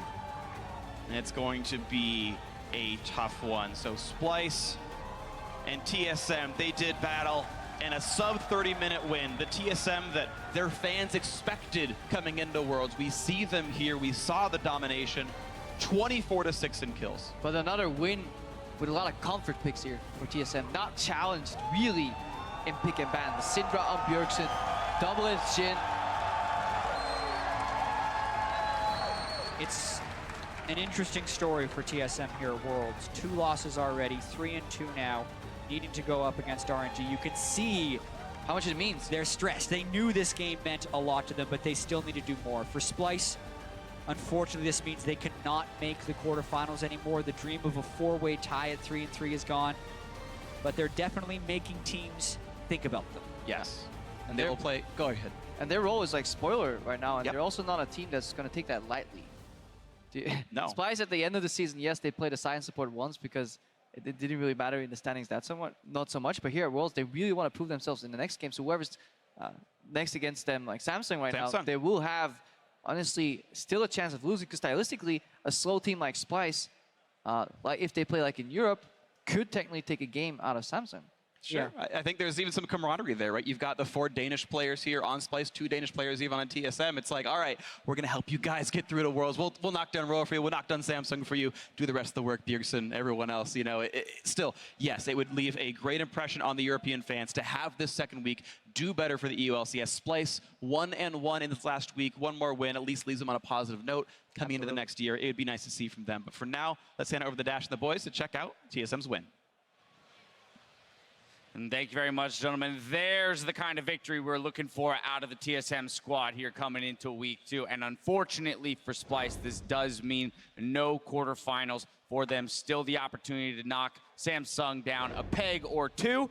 But let's dive into this one here and figure out what adjustments TSM made, because this was a very stark contrast between Game 1 and Game 2, starting in Champs. Well, the first thing is letting Syndra go through is asking for a ball beating back to dodgeball in high school. I mean, you're just going to get beat up nonstop, and that's what Bjergsen did. And the thing that I didn't like about Splice is the fact that they went with a no-pressure matchup into the Vladimir, and we've seen how Syndra to Vlad plays out. Vlad gets pushed in, Syndra has the opportunity to roam. That means that if you pick a top laner that is really volatile, a matchup like a carry into the Gnar, and you have Syndra go into your lane, you're going to lose that lane, and you're not going to have that win condition. I definitely blame Yamato Cannon here, honestly, with the Splice draft, because you said it perfectly, I feel. Banning Rumble in the end when you're planning on playing something like Irelia anyway, who can just go up against the Rumble, and you have the same kind of situation where you can try and camp that lane and snowball the Irelia, really doesn't make any sense, because you also end up trading. The first rotation is so important. If you give Syndra, you better get something really, really important on your first rotation to make it worth it. They end up trading Elise for Rek'Sai, so that's like a slight gain maybe for the Elise, and that's it. And the Karma, while she's a good pick, so many other supports to play, so many other different things. We see Alistar, Braum, Nami. Karma definitely doesn't have enough value to be worth giving away Syndra. And of course, when picking Syndra, you know the Vladimir's into it. The difference as well with Splice is they go for the Irelia, so there's going to be a split pusher, and they end up putting themselves in this awkward 1-3-1 situation where maybe if they had a team fighting top lane as someone that can actually take part with the team and run 4-1, having the Vladimir just go back and forth between lanes, there's a better chance that the pivot will be more effective. Yeah, because what's going to happen later on in the game is Splice wants to play on all three lanes at the same time. So they want to put Vladimir in the side lane, they want to put Irelia in the other side lane, and then Ezreal sits in mid with the support. The goal for them, or the hope, is that Syndra has to go to that side lane with the Vladimir and defend, and then you isolate her, she's alone, she can't kill the Vladimir, you have a winning side lane there for Splice. Top lane, Irelia has the winning side lane, you have two lanes pushing down, it's all great. Problem is, Syndra is not going to go to that side lane unless she's behind. She's just going to sit mid, wave clear. She can 1v2 the enemy dual lane, and when you have no pressure mid, you can't play side lanes because you can always get roamed on. And you saw it even in the builds, right? Irelia going for that Blade of the Rune King second is a huge telegraph for I plan on sitting in the side lane against Gnar for the remainder of the game. Now, aside from a repeat weird invade from Svenskeren in Game 2 here, I do want to push past that. The recovery for TSM this time around was much, much better. And this is where I want to look at the roams that they were making. Bjergsen getting out of lane, visiting that top lane, making sure they're keeping Wunder down. Yeah, I think Team Solomid is strongest when Bjergsen is on a mid lane pick that can push, and Svenskeren is on a mobile jungler who can gank. And that's exactly what we just saw right here. Mid lane gets pushed up by Bjergsen, he roams to topside, and if you do not call miss instantly and your top laner then just leaves the tower, just give up the wave, leave the tower, he's going to die like we just saw now. So TSM just got like the best picks for them around mid and jungle. And to your point about calling Mia, the same thing happened in the top side when the dual lane from TSM recalls goes straight to the top lane. Nobody's calling this out, and you have a Jhin sniping the Irelia with the Braum coming in onto the Gnar, once again putting that split pusher even further behind, and Irelia just never got a foothold in the game. She was unable to put any side lane pressure, and in the team fight, she's just going to get blown up. And that's exactly what happened. A couple early kills onto Syndra made Bjergsen a monster. And let's take a look at the Acer replay where TSM really put their foot down here in the mid lane. Starts off as a 2v3. This is a part of the lane assignments to go all wrong here. Vladimir in the bottom lane, Irelia trying to be in side lanes. You have an Ezreal Karma near the mid. They can get instantly obliterated, and you see exactly that happening, of course, through Bjergsen. As a result of this having a numbers advantage, the team composition of TSM is actually allowed to excel. They've drafted themselves pick and dive, not just poking them down, and it is so easy to combo all of their spells together and make it work. Yeah, and I think this replay just showed exactly why this comp wasn't going to work for Splice unless Bjergsen fell really far behind, but he didn't. Obviously, he had a great game. This was another good team fight from it. Obviously, a beautiful combo now. You just keep knocking up two members a few times, then you kill them in the end. So it was this really, really well-played game by TSM. They got exactly the picks they wanted. Bjergsen got to roam. He got revenge from that last game he played against Crown, where he had such a poor start. And we got to see a big difference. When TSM has a mid lane who can't really roam, and especially when he also falls behind, they do very little early to mid game. When they get something like Syndra and they get to push it over and over, they do a lot. Yeah, player of the game is Bjergsen. Huge contrast between the Zillion game, the Syndra game, and you mentioned the statistic in the 2 solo deaths mid lane in the first game. Well, here now he's dominant, has a crazy scoreline, 13-1-8. Yeah, I was a little worried in the beginning because he was missing a lot of CS, but once that once when Scarin invaded in a really poor timing, and the bot lane of TSM blew all summoners to try to save him. Luckily for him, Bjergsen got double buffs off that pick, and then was able to, on the backside, kill Trashy as well. And from that advantage, just having that small little lead, was able to just snowball so much. And that's what you want to see out of a top-notch player like Bjergsen, being able to take a small lead and translate it into impacting the entire map and just carry the game. Yeah, I feel like to summarize that point as well, there are players and teams who you don't want to give Aurelion Sol or Syndra to because of the strength of their mid and jungle players. You give them one of them, they outright win the game like that, and Bjergsen very much deserving of that. All right, well, Game 3's in the books, and TSM is on the board in Week 2. When we return from break, Samsung Galaxy and Royal Never Give Up are back on stage. Stay with us.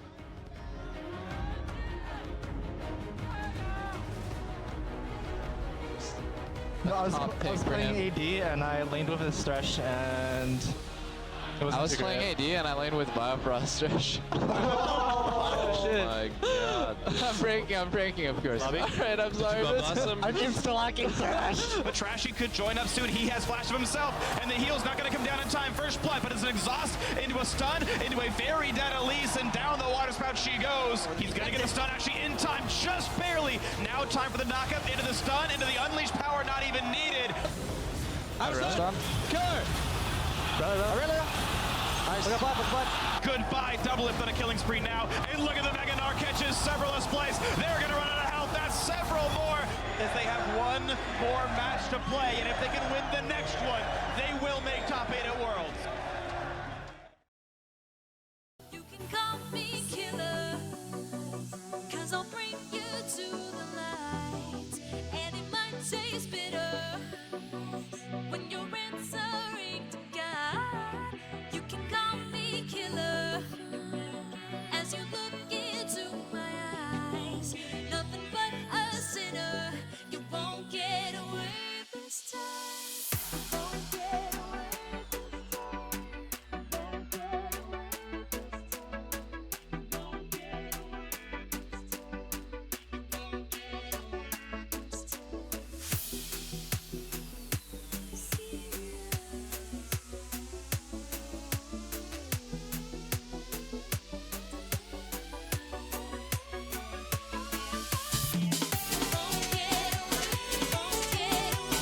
Won't get away this time. Won't get away this time. You won't get away.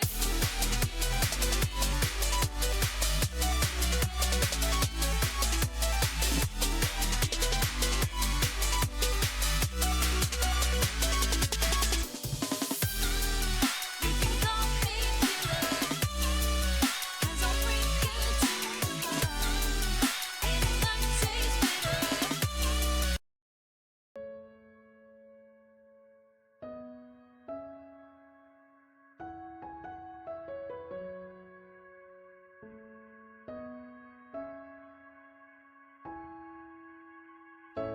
So let me catch you. So let me catch you slipping by.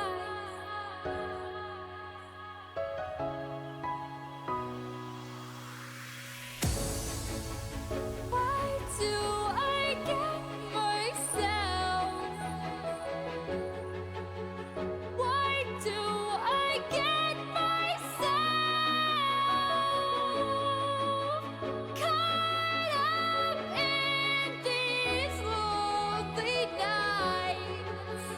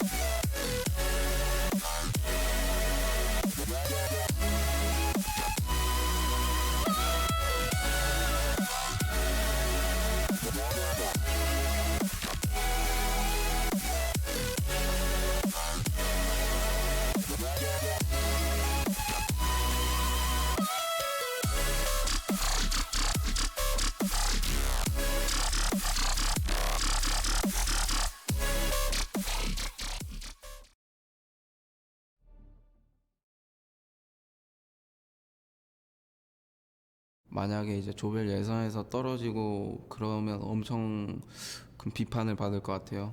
이렇게 떨어질 거면 왜 이기고 올라갔냐, 아니면 이제 KT한테 그냥 지지 왜 올라와서 나라 망신시키고 떨어지냐, 약간 이런 게 좀 걱정되기도 하는데 그냥 그런 생각은 잘 안 하고 그냥 열심히 해서 올라가면 되는 거니까 네, 준비 많이 해서 올라가도록 해야 될 것 같아요. And welcome back to our continuing coverage of the 2016 Worlds Group Stage. I'm QuickShot, joined by Kobe and Spawn, as Samsung Galaxy and Royal never give up, make their final adjustments on stage.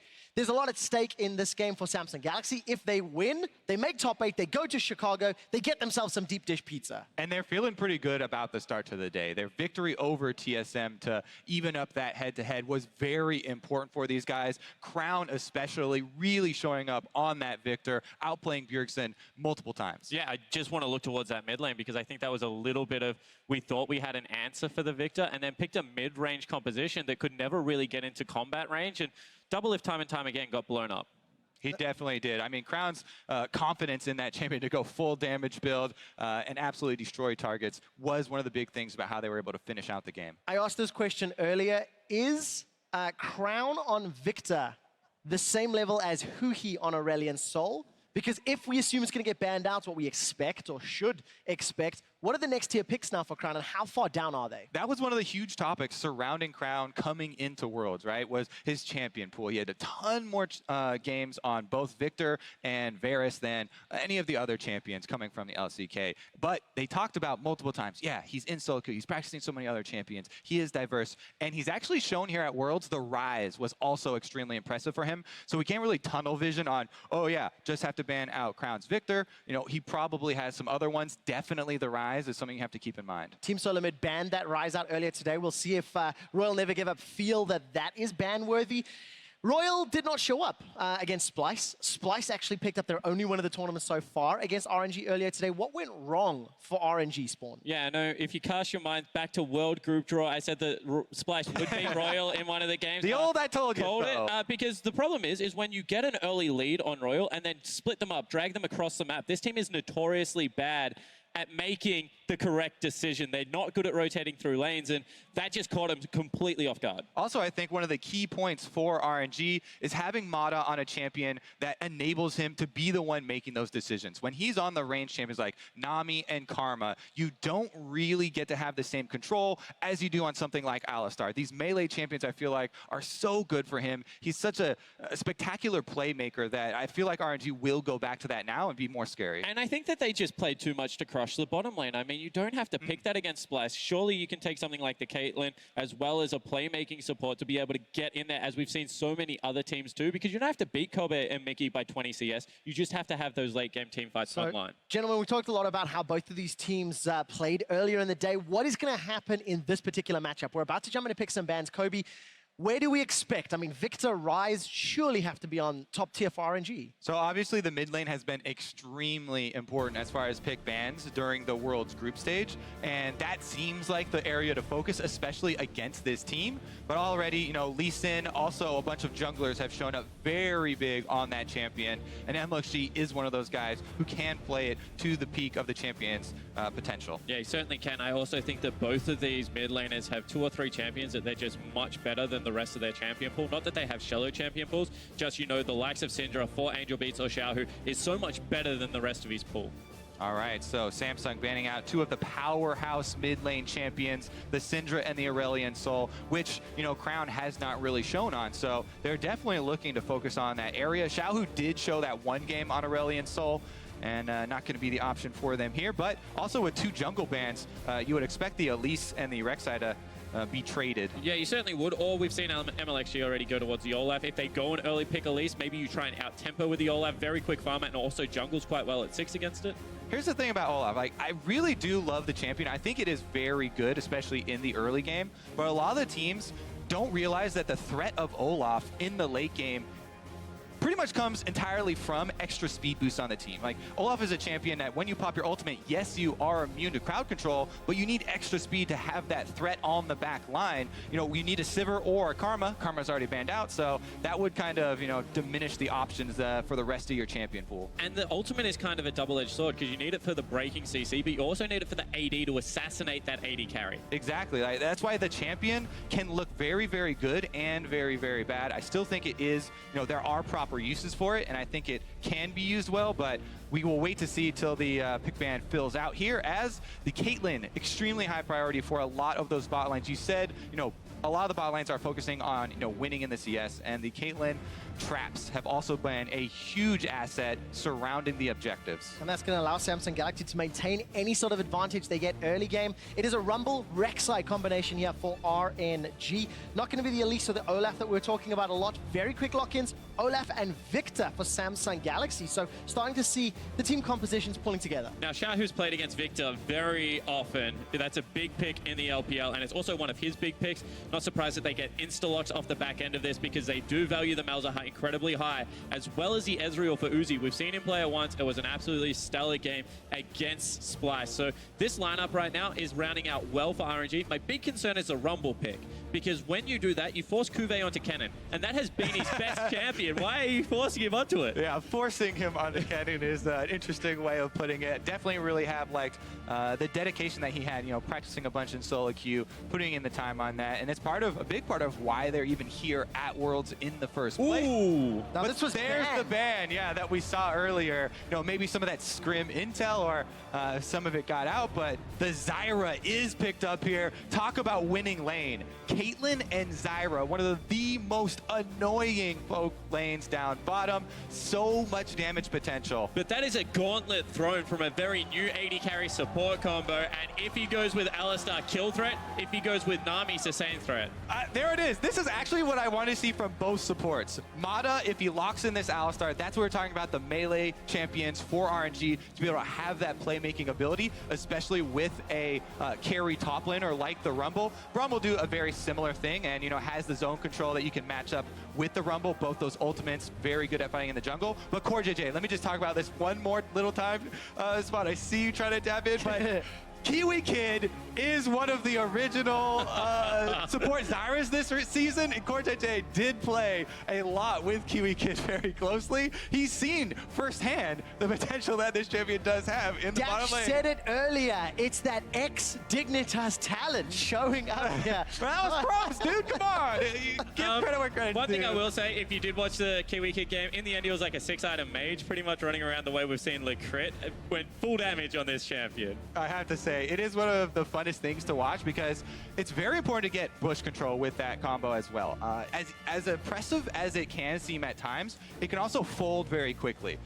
If MLXG gets down there very quickly, they're pushing up, they don't have, you know, all the spots warded, which is extremely difficult versus Rek'Sai, especially early on in the game, and being on that blue side. So I'm very, very excited for that match. I think it is going to be the volatile lane, but you have to hit on Marta's Braum, because Mako had an interview where he was like, Marta can't play Braum in the lane. And everyone was like, why? And he was like, it's simple. He just can't hit the Q. I don't know what it is. He's great on all other skill shot champions, but the Braum Q just evades him. And I think that the only way you win this lane is hitting multiple Qs on Braums, multiple poke on Ezreal, and then getting the Rek'Sai down. Winning the lane versus Caitlyn Zyra, those are very strong words. The only way. Exactly, because it's a risk. If you win the lane versus Caitlyn Zyra, it comes from Rek'Sai coming down and Braum going in with the Q flashes and hitting them. If he misses those, they die. And trust me, Marta and Uzi do not play to go equal in lane.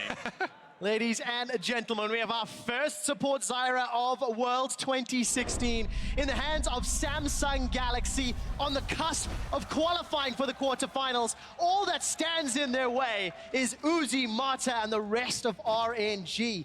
But they've got very strong lanes here that could work out in their favor. We've heard time and time again, RNG do not play well from behind. They do not play well when they're under pressure, and there's a lot of champions to apply pressure. I think that is a very good point to bring up, because week one, we were talking about RNG and we were like, oh my goodness, the way they beat TSM, they were so much more controlled. They actually, you know, backed off of losing scenarios, but today they have been very headstrong. and a little bit too risky. See if Samsung can actually punish them for that, though. The risk out of RNG's play is that they don't gracefully lose. They don't sit there and allow you to accumulate a gold lead. They're going to fight you. They build themselves back into game through very, very risky team fights, and that went the opposite way in Game 1 versus Splice. See if they go out in a blaze of glory, or if they even it up and make the top half of this group, or actually just the entire group. Look, if RNG win, Catch it on remains fire. a 3-horse race. There are so many possibilities, but it still boils down to the remaining games and whether or not Splice will play spoiler. Samsung Galaxy want to avoid that. They just want to lock in that spot, guarantee at least a top 8 seeds. All right, so as we've been, really concentrated on the group and all the implications here as the day winds down, we did have some early vision also placed here. This is incredibly important for RNG because you expect the Olaf for the quickest clear to start on the blue for the extra amount and cooldown reduction, but he does have options. You don't have to start there. So they've confirmed this is topside blue start here from Ambition, and we were talking about MFG and the possibilities of his early influence. That's where a lot of people fell in love with this jungler, right? Where the days of his red starts into level 2 ganks and the very creative paths. So looking to see something special from him. Well, a lot of poke already going down. Mata and Uzi on the back foot at early level, as to be expected in terms of this matchup, but Mata and Uzi moving forward. It certainly is, but how patient can this duo be? Because you can see already they're walking back up and they get some return poke themselves. Braum is such a volatile lane, especially with that exhaust. If you jump onto a melee creep as the support walks up, you can get the exhaust down and get a lot of damage on. Right, there are a lot of tricks with Braum to try and make sure you land those Qs. The bush control, jumping to the creeps for Taxi, Q flashing, making sure you get that auto in there. And they're going to have to bide their time, until they have that extra kill support, because side lane bush control is not going to be there in the early game. And there's always the chance that the enemy jungler, if you haven't seen them, are waiting. Look at the mid lane. Enemy jungler from Samsung Galaxy. This is MLXG waiting in the mid lane. Crown decides not to overextend. Here comes MLXG. Flash is available. Will they trade it? Xiaohu's going out. Malefic Visions is tagging for the damage.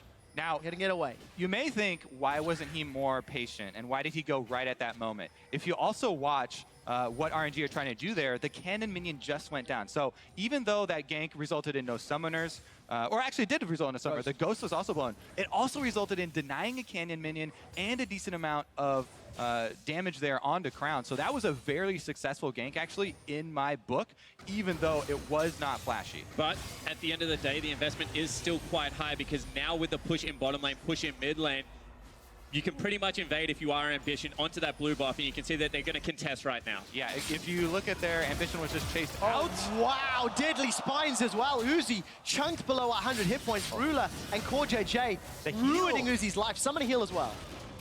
All right, there we go. We return to the invade here that Ambition had underway, does come away with it, has the level lead over MLXG as well, and they've got side on him as well. He's being hunted at the moment. But that's all off the back end of Mata going to try and help MLXG. I mean, it leaves Uzi alone behind the turret. They're good enough to punish. Now Ambition has complete control over the bottom side. MLXG's trying to push out mid, and that means bottom's wide open to a game. Well, going to be a lot of pressure on RNG if MLXG makes his way down. Wave is being pushed into Crown, and Ambition still in the enemy jungle.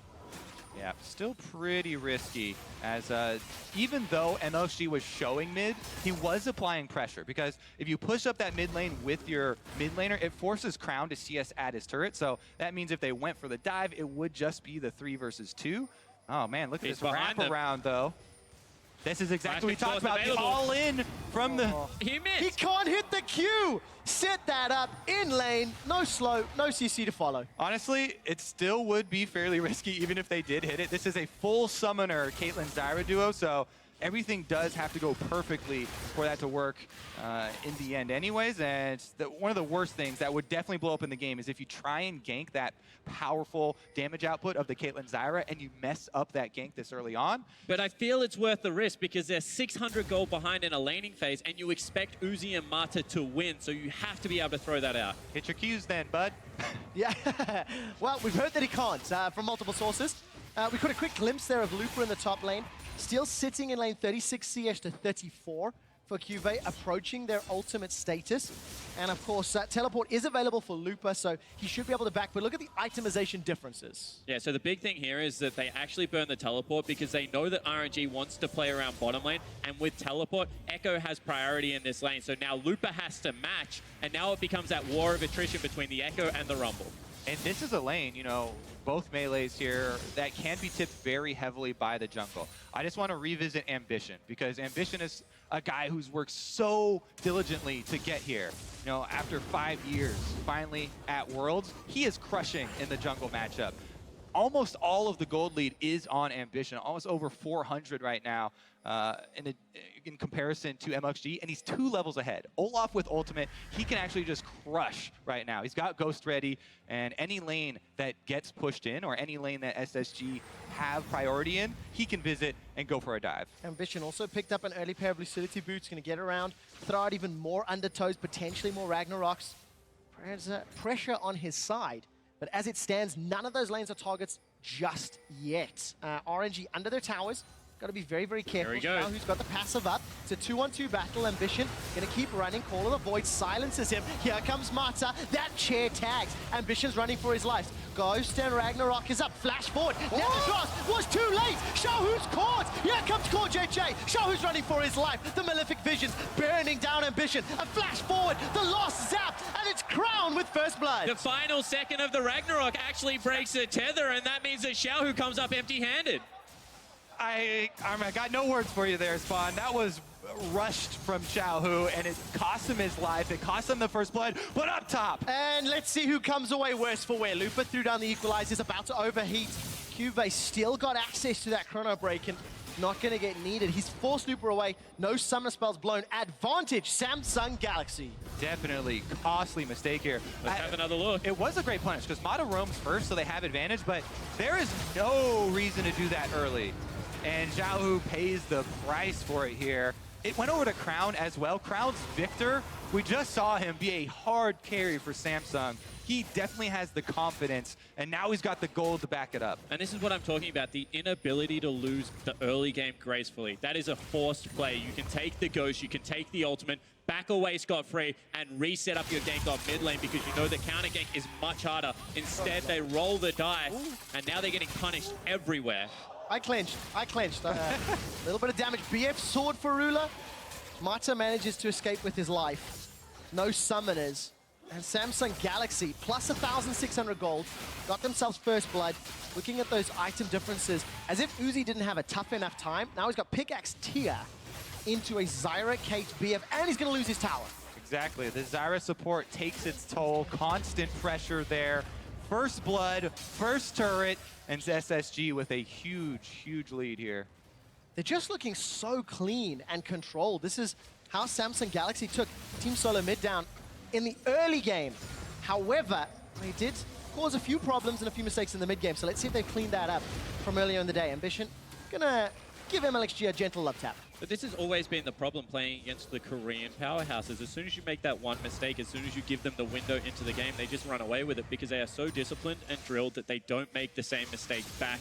We'll see whether Samsung Galaxy is one of that top tier because right now they are looking at it today, but mistakes have still been in their gameplay. And those mistakes are what RNG are going to be looking to punish. We're approaching 10 minutes. We've not really seen Looper get involved. He's down in CS. Teleport will be available very, very soon, as is that equalizer. And he's been under quite a lot of pressure from QV, because every time we have caught glimpses, it's QV pushing the wave in, and you can see QV on your screen roaming towards the mid lane. Should run into MLXG shortly. It's going to be interesting to see whether they can play around Looper, because honestly, all tournament long, Looper's kind of been on an island, and it's weird seeing him on Teamfighters on an island because it doesn't really do all that much for them.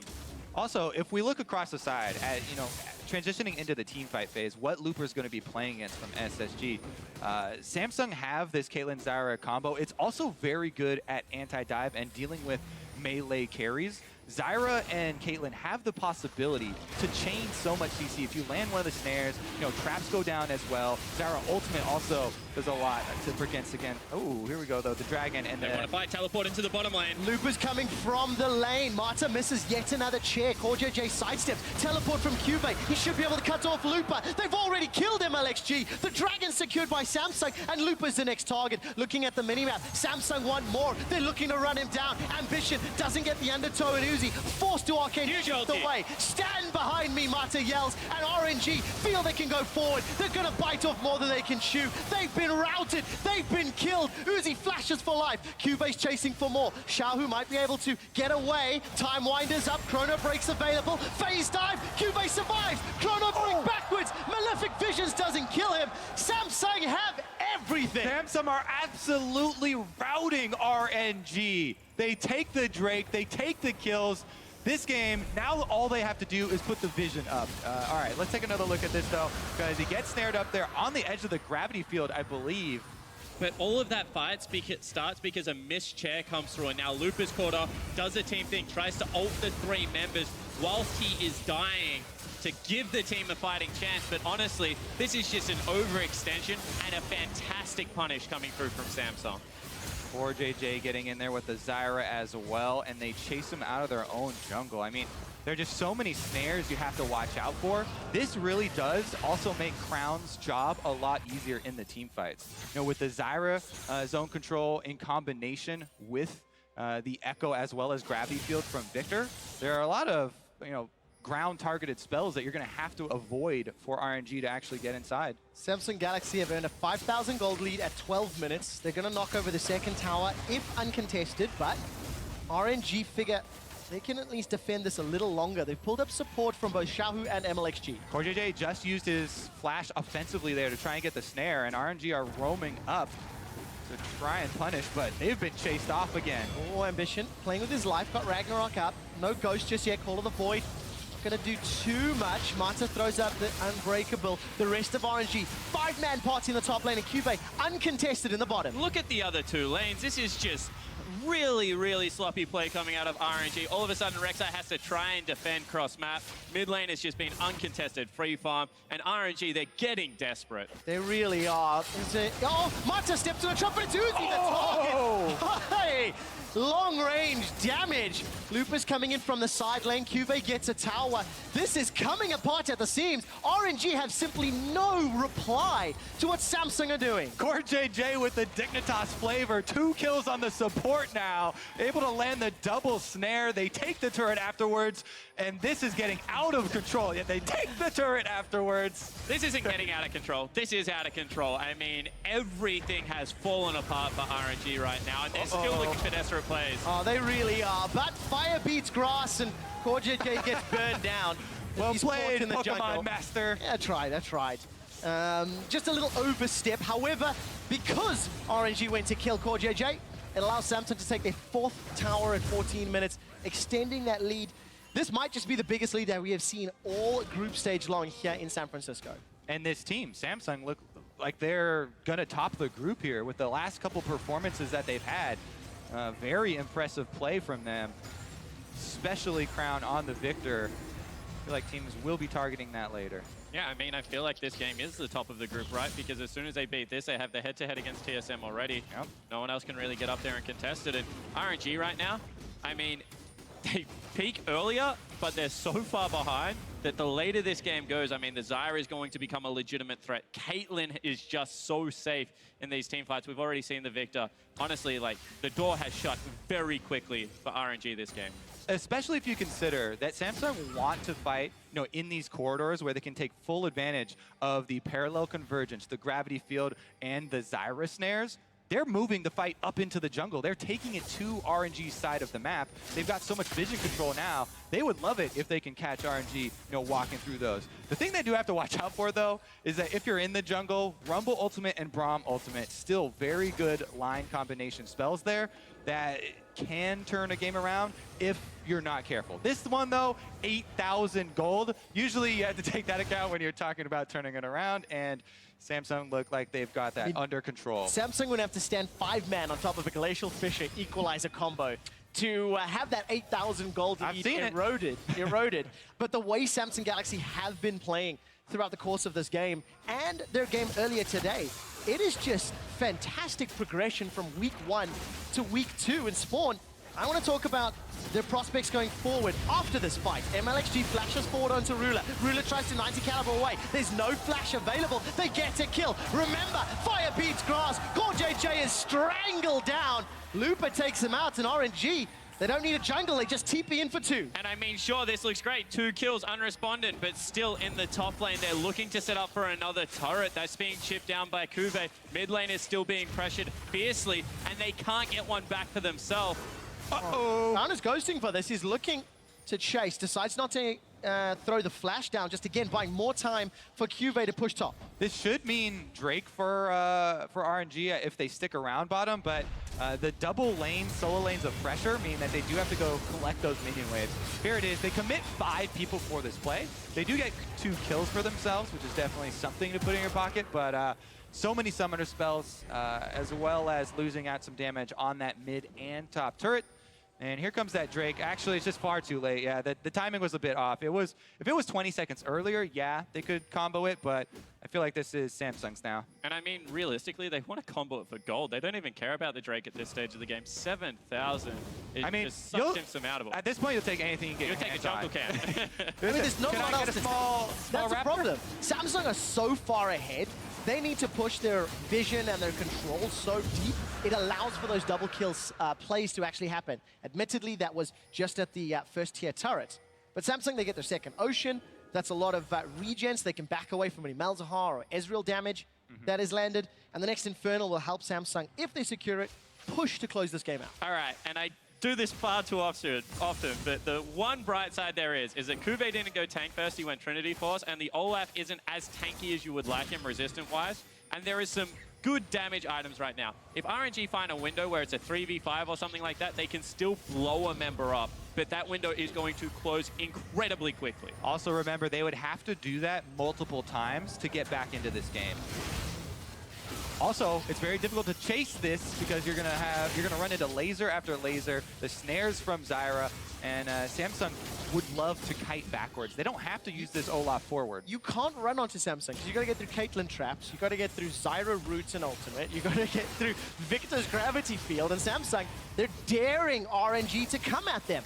Just keeping the chip away at this inner turret, looking at MLXG, no flash available, looking to tunnel under a Galaxy member. Ruler flashes away, still gets knocked up. Equalizer's not great, Stranglethorns blocks off any further engage. Royal are running for their lives. Ambition takes a lot of damage, but look at Xiaohu, he's being chunked down. Chaos Storm takes him out. Ace in the old fired, so that's a cooldown blown. Look at the damage onto Uzi with that last tick. Samsung get 2, phase dive the tower, they'll get the tower as well. And as Rusty says, this team loves to roll the dice, but it just is not coming up their number today because Samsung, too good, kite back, disengage the fight, and then re-engage at the perfect moment, taking down multiple members and getting the objective. It's so difficult for RNG because they can't split push, they can't team fight, they have to hope for an error from Samsung, and they're not giving it to them. You can see constantly Caitlyn traps all around the perimeter here. Great disengage there. That was an example of CoreJJ with the Zyra ultimate.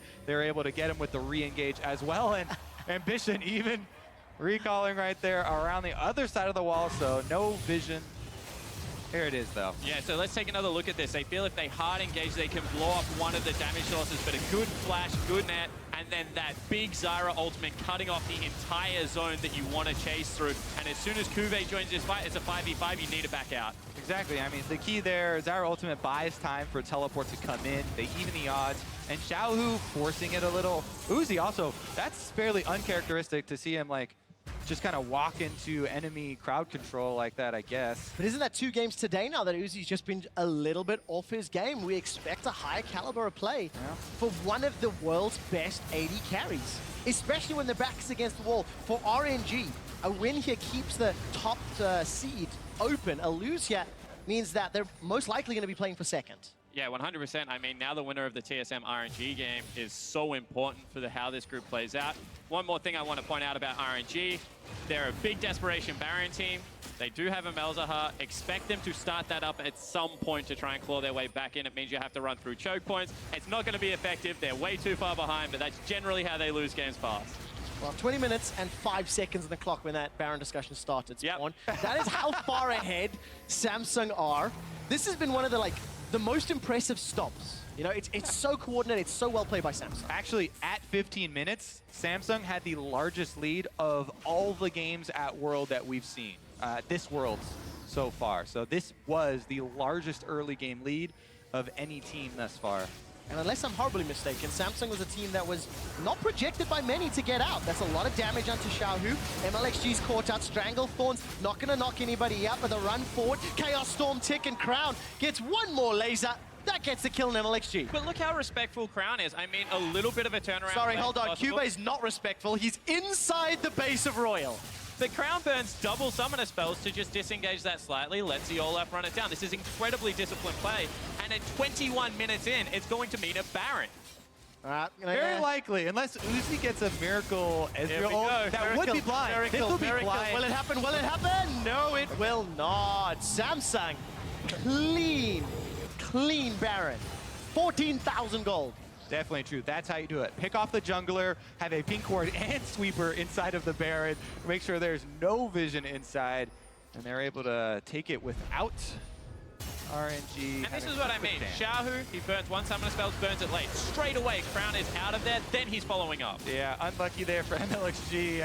Rock walks into the ultimate that was already sitting there from Crown, and that is going to be the quickest Baron of Worlds 2016. So the quickest everything. The largest 15-minute gold lead. The earliest Baron at 21 minutes, 15 seconds. Now we need to see if they can close the game out as efficiently and quickly, because they have Baron, they have the tool. They even have the option to go under tower, thanks to the amount of disengage they have, though obviously it increases the risk factor against a Malzahar Rumble combination. And the tank items have come in now. I mean, double Spirit Visage. Now you're sitting on Giant's Belt as well for the Olaf. He can run underneath that turret with the ulti. There's no way you can really keep him out.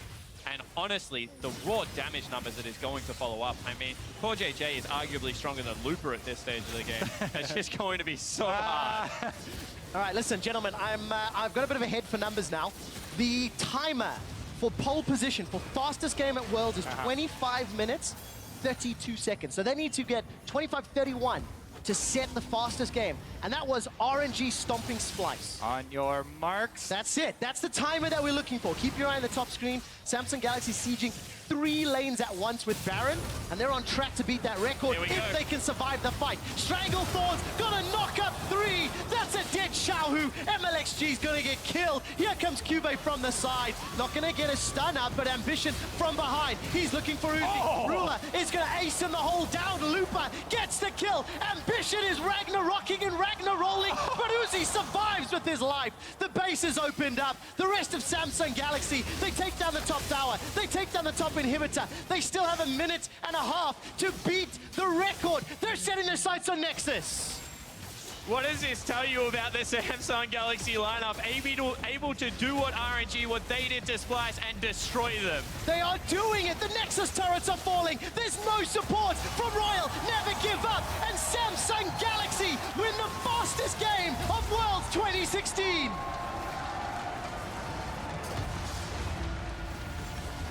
Not only the fastest, but the most impressive win all around from Worlds so far this year. A complete shellacking. I mean, they destroyed them this game.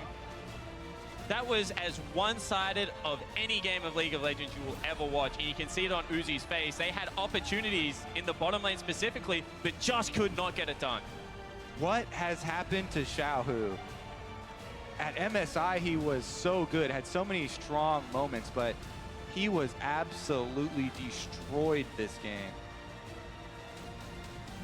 Give Samsung Galaxy their best champions. Allow them to play. I mean, that Zyra was a surprise. TSM knew about it. TSM had it prepped, got rid of that from the play.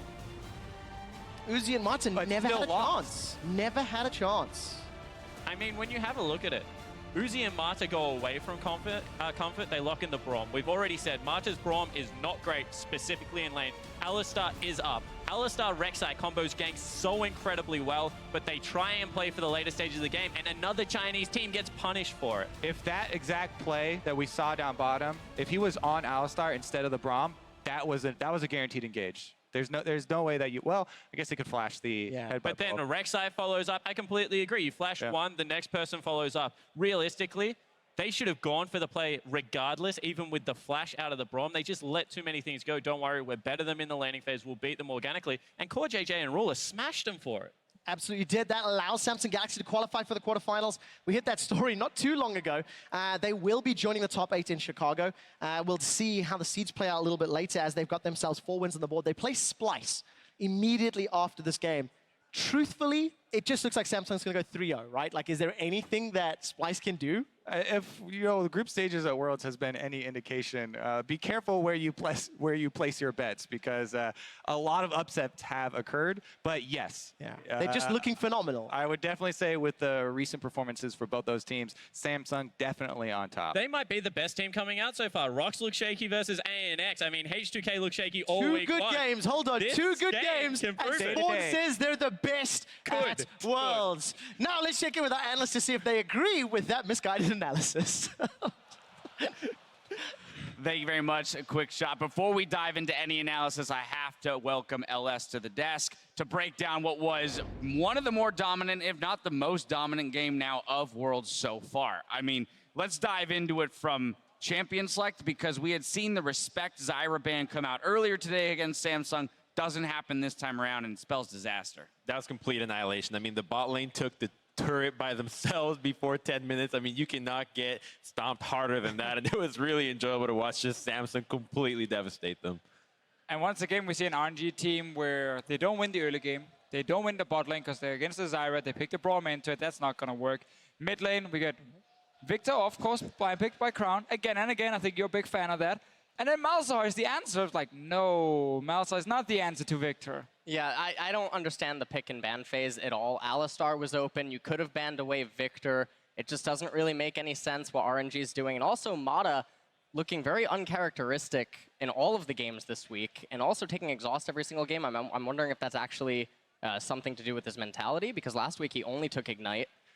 In the bot lane this week has looked very shaky, so when they collide with TSM later on, I'm actually really worried for them. Yeah, and I'm overall just really concerned and kind of sad to see the overall LPL trend when we look at the pick and ban phase. I think they're not flexible at all. Like, a lot of them is like, oh, okay, we need something like Poppy top lane. We just got to like have a top laner who might go down a few CS, but then he can try and teamfight later. We're never going to play around him. We're just going to put him up there, and that's it. Okay, we need to try and get a strong bot lane. Whenever in pick and ban phases, they don't get strong bot lanes. Both EDG, IMA, and RNG, they look so lackluster. It's absolutely insane when they start losing early on, how far they fall behind and how little they can do to get back into the games. So it's just lack of flexibility in the pick and ban phase, but also in-game. Because very few players have like a great game and a bad game, a great game and a bad game. Often it's like the same players having multiple bad games, like Xiaohu has had this tournament. Yeah, I mean, we already talked about how the game was going poorly for RNG prior to 10 minutes, but I do want to take a look at the Dragon fight that happened at that 10-minute mark, because it basically sealed the deal here. 3 kills going over to Samsung Galaxy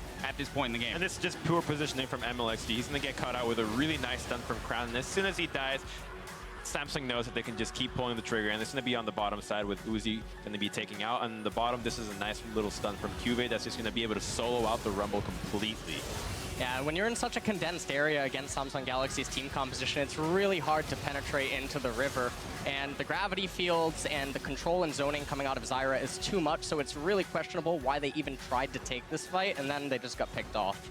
I mean, a little bit of a fun stat for you guys here on the back end of this, hitting that 15-minute mark. The previous biggest lead in the tournament was 6.9K. That was TSM leading against Samsung Galaxy. Now, Samsung Galaxy at 15 minutes, 7.5K. So they now hold the largest lead and largest deficit in the group stages of Worlds. But this was just destruction. 23-53, that's not enough time to even decide if you want to surrender. They just got run over, and I really enjoyed watching Samsung just play the entire map. 3 lanes at once, just push everywhere because you know you're strong enough to do it, and Cuvée was able to just take out turrets by himself nonstop. He was inside the base at times, just doing whatever he wants, while the other side of the map is just winning in.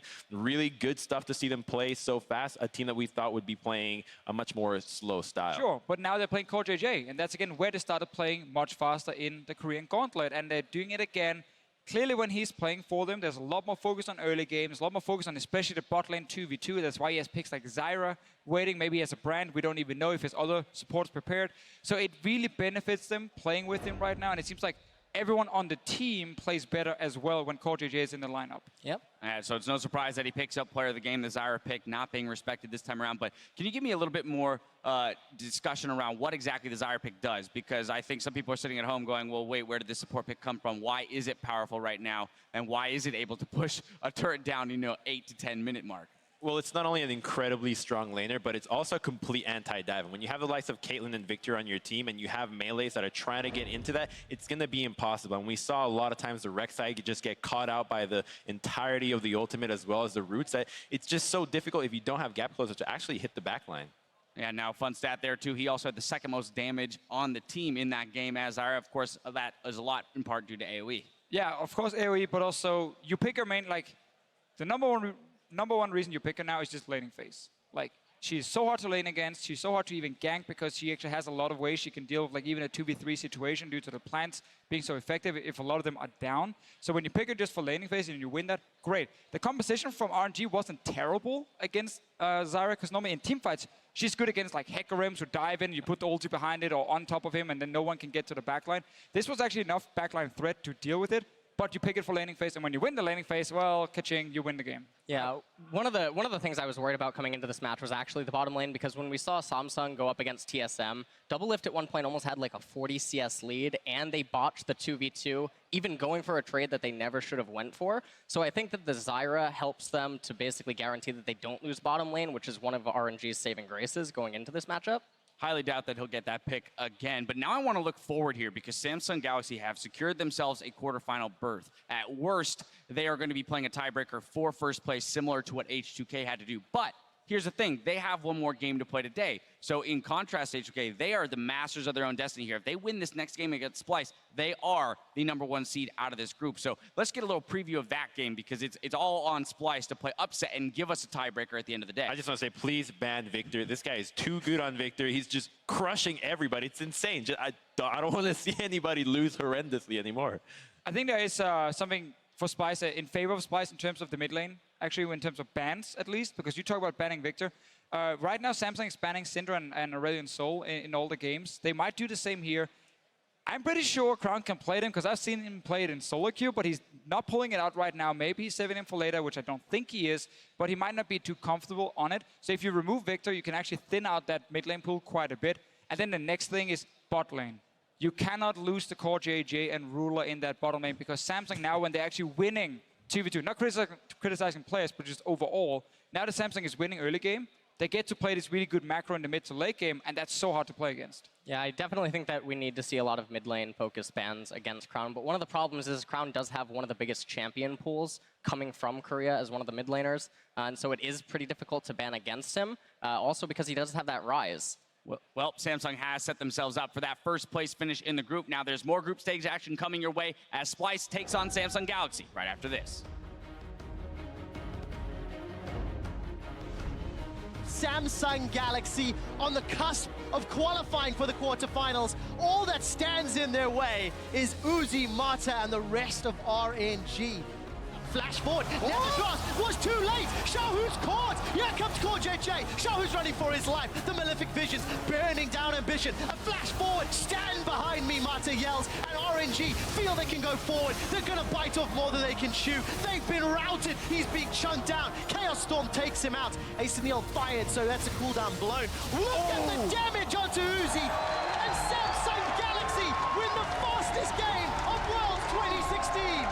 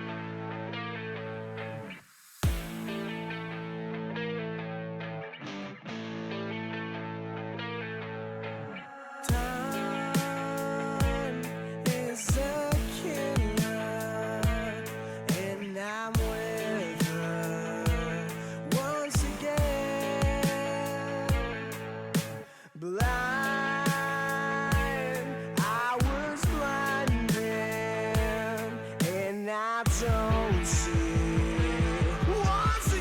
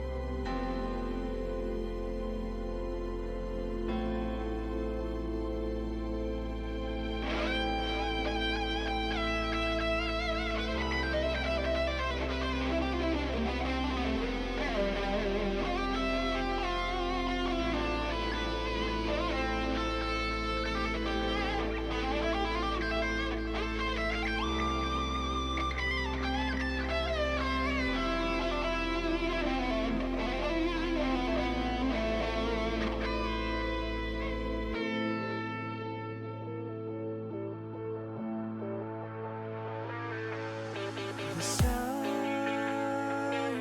was in front of me the whole time. I couldn't see.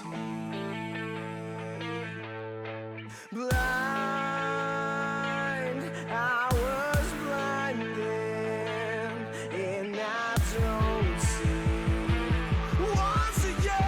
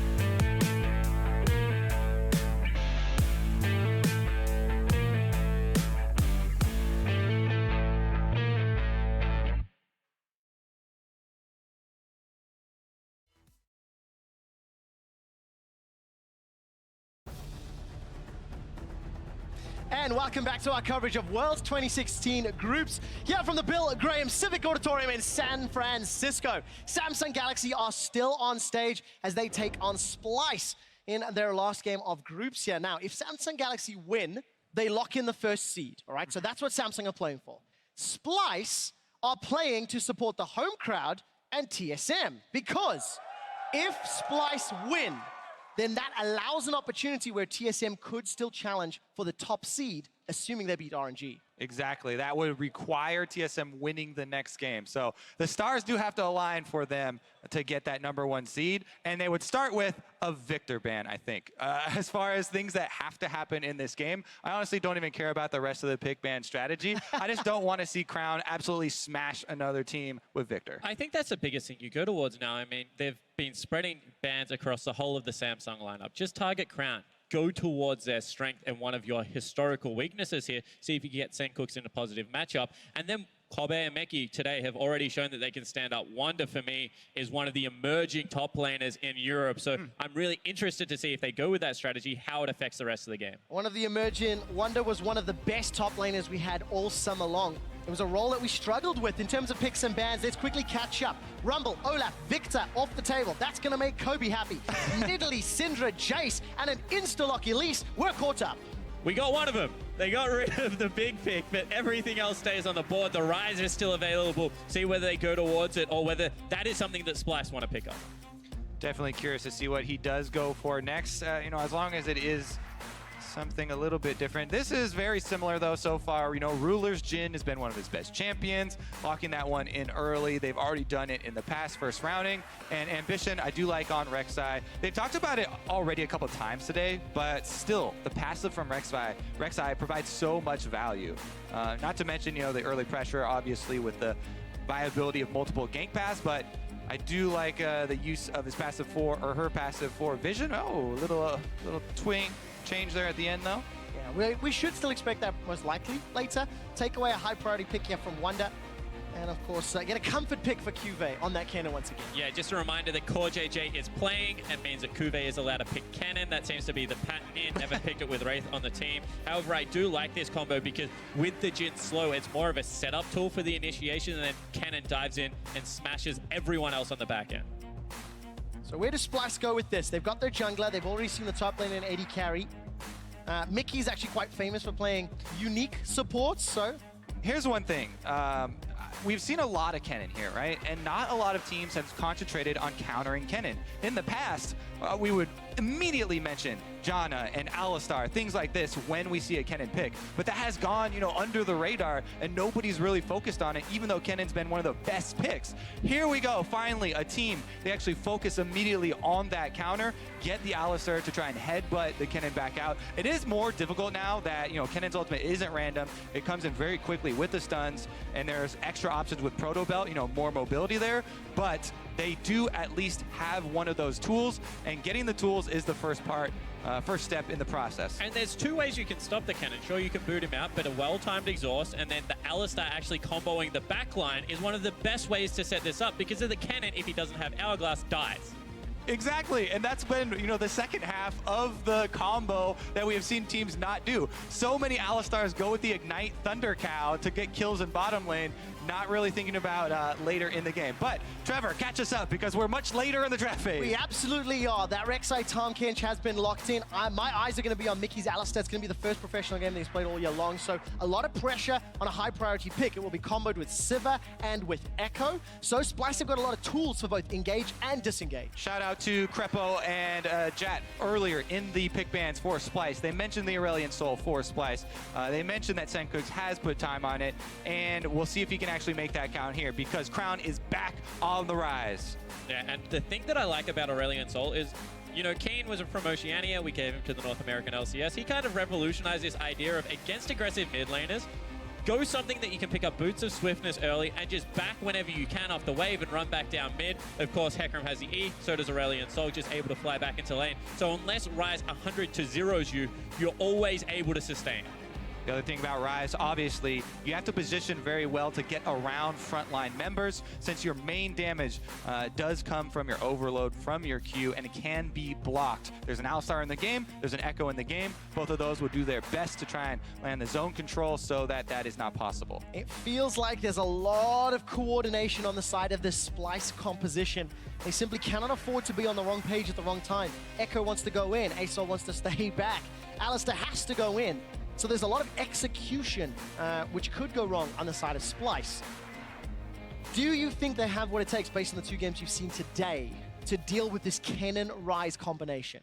I'm a big fan of Splice, honestly. I watched a lot of their games. I think that when they play at their best, they do have very good teamwork and coordination. I thought that if anything, their laning phase was going to fall down, and they have stepped that up. On their best day, they can beat them. However, Samsung's playing so well. I was going to say, this is coming from the guy who just said Samsung best team in the whole tournament after 2 games. Well, guys, we're going to be on the lookout for some of your favorite moments and memories from Worlds 2016. When you see that hype play, shout it out on Twitter with the hashtag #WorldsBigPlays. We saw what Smeb could do with Kennen. We'll see if Cuvée can pull the same magic, or maybe it's going to be Senkooks, Cobby, and Mickey playing spoiler here for Europe and picking up their second win. I also want to mention in the bottom lane here, Core JJ with another very good pick. This guy, the Tahm Kench into Alistar, is great for lane. Plus Core JJ, some of his best performances were on the Tahm Kench, making use of the ultimate. Watch out for those mid-game plays, and in combination with Ryze, there are just so many options for Samsung to actually catch Splice by surprise in the mid game. Yeah, it really helps that 1-3-1 split push if you want to go towards it, or a 1-1-3. One thing I do want to point out one more time, I'm going to speak about Splice's discipline. Double exhaust. Ryze in a team fight, Kennen in a team fight. You need one for each, and they pick it up. Very, very, very smart. As we've seen, we mentioned a lot of teams forego that option. Exhaust overall just brings so much power to your team fight. And it's actually interesting that both of these teams have so much mobility that this is going to be a very interesting game as we see the Warden game start to unfold. The slap. Take a look at that. Ambition busts a move, throws down the taunt as well. One more win. Samsung Galaxy will top the group. They will guarantee a #1 seed. And we'll find out who they face off against tomorrow in the World's Group Draw. But they need to win here to ensure they get that highest placement in the preferential draw when it comes to the next. Ruler. You should be flashed on here. Do it, do it, do it. Go for it, Mickey. He should be it's flashed on here. Exhaust, there's the pulverize. Flash and heal available. 150, exhaust is available. Copy's going to get licked. CoreJJ's trying to run him down. 110. Summoner heals traded back and forth. Exhaust as well. Flash away. CoreJJ was looking for the stun. The Tom Kench is really paying dividends. And the Catfish wants to eat more. Gets a stun into Mickey. Pulverize comes down. The fight's now starting to wrap up. And it's Ruler and CoreJJ that look like they got the advantage. The reason you generally flash early is because if you can get the panic flash out of Ruler, you just trade support flash for AD carry flash. Don't ever fight Tom Kench level 1 because his stupid passive does so much damage at this stage. And you can see that he bullies out both summoner spells from Kobe. Biggest takeaway from this, actually, to me, is giant siren sounding for the junglers. Oh! Big mistake there. Mickey pulverizes the ground. Remember, first-time professional Alistar. He can't afford to make those mistakes as the game plays out. At least get into the bottom lane. You're needed. Jungler alert. They're trading heavily down bottom, and they both have melee supports over there. All right, let's return over here to the top side, though, because Wonder's getting zoned out. QV. They actually pinged River for the ward, but it hasn't gone down yet, and Elise is in position. Flash available on Alistar, but not on Sivir. Can he find the pulverize? Cocoon was fired early. So let's talk about what happened there, because that is the bottom lane. I don't think he'll get a chance. Gonna lightning rush forward. Wonder's in trouble. Needs a few more tags before he gets done. Flash, but Wonder stays alive for yet another time today. Yeah, I don't know. It didn't quite get there with the charge to grab the stun. But anyways, we were going to say down bottom, great respect from the Samsung. Sorry, I don't think it's your turn. Bobby takes a big hit. Boomerang comes out. All right, I'll sit down. Take over, Spawn. All right, let's try this one more time. Huge push now coming into the bottom lane, and Rek'Sai set up vision control through the Scuttle Crab and the 3 wards around the bottom side of the map. Oh, no. This should be a dive. Oh no, Copy's coming back. Why are you coming? Ruler flashes forward. The pulverize comes out. Ruler is taken down. Mickey loses his life in reply. CoreJJ, that's not the flavor of the day. Clutch play out of Mickey, but a misclick out of CoreJJ there. They were both dying regardless, but one does live. Oh, I've seen Catfish eat spiders before. Ambition, not gonna look for more though, and luckily, Trashy can repel to minions. Take us through this one, Kobe. What happened here? Do I have time now? All right, well, that was a flash auto crit from Ruler, and then CoreJJ going for the save. It was almost the perfect play. If he can get that Devour, then that is the cleanest bottom lane assassination. Doesn't quite come out there as he grabbed the minion. But top lane, QV still doing work. Quite aggressive. Yeah, Wonder face dive forward, but QV's not going to step into the stunt, so parallel convergence whiffs, and Wonder's still in trouble. Look at that wave. Exactly. This is so bad for him, but Mickey's coming up here to try and even it. At least show his face, maybe? Well, what you want to do is at least break the freeze here. They need extra pressure because QV could just completely starve Wonder out of the entire game if not for this extra presence. And merely the roam up there from Alistar and taking out the ward allows Wonder to move up and try and take this, but QV is even going in again. Oh, Wonder is just having such a hard time trying to shove that wave in. Copy's about a face check here. CoreJJ gets a tongue lash. Gobbles him up shortly. Devour should be available, but not going to be able to catch him. I think he canceled 2 autos there, it looked like. And Spawn, Samsung Galaxy have got a 1,300 gold lead. Your favorite team, Worlds, is in a great spot here. Yeah, still looking very good, and they're playing respectful, although now CoreJJ caught.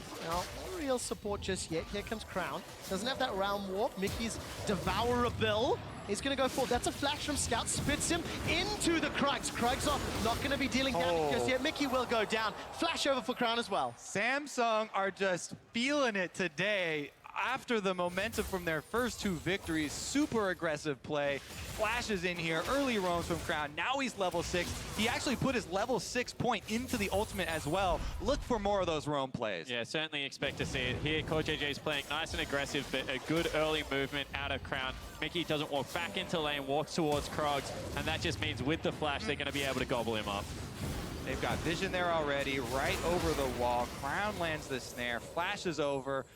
They also got the exhaust out there for there's not even an extra summoner spell now, and Samsung with a huge lead in this game. And Samsung are just playing really intelligent today. I mean, they see all the pressure towards the top lane. They say, we're going to make the play on the bottom side of the map. So this is just good, clean League of Legends. Cocoon, cocoon, cocoon! Crown is in trouble. Voice of Light comes down. Crown's going to survive a few seconds longer. The Celestial Expansion comes down. It's interrupted. Now Trashy's running for his life. CoreJJ's hungry. Parallel convergences. Wonder comes forward. Time Winder will slow down Ambition. But Splice do not get the kill. They cannot buy a play right now. I mean, that's a face check into double CC, and he's just able to escape. That's the benefit of having a Catalyst mid laner, much tankier than you expect. Credit to Samsung, or to Splice there for looking for the opening, though. You know, there are very few areas on the map where they can try and create a play. This is one of the few. I mean, they've got a pink ward, and then Senkux hides up in the Fog of War in their own jungle, so it was a good setup. They're just not able to finish. That star was about to hit. Ambition, jeez. Not by the hair on my chinny chin chin. Crown escapes with his life. Great setup, and yes, Crown really just saved by Ambition being very close there and landing that flash knock up. Kobe, can I slow the tempo down just a touch? Go for it, I mean. Game that's you can try. 8 minutes, 2,000 gold lead for Samsung. Yep, typical. There's going to be a fight here. I can feel it. Mickey's caught out. Level 3, by the way. Headbutts away. Curtain calls being fired. Kobe blocks at least one. CoreJJ spits out a minion. And Mickey's able to survive without blowing flash. But look at the CS differences. Tower's under pressure as well. Samsung Galaxy may even get first tower blood. There's simply no defense here from Splice. And Crown one more time just ducks into the Fog of War, has the Rise ulti, so they have to back so far away. Not to mention, Samsung have already made so many visits into the red quadrant of Splice's jungle that they've got the vision there already, and you have to respect that. In the bottom lane that's getting pushed in, dives are always an option. You can see Ambition just went in, he took the Wraith camp away and could have gone bottom. Now he is down bottom, probably going to take the Krugs as well, and Trashy's also paying the price for this bottom lane pressure. Looks like his only answer right now is to try and move into Samsung territory and try and make something happen mid, but it's just not going to happen. No, it's not. Ambition's going to be able to steal away that Krag, and luckily for Trashy, he can move in very quickly. He's got Moby boots again.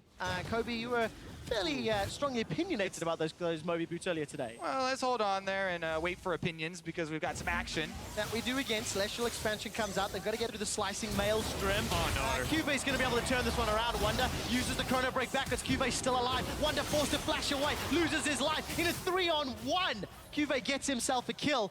CoreJJ's coming up from the river, but he doesn't have a lot of support just yet. He has no support. He's a level 4. Trashy, a level 4 jungler, is playing so aggressive. Trashy has simply no idea, and Trashy and Senkux are running for their lives. That's what I mean by him. Look at him. They finally realize he's by himself. They're like, wait a second.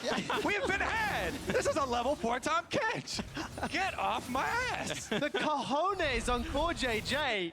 This should play so far forward. But when you're behind, you have to take the risky plays, but Kuve just outplays him. The flashback in outside of the stun range absolutely smashes Splice here.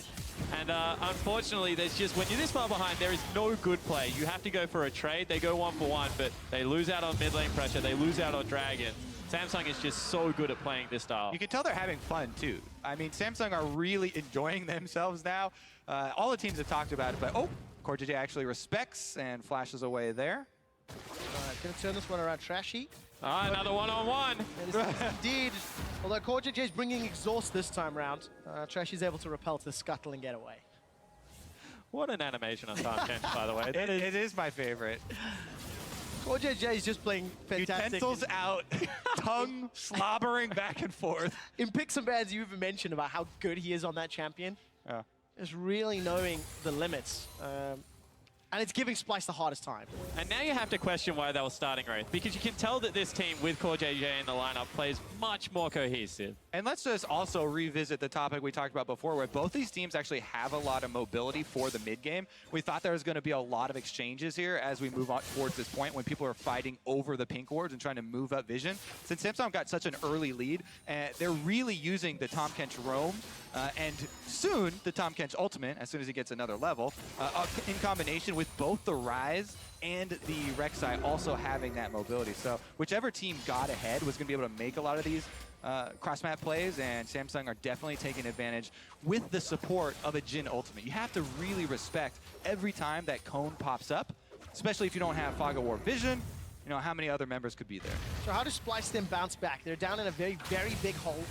It is still fairly early in the game, and they've got strong wave clear from actually all of their solo lanes, or carries rather.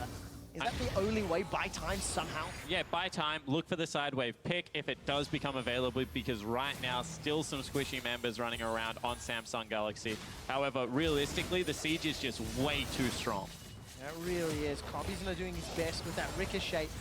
The rest of the team's coming up from behind. Mickey, once again, so much damage, no unbreakable. He decides to go aggressive and pays the price. Ruler was devoured by Core JJ and set up in a safe spot. Curtain Call goes wide.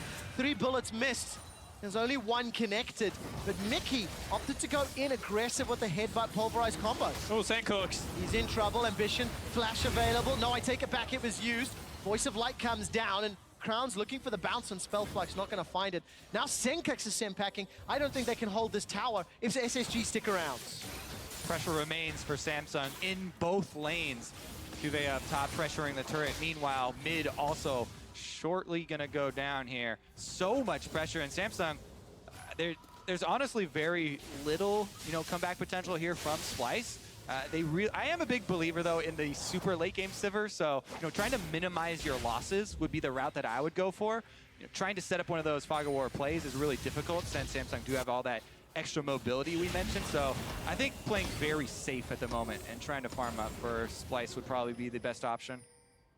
The thing that is impressing me so much about Samsung is, they lose out in playoffs in the LCK so hard. They go away, they change their champion pool, they change their support, and they are a team that prides themselves on preparation. Heading into this week 2 of Worlds, they look night and day right now from where we saw them last week. And that is just so impressive. 2 days in a row, we've seen a team come away from week 1 to week 2 and looking significantly better. Yesterday was H2K. That silenced many, many critics. Today, Samsung Galaxy, they've put up a showing that surely people have to start questioning. Maybe they deserve to be here. We'll answer that question a little bit later as Ruler, it looks like he's going to get jumped on. Here comes Wonder. He phase dives onto Core JJ. Core JJ, no flash available. He's going to get cocooned down. This is a kill for Splice. Well played. Wonder bites off a little more than he can chew. Chrono breaks backwards, and here comes Ambition, looking for more. Ambition's not going to get tagged by the Celestial Expansion, but Mickey does. Curtain Call won't kill anyone, but Senkux forced to flash away on the wrong side of the engage. Stuns up Crown on the way out, and it's a 1-for-1 trade. They did get a kill there for Splice, but they've lost so much momentum here, so much control of the map. That's kind of why I was hoping for the super defensive play, but 1-for-1 is not bad. Trading, anytime you can try and trade evenly at this point is completely fine for Splice, and as long as they don't lose the turret afterwards, that was actually decent. Trashy also lands the smite, so they don't lose the red buff there, so not too shabby. And one more time, this is a well-drilled team. They don't go onto the AD carry, they go onto the Tahm Kench because they know that the save is going to be there. However, they will lose out in the long run. Yeah, that's what I was worried about for them. Does go down, so in the end, Samsung do punish them pretty heavily. Wonder does so much Trumble. Slicing Maelstrom, C-Drive Resonance allows Wonder to run away. Core JJ delivers Ambition, but not going to be needed. It's the problem when you try and make one of those comeback plays against a team that does have so much vision, both on your side of the map and their own. It makes the counterplay very easy for Samsung because they have so much information to work with. Here we go with the kite back, though. So this is the right target. However, look how long the Tahm Kench takes to die, and that allows the rotation to come through from the mid laner as well as the top lane. They fly in here off the back of the curtain call, as we said, initiation, but fight. Now remember, Slicing Maelstrom was used just a few seconds ago. Mickey's the sacrificial cow in the mid lane. He's already taken down. Ambition's taken a lot of damage. Trashy forced to run away. Won't be able to get the kill. The burn on Ambition won't kill him. And Trashy's rooted. He manages to repel up. Senkax can't connect with the Star Surge and is unable to find a kill. Now Samsung are running away. Wonder's got Chrono Break available. Cobby's run out of mana. A Devour from CoreJJ actually gets the stun from the parallel convergence. 1, 2 is dodged. 3 flies, and 4th kills Wonder! That's a killing spree for Ruler. Samsung Galaxy 10 kills to 3. 9,000 gold in the lead. Hell, they set a new record at 23.53. They might look to break it. We're also now seeing one of the problems with Aurelion Sol if you don't get the early lead. The build is so defensive. Right there was the one-on-one where Senkux also had to use Exhaust and didn't get much damage at all on Cuvée. He can't put out any threat at all here. He's just so far behind. You also have to be really good at this champion because the spacing is incredibly important. Look at Cuvée. He steps forward here. Mister. Absolutely no damage going out just because of Senkuk's spacing. And that allows for the rest of the Samsung team to follow up, clean up the back end of this team fight. And, you know, Ruler's ultimates haven't been very on point, but when there's a 2-second snare, makes it a hell of a lot easier. Also, his last shot crits have been great, finding their mark, and that's allowing him to cash in. That is always so important. That's why I really like double mage comps with Jhin, since Jhin likes to build so much flat armor penetration really early. You can definitely punish people for those builds. Cuvé's going again. He is indeed. Maelstrom will be up shortly. And Cuvé's got flash. There we go. Flash forward. Maelstrom just makes it look way too easy. 136 to 110, 3-1-1. And now Trashy's the target. A Realm Warp from Crown. Just a bait's not going to actually follow it through. Senkax on the side gets a stun onto Ruler. But Trashy is squashed between Samsung Galaxy's boots. And that means Samsung extend their lead even further. And you can see how far behind they are because cross-map, they're losing the one-on-one, they're being outnumbered, and now Kobe's in trouble. Oh, Devour, good knock-up. That's going to come in from Mickey. Kobe's looking for more decent damage onto Ambition. CoreJJ may go down. There's no flash available for him. Teleport coming in for Wonder. He's got his ultimate available as well. Ambition's flashed away defensively, so teleport used to what end? Where does Splice go with their numbers advantage? To answer that, we're going to have to turn on Fog of War and just look how dark the map is for Splice. It's so difficult to analyze a comeback from a team this far behind, especially considering what they're running up against here in the Samsung composition. But Rulers are going to pop the ult just to zone them off turret and keep Splice from getting any objectives. Oh, Senkux is in trouble. It's at least a stun onto Cuvée. Cuvé's going to be exhausted. Doesn't have a Maelstrom available. Splice flag goes up, but it's on the corpse of the mid laner. And Splice now running for their lives. They lose another 14 kills in the hole as we approach 20 minutes. And as you said, it's that Fog of War. They open up. Rise is going to come in again. Well, there we go. Trashy's going to be in trouble. Eats a dancing grenade, but Samsung walk away. So they can't see Rise coming from the flank. They think they have okay information because Trashy was actually on the top side. But, you know, honestly, this far behind, there's nothing you can really do. They tried to play a quick pace game to get themselves back into it, and it ended up costing them more. This is the point where you just cite mistakes, and you're just looking for, you know, unforced errors from the enemy team. Anyways, let's take a look at it, though. They zone them off the turret. This is why so many people are prioritizing Jhin very highly. And there he lands the snare. So Senkux is separated from the rest of the team. And Mickey was thinking about going in to sacrifice himself to save there, but decides against it, lets the dragon go down, still gets chased as Crown does pop the ghost there. So did at least make them burn a summoner for the extra kill. And we've closed in on almost 10,000 gold here for Samsung. And sorry, it was actually Wonder on the top side of the team, which means that the rest of Splash should have been playing towards the Baron side of the map, because when you saw the Rise come out of Fog of War, would have had more time to react, but at the end of the day, now we're just nitpicking tiny mistakes. Realistically, when you're 10,000 gold up at 20 minutes, you can pretty much do what you want. Yeah, I mean, looking at just the item disparities, Void Staff plus a Proto Belt for Cuvée versus the ingredients of Triforce here for Wonder. There's a GLP 800 on Senkuk's A-Sol versus a nearly fully stacked Roa, as well as your Abyssal Scepter. So it's just day and night, you know, between the damage.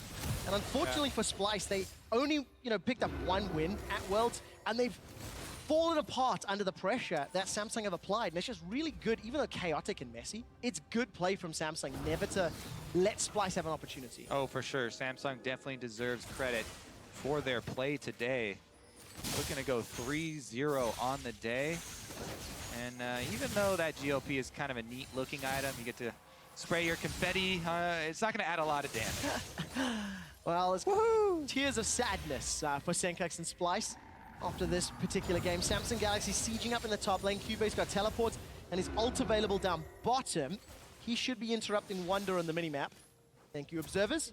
As the rest of Samsung just continues to look for more towers. They've got 4 knocked over already. 2 inner turrets remaining. And it feels like it's just a matter of time. Yeah, it certainly does. And I mean, they have an easy way to win. There's good Baron control coming out of things like Rise. You can't really dive into that pit, as well as the siege that comes out of Jhin. Yeah, honestly, they have so many tools. You can split push to pull the other team apart. You have full vision in the jungle. Remember, this is a 21.5-minute Baron. This is fairly early on the scope of Barons, but they're so far ahead, and they have so much pressure. This would be a miracle steal here for Splyce. Well, not going to be a chance. Star Surge comes out. Senkex is even caught out. Trashy's now coming in from the river. Samsung Galaxy a little bit split up. Pulverize actually not going to hit anything because the TP was cancelled. Senkex looking to do some damage over the wall with that Celestial expansion, but Trashy's already down. Curtain Call, 1-2, misses third hit. That's a double kill for Ruler. Finally finding his targets. While all that's going on, Cube doesn't care. He's taking a tower down bottom.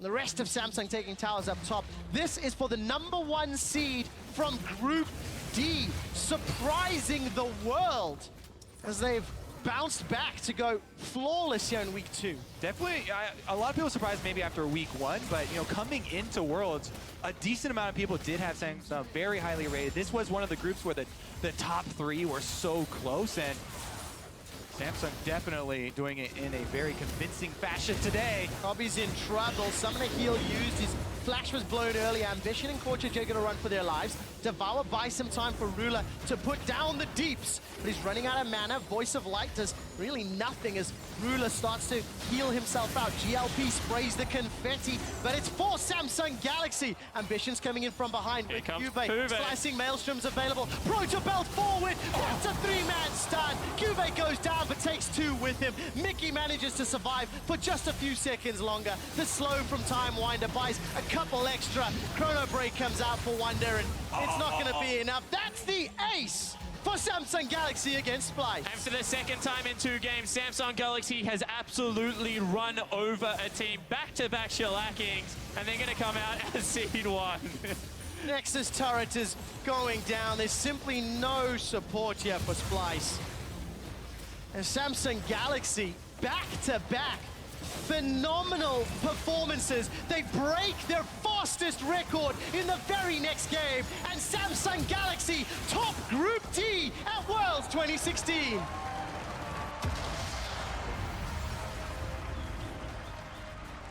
I mean, you just have to stand in awe. This team is playing such clean early game League of Legends, and sure, it looks scrappy as the game progresses, but they're just closing it out at such a rapid pace that you're going to have some trades, but they're always in favor of this Samsung Galaxy lineup. Really crisp play. Definitely agree. Ambition has cleaned up the early game for himself.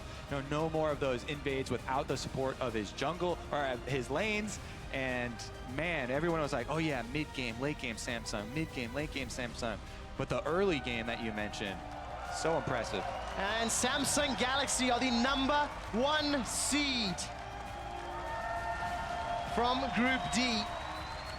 They will be joined by Team Solomid or Royal Never Give Up, who will play next. But what a stark contrast from week 1 to week 2. Great growth, great improvement, and that's what Samsung Galaxy will have to channel again next week in Chicago. Honestly, this team has one of the best stories coming into Worlds with, Core JJ coming back to Korea from North American LCS, Crown going back to Korea from Brazil, and Ambition finally getting to Worlds. Plus, the organization itself, after Samsung wiped the entire team release, they have to rebuild from scratch, and yet they top this group. They're coming back like a powerhouse. You've also skipped a step. They took down KT Rolster in the finals of their regional qualifier. It was a series that I don't think anybody actually predicted to win, So they've got all these other storylines, plus they took down the fan favorites. Now they top the group. And that's 2 of 3 Korean squads advancing to the quarterfinals in the top 8. And it's the way they did it, the way that they're able to pivot on champion pools, play completely different styles. You know, we're talking about poke comps for this team. All of a sudden, you have Kennen running hard, engage with the Rise. This team is just so well drilled at playing multiple styles, and in a best of 5, makes them incredibly scary, especially when they have that time to prepare and scout the team they're playing against. Definitely going to be scary. #1 seed coming out of groups. I'm so excited to see where the groups actually fall. But in order to do that, we still have a lot of League of Legends to play. Yeah, and that makes it scary for all of a sudden you're going to have TESM or RNG and EDG as a 2nd seed coming out of groups.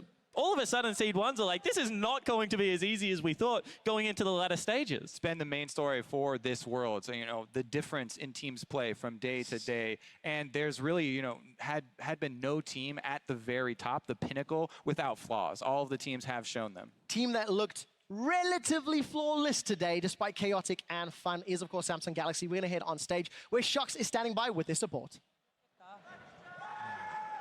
Thank you very much. Standing by with Core JJ after Samsung gets the #1 seed in the group. What a fantastic performance here today. At what point do you think everything started going well for you guys? When did the momentum turn and why was that? 우선 8강 진출을 축하드립니다. 일단 오늘 경기력이 다 너무 좋았는데 어느 시점에서 이러한 원동력이랑 이러한 좀 승리의 기운을 느끼셨나요? 첫 경기 때 제가 약간 실수를 하면서 좀 불안하게 가는 게 있었는데 저희 팀이 다 멘탈을 잘 잡고 서로 이제 팀으로서 플레이하자 하면서 잘 이겨내고 나니까 한번 어려움을 이겨내고 나니까 그 다음은 잘 갔던 것 같아요. So I think the most difficult game was definitely game 1 for the day. And at that game 1, I made some early mistakes. But our teammates, they cheered me up and we kept our mentality together and we had some high spirits.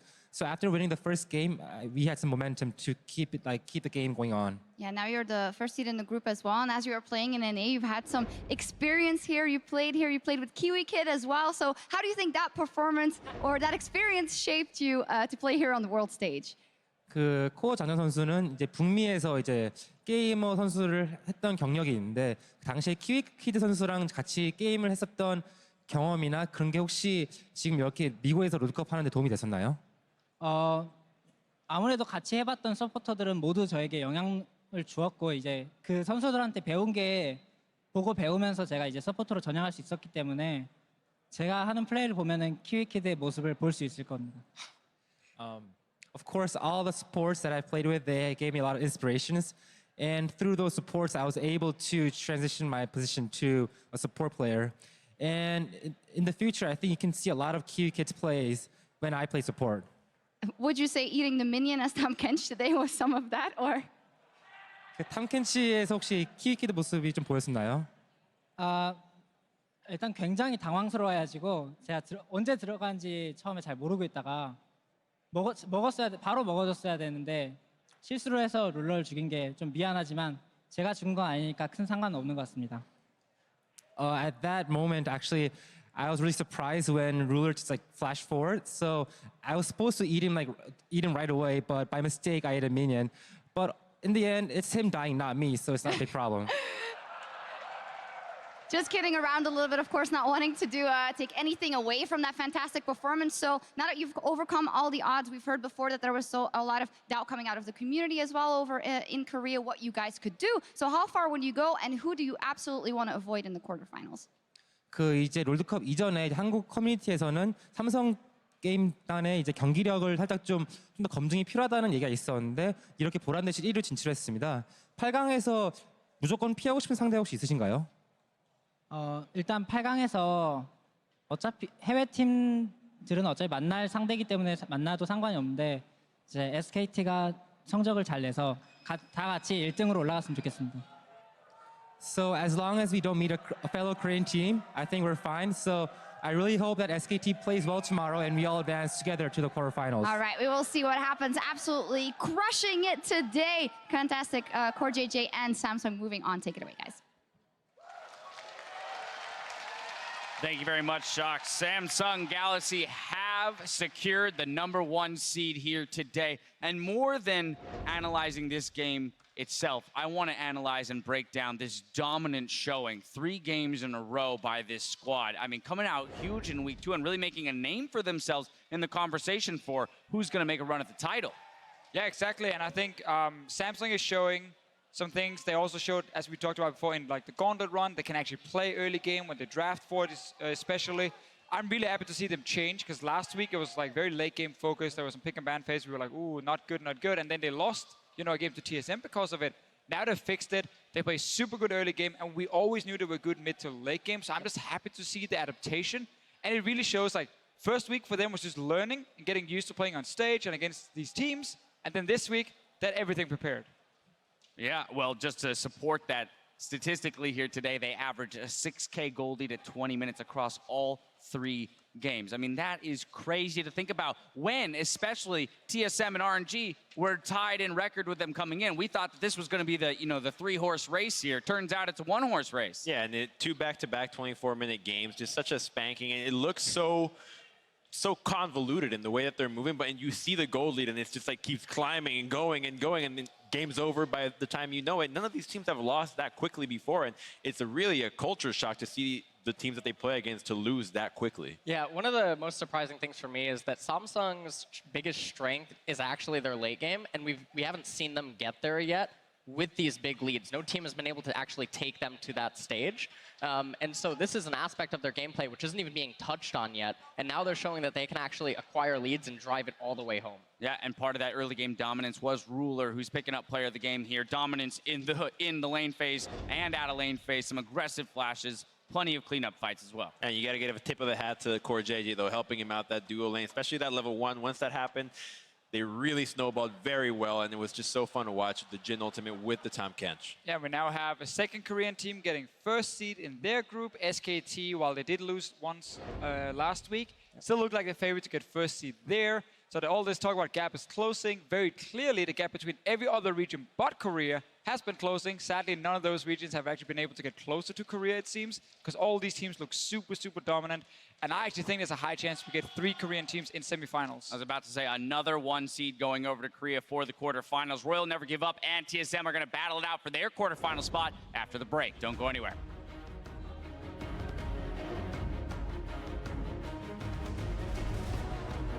Maybe it's going to be Sankax, Cobby, and Mickey playing spoiler here for Europe. Oh, no. This should be a dive. Oh, no. Cobby's coming back. Why are you coming?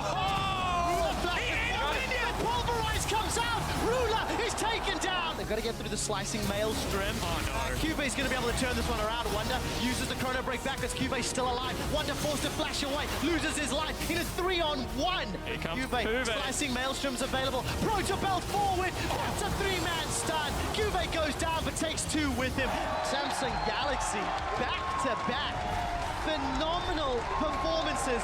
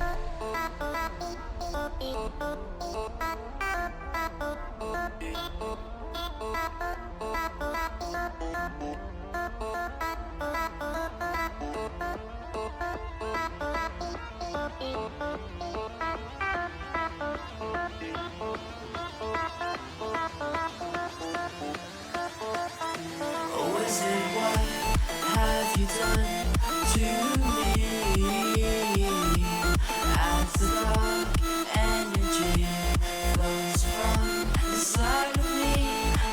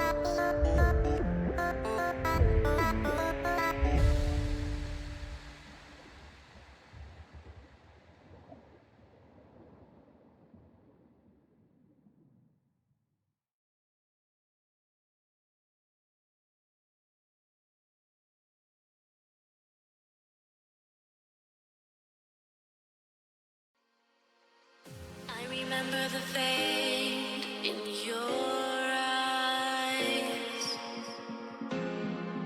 I'm lost in space, floating away.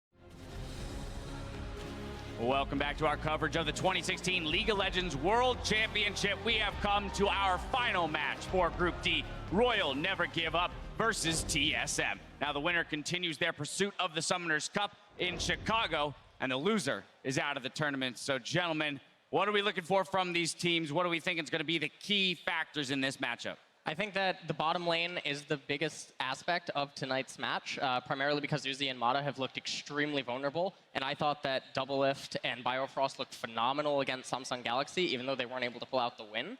And I also just put Bjergsen on some carry AP mid laner and just have him dominate the game. Yeah, I think mid lane and jungle are like the two most important roles in this matchup. I do agree bot lane will be important because RNG needs it to win the game, but I think their weakness has been so focused around Xiaohu and MLXG especially, and if these two guys do not perform just even like 10% better than what they've been doing today, they're gonna get destroyed by Bjergsen and Svenskeren almost no matter what picks we get, and you cannot lose that middle part of the map because then people are just gonna roam to the bottom lane and then destroy Uzimata. I'm with you on that one. I think that the jungle and mid lane matchup is really important, and there it is.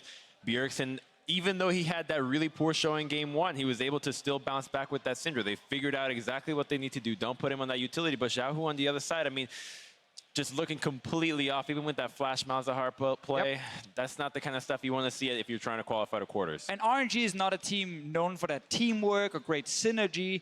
So I feel real bad for a guy like Xiaohu because he's been playing so poorly. I'm not sure anyone on this team is actually picking him up and kind of getting him, you know, to focus. Also, we know that the Chinese community can be super harsh on some of these players, so there's so much pressure on this guy right now. If he performs poorly again, I can see him tilt completely. I mean, that's the thing. We're zeroing in on specific matchups and saying those players need to step up, but I don't rather see a way for any single member on the team to lift everyone else up when the team is coming off such a devastating loss. Again, we have to remember 7.5K gold down, the most in the tournament at 15 against Samsung Galaxy.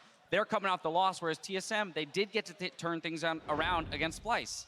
It is kind of what you expect out of RNG, though. They'll have the same kind of game like that when they stomp Splice, but then on the reverse side, they will get stomped themselves. And it's so inconsistent that if TSM just slows it down and can figure themselves out like they did the previous game, they should be able to do, which RNG did so in the first game against TSM in week one. But unfortunately, they completely strayed away from that style. I have since then not have a clue of how to play a map. Yeah, I think that tilt might actually be a pretty real factor here, and I'm not so sure how confident RNG is going to be coming into this final match and how much pressure is going to get to them because they have a lot to live up to.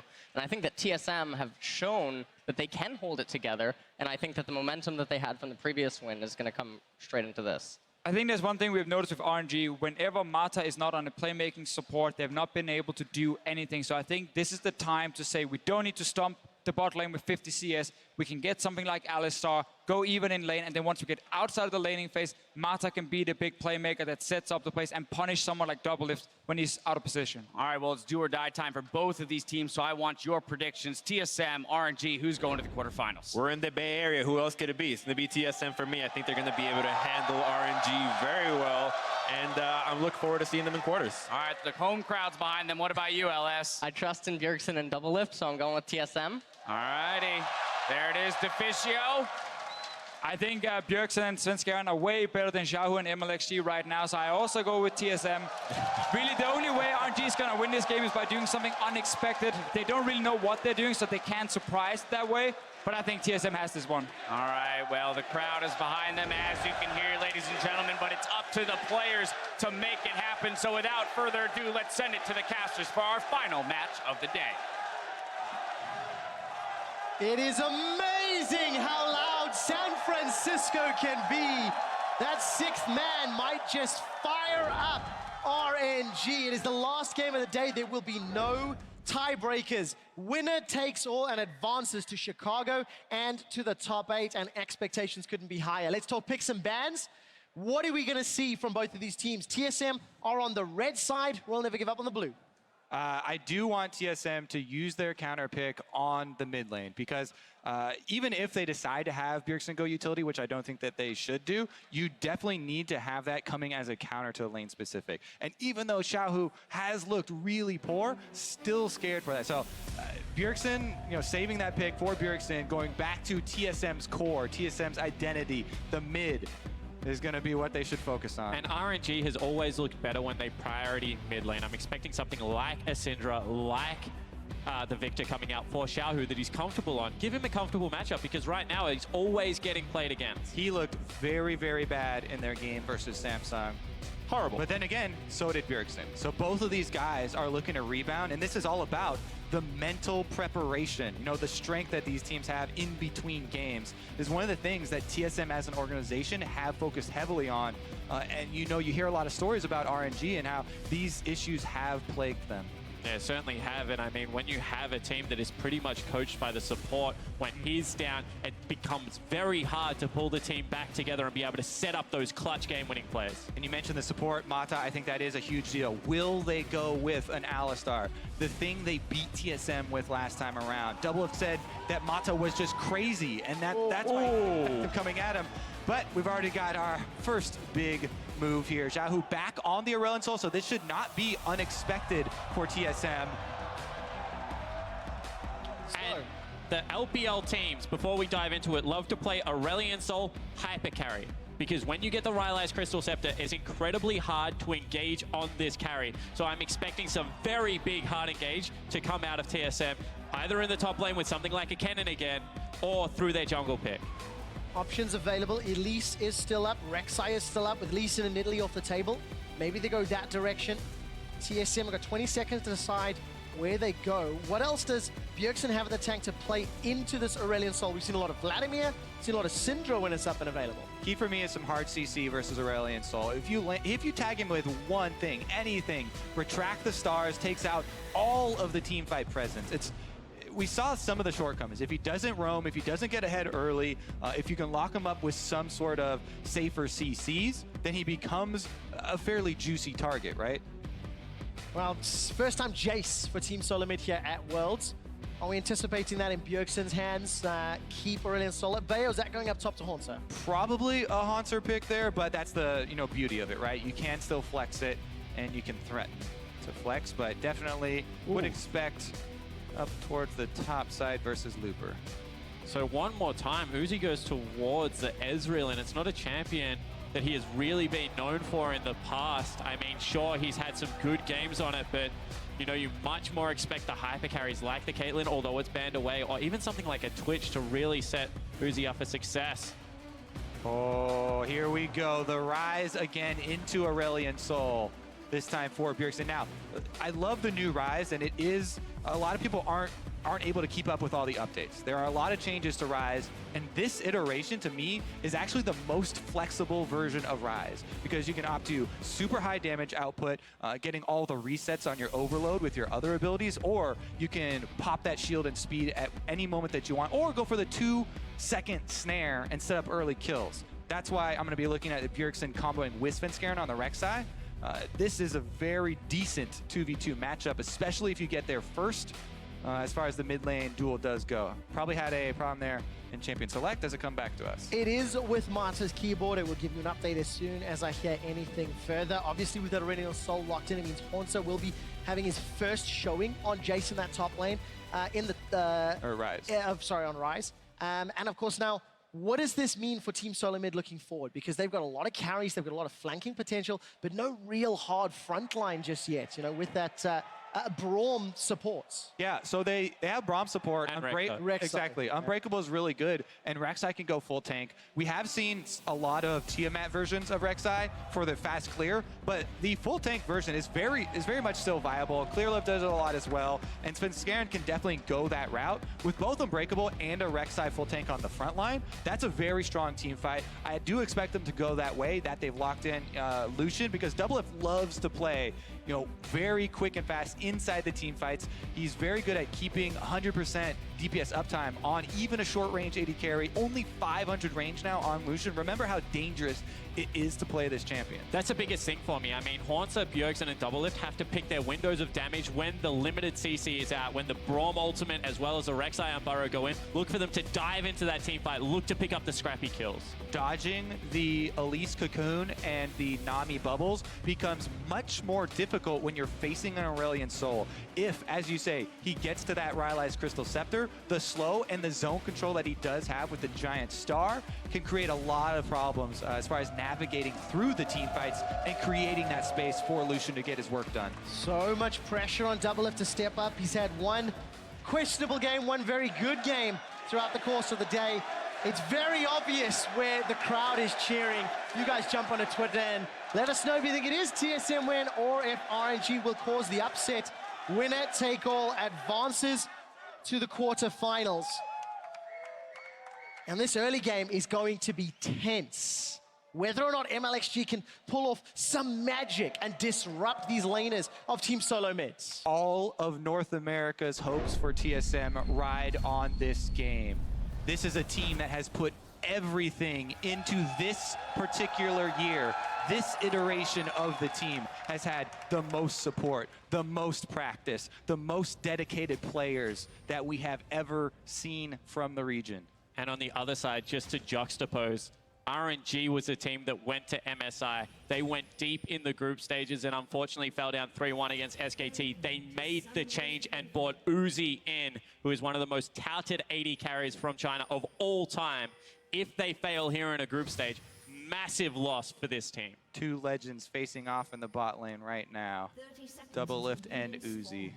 Simultaneously, two fantastic junglers facing off. That's the priority of Riot Games 2. Tune into that if you want to. A little bit of trades very early on. And I'm a little nervous for TSM because Uzi has a bit of a penchant for showing up in at least one of 3 games. Everybody playing in this game, everybody watching this game, everyone associated with League of Legends right now is definitely nervous, QuickShot. They certainly are. In the Uzi games, you know, 1 in every 3, it is said that he would just explode and carry a game 1v9. He needs to do so now. Doublelift himself talked about how much he looked up to Uzi. This guy, when he was on the world stage, making it to the finals, his play, especially on things like Caitlyn, mechanical outplays and the team fighting from him were so crisp. He's very, very good at his animation canceling and very good as far as dodging skill shots. Now, I'm going to anticipate a slightly slower early game with all that is at stake in this game. Teams can play a little slower and a little risk averse, but obviously down this bottom lane, Nami's going to have a good advantageous lane into the melee support of Braum. Oh, Mata's actually doing a very good job kiting there. You can see barely with the outrange. I mentioned Lucian's 500 range there for the auto attacks. It's just outside. There's no exchange there. It's purely one-sided, and every auto does count. Oh, it's just like every star counts. That was 5 in a row for Xiaohu. Much more comfortable on the champion than we just saw from Senkux. And Bjergsen's going to have a tough time in this lane. Refillable potion is going to help him out. Let's immediately start talking about the junglers, as they have almost both gotten to level 3. They're on their 3rd camps now. Immediately you see Xiaohu shove up the lane on the Aurelion Soul and go for vision, trying to get some, you know, some extra information as to where Svenskeren is. Very good defensive ward there. That is a defensive ward. That's what I wanted to point out. It isn't the aggressive ward into the blue buff pit. It is just nice and shallow, making sure that he can spot out jungle pathing. And now they're finally pinging in. I actually would encourage Svenskeren to go for the attempt on Scuttlecrab rather than the blue, but he starts up the blue anyway. To try and hand over to Bjergsen. And this ward that was placed by Xiaohu, remember, that will see Bjergsen walking over there. They know he's trying to hand it off, and they've got a bush Ooh, not in that bush. Just, he's at the base. Okay. Xiaohu's already the back tension away. is overflowing at the moment. It really is, because there's so much on the line. Svenskeren forced away from his blue buff. Mata's come up to support MLXG. Cocoon lands. Aqua Prison just sidestep. All of a sudden, MLXG repels up, jumps to the Sentinel. Xiaohu's coming in from the river. Whoa. It's going to be pressure now on TSM. That is so incredibly impressive that RNG were able to pull off that invade without a mid laner. Their bottom lane pushed up so far, and Mata on this abusive Nami for the laning phase. They're able to go steal away this blue that was supposed to be handed off to Bjergsen and run Svenskeren off of that Grump. Very big power play from RNG, even without Xiaohu having mid lane presence. And now let's talk about what that does for mid lane, because Xiaohu is going to be able to continually push up, and the Rise cannot match due to the mana constraints. And it's not just mid lane, it's the entire map. Whenever Aurelion Sol gets an extra back like that, he's got the purchase now advantage over Bjergsen. There was an extra buy here, now he's got the ring, and that vision you talked about in the mid lane, top and bottom, RNG's advantage. You can see it's affecting Bjergsen in the way that he's playing the lane now. Yeah, Bjergsen does marginally have a CS advantage. Flash Cleanse or his summoner spells. Uzi and Mata, they're going to have some advantage as this lane pushes towards them. Biofrost blocking a lot of damage with that shield. Catches a bubble as well. Arcane Shift sends Uzi to safety, but Doublelift still under a lot of pressure. It was actually a very good exchange there for TSM, because they're trading with cannon minion and with some ranged minions on their side, and they got a decent amount of damage. But here comes the roam as well as the no exhaust here out of Biofrost. They smell it coming. Good play from Team Solo Mid. Luckily, have most likely scrimmed against Huhi and CLG. They smell it and back out. Cross-map players actually coming in. You can see Lupa also has to back away from his turret, so they're very aware of this play right now, RNG. And you can see it in double FCS. This is an abusive matchup here. The Ezreal and Nami once again used for laning prowess. When combined with a mid laner that has so much global presence like Aurelion Sol, and the respect you have to give to that pick when the pings go down, the missing pings, is insane. And Doublelift now is going to have to try and carry the game from a CS deficit.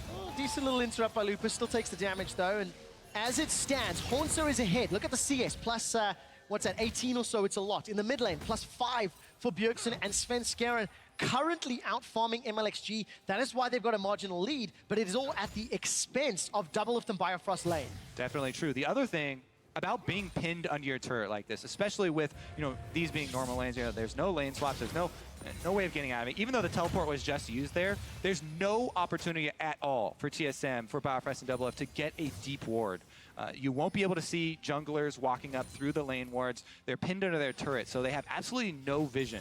And it's the fact that that's combined with the loss of presence around mid lane due to Xiaohu on the Aurelion Sol and that matchup. That being said, Bjergsen is farming well and is getting his last hits. Yeah, and this is the important thing. You have to weather the bottom lane whilst accumulating advantages on the top side of the map. That's all TSM's game plan is right now, because you pick Nami to win lane, you pick Braum to win the team fight. The thing is, you pick Poppy to just build full tank and be on the front line and be serviceable with a CS deficit. Lucian, a bit more difficult to do the same. Cole is picked up for Doublelift once again, but this time around he's not ahead, he's far behind, and it's more of a reactive. Gonna try and cash in later. I don't expect them to take any fights. Look at the river, look at the river! The bubble catches Biofrost! Will they go Here over? comes the comment of legend. Biofrost puts up the unbreakable, sidesteps the stun. Voice of Light doesn't kill him because Uzi does. First blood secured for Royal, never give up. Svenskeren follows. Naughty, not gonna go down yet. That's a double kill for Uzi. Doublelift's in trouble. Triple kill for Uzi! And we already talked about it, the Uzi game. He's up in CS. Now he has an early triple kill, and this is exactly what Royal wanted. The pressure around bottom lane overflows. Mid lane and jungle come crashing down again, and that is a sweeping victory for Royal Never Give Up. And this is just raw aggression. Svenskeren wants to match the ward challenge. However, RNG want to be able to catch them out, and Doublelift tries to save Biofrost. You got to flash for that super early. I mean, very risky going up into the river. They have no control mid or control down bottom. And RNG, this is the area of the map you want to fight around. You mentioned the discrepancy between top and between bottom. This is RNG's side. They play off their power. They get a huge lead. First blood, 3 kills, first turret as well. And man, this is going to be a difficult comeback for TSM. It was a Phage and a Sheen inside Uzi's itemization. He sold the Phage, opted into the pickaxe for now. So much money, he doesn't even know what he wants to buy. Yeah, 100%. But what you can trust out of Uzi is the fact that he likes damage efficiency. I was surprised to see the Phage because what he wants is get towards that Mora mana, stack it up as quickly as possible, and if you get it around the 19-minute mark with the Trinity Force, this guy's going to be a monster.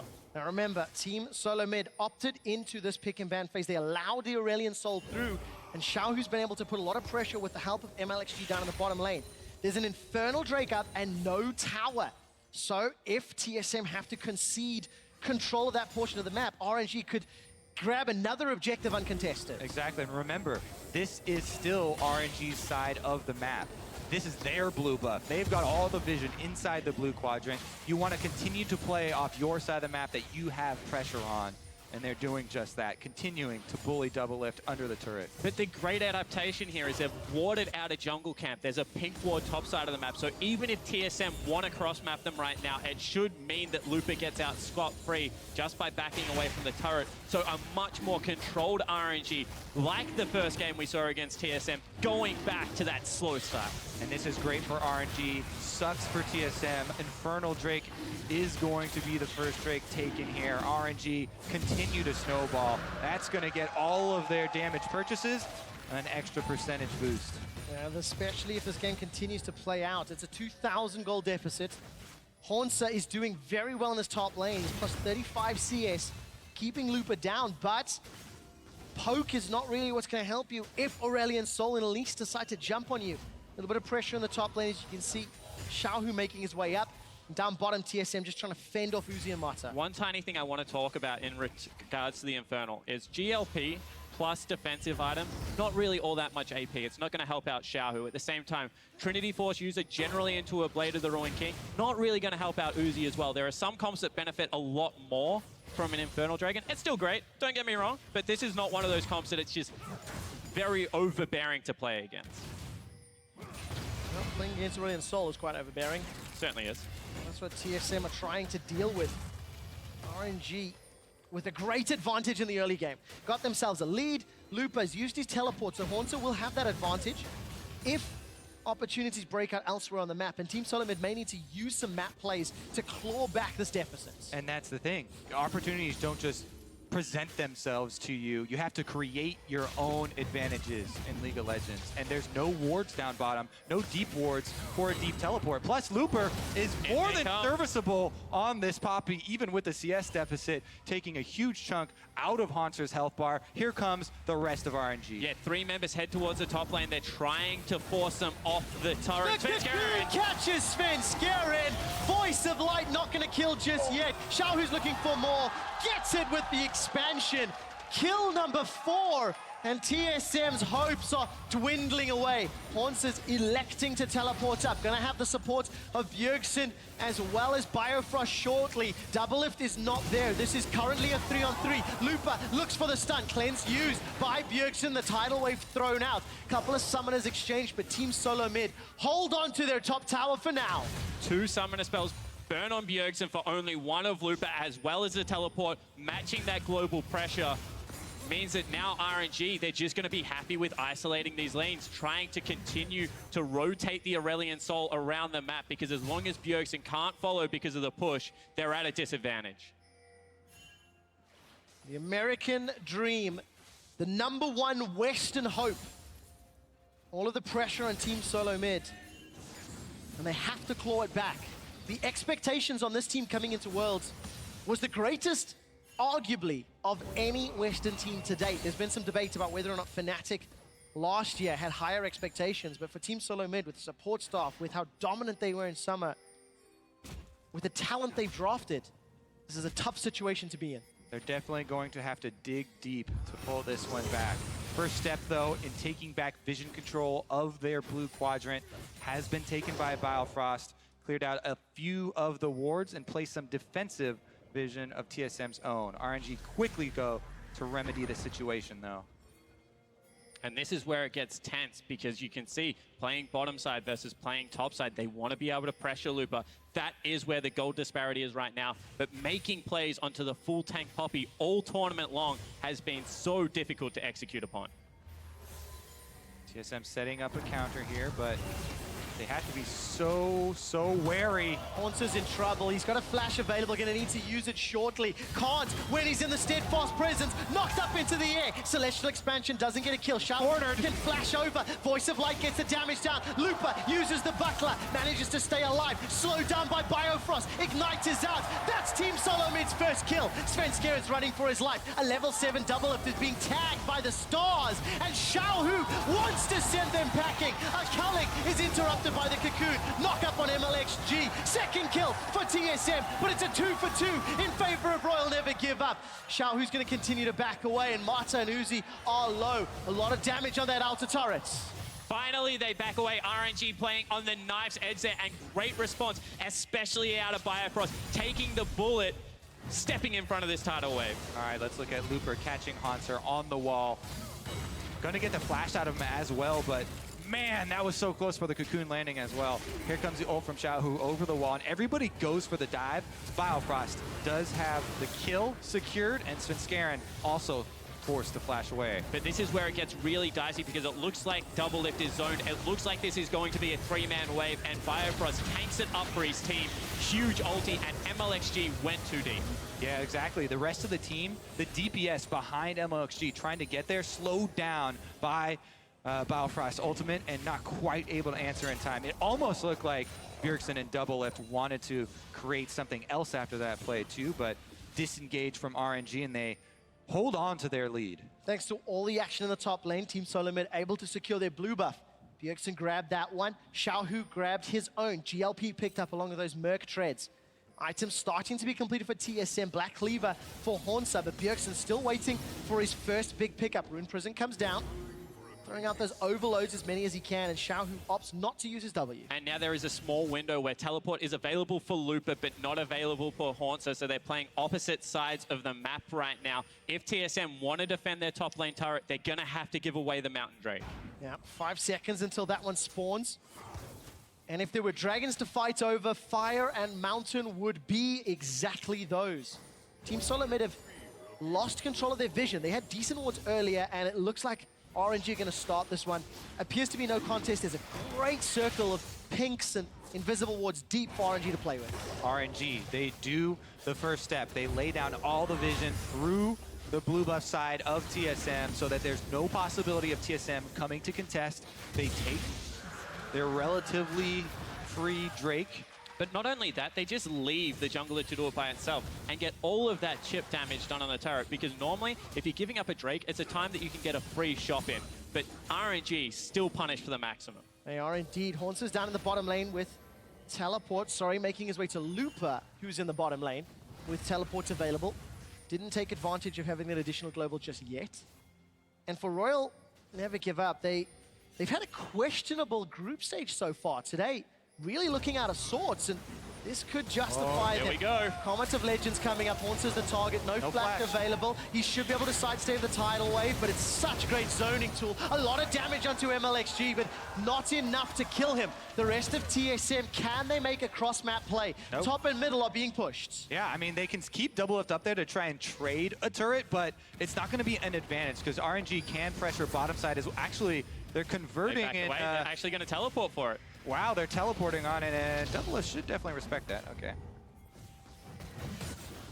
That's actually, I think, a very questionable play there. Maybe RNG, you know, we've questioned their macro before, but not trying to trade objectives, especially when it's an outer, can come back to haunt you when you give up an important flanking tool like the teleport against this composition. And that is TSM's way back into this game. If they get an extra hero advantage, if they can grab a fight in a 4 versus 5 scenario or a 3 versus 2 scenario, they need the wards to do that though, and it's been such a hard fight to get the vision in place as RNG have shown a renewed focus. Are we channeling Kamehameha on that move? I didn't see if Xiao had started it. So I actually want to talk about Xiaohu's build, because he's going towards the Rylai's as his second item. Doesn't feel like he needs the MR because he's so far ahead, and it is only really Bjergsen that is going to be doing any magic damage. So I really like this. It keeps Uzi safer, and Uzi is so accelerated that he has to become the target that you're taking out at the start of these team fights. 18-minute Trinity Force and Manamune. There's 9 stacks on Xiaohu's Dark Seal. Tankiness being built for MLXG as well as Lupa. Just continuing to grow further and further. And for Team Solo Mid, it is still a 2,000 gold game. Actually, it's a 1,000. No, it is 2. My math is terrible. Too much pressure to count. They've held it even at 8 minutes. But again, it's because RNG got so many advantages so early, the risk increases for pushing deeper. And it is the item spike that Spawn talked about for Uzi. He's got the double item completion here for Ezreal, and that just provides so much threat in the team fights when you consider all of the zoning of a full tank Poppy on the front line and Aurelion Sol circulating stars. Bjergsen uses his ultimate just to get into tower. I do not believe RNG saw that, so they may not be the wise. It's a 1.5 minute cooldown ballpark at this stage. Needlessly Large Rod picked up as well, so there's additional damage coming out for Bjergsen. This is a really dangerous turret to defend because it's 2 hits away from falling down, and RNG is one of those teams that will collapse on you after the team fight. No teleport available, but TSM, they just give it away. They take the trade. Definitely encourage equal objective trades when behind like this. His Haunts are going to get dove. He's definitely getting roamed on. Feels like that could be episode number 3 in the Haunts versus RNG saga. Not going to be the option just yet. Comet of Legend forward. Yeah, Xiaohu looking for Sven Skeren. GLP is marginally going to slow him down as he tunnels away to safety. But red buff was secured by TSM there. And that's a big stacking wave top lane, so now all of a sudden they can rotate Xiaohu up there, keep their 1-3-1 in effect. And Doublelift, they set Doublelift to try and quickly push this lane. TSM, yes, it is a risky game. They're trying to keep control of the minions so that they don't build up and allow RNG to make one of those power dives on the other side of the map. Bottom, they do have a little bit of pressure, but here comes Looper. 2 minutes until the next Mountain Drake. Team Solo Mid somewhat scattered in the mid lane. Bjergsen almost going to have access to that Realm Warp. And it looks like Doublelift made it out safely from the bottom lane. Keep your eyes on those CS numbers. Still positives for Bjergsen and Horn, so that's keeping them very relevant. TSM have gone into the farm for late mentality. They're trying to just continue to farm, and it's a risky game. RNG get a little more damage here on the mid turret as they take their toll for all of these extra moments that TSM are buying here. And this is what it's about, rotating around the map, getting the chip damage, making sure you're constantly pressuring because sure, the advantages are there. The big one is Ryze, but I would say that right now the Jaces is not big enough because Poppy, 2 kills starting to come online. One of the only pure tanks in this game. You can see goal deficit definitely isn't there. Only the 80 carry is truly the one that's feeling it. 1,300 gold, a BF sword separates Doublelift and Uzi thanks to that very, very early triple kill. There's 1 minute until the next Mountain Drake. Vision is pretty poor for both sides in that area of the map, but the wave is pushing towards Team Solo Mid, so that opens it up for Royal to get in there.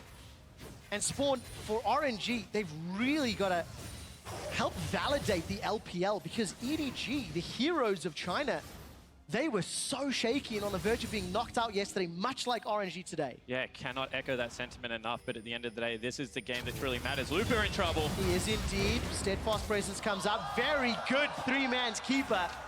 And the verdict is Looper lives. So he avoids a gank. Heart stop there for a second. But important, Flash is down, Ultimate's down. If a Dragon is on the cards for Team Solo Mid, crucial abilities not available to Looper. We will see. TSM need to pick their next battle very, very carefully. They're going to need to start the fight out with some extra damage on a target. Whether it's Ryze snaring someone up at range for Hanzo to land his shockwave or shock blast, or it's somebody getting caught out while fighting for vision. The straight up head-to-head is still very difficult for them to maneuver just because of the extra zone control that RNG are bringing, in addition to how fed Uzi currently is. And I still don't think you fight for it. I mean, right now, you've got the Ryze scaling up, you've got Lucian scaling up. Doublelift has shown his proficiency on the champion late game. Just use it to get control back over the side of the map you want to play towards. Very opportunistic look that you need to take at this. from TSM side. And RNG, they're feeling very confident still. They take their extra objective, 3 dragons stacking up as And the it next, slowly builds. another mountain. Honestly, though, I need to look top lane. I think RNG should force on this last standing outer turret. Those things are very flimsy. They have the extra power. They can just bully and brute force the extra objective down. That would mean that the entire outer perimeter for TSM has collapsed, but they still have not quite, removed their... Ooh. Looking for the play here. He's in trouble. Gets the slow. Haunts is knocked back into the expansion. The stop is backwards, but Uzi snipes him. That's his 4th kill of the game. Svenskeren is looking for more. Here comes Bjergsen with the Realm Warp. Not bringing in too much support, though. Double Lift might be able to help. Xiaohu's still running for his life. It could be a 4-on-3. The Cocoon catches Double Lift. Biofrost joins. Glacial Fissure might get needed. The wall comes up. The Unbreakable Shield doesn't help Double Lift. He's in trouble. Flashes away with his life. Knocked up by the Keeper's Verdict. Double Lift still trying to run, taken down by the... Oh! The damage onto MLXG. Lupa gets Bjergsen, but the cleanser's already tagged. Eat the chair, Lupa. He's Rune Prison in place, under the tower, looking to kill Biofrost, but Bjergsen does it. It's a 3 for 3. Ooh, very close, even exchange right there as TSM do answer the pick, and Haunter also has teleport, but man, such an incredibly close team fight. Look at the aggressive move here. All right, they go 2 versus 1. TSM are the ones who actually started that out, and Haunter gets sniped. What a beautiful snipe from Uzi. That was very important, as, Jace can still add damage, if not finished off, from range. But there it is, though. Bjergsen comes in with the ultimate. So many Summoner spells used prematurely here. Another flash, 1 into 3. The Exhaust and Flash already used from Marta, and TSM kite it back beautifully. That was a bit uncoordinated there from MLXG, but they knew they had Looper on the way, and you can see him dive so heavily into the turret. As we jump out of the replay, Svenskeren dodges a potential Aqua Prison. The gold gain is now 1,000. After all of the positives for RNG, it equates to a 3 dragon lead rather than item and gold lead right now. Key from the last fight is TSM got the shutdown on Uzi. That's a large amount of gold for them. Bjergsen flanked to the side, got the extra overloads onto Uzi, which are going to be difficult as we look at the team fights in the future. So RNG, they actually need to do a better job of screening for him, or Uzi himself needs to keep that line a bit clear. The thing is, it's kind of difficult because Ezreal himself also wants to have a clear line at the DPS target. And there is so much power around this map right now. Bjergsen is huge. He is indeed. Team Solo Mid got a 3-on-1 for now. MLXG's coming in from the side. No teleport for Lupa. But there's a flank coming from the jungle. Tidal Wave is available for Marta. Aqua Prison is dodged. Only catches the minions. Look for the Cocoon. Doesn't tag. Svenskeren's behind. And he makes it out alive. But one more time, they don't get the top lane turret. They force them down with double Mountain Drake. Do they go for Baron, or are they just looking for the turret? TSM have a little bit of lingering vision around Baron. There we go. RNG do clear it out, and that is going to be a bait. TSM have to be so much more careful than they have been in the past. They have no blue trinket available. Very risky situation. Teleport is up for Hornsa.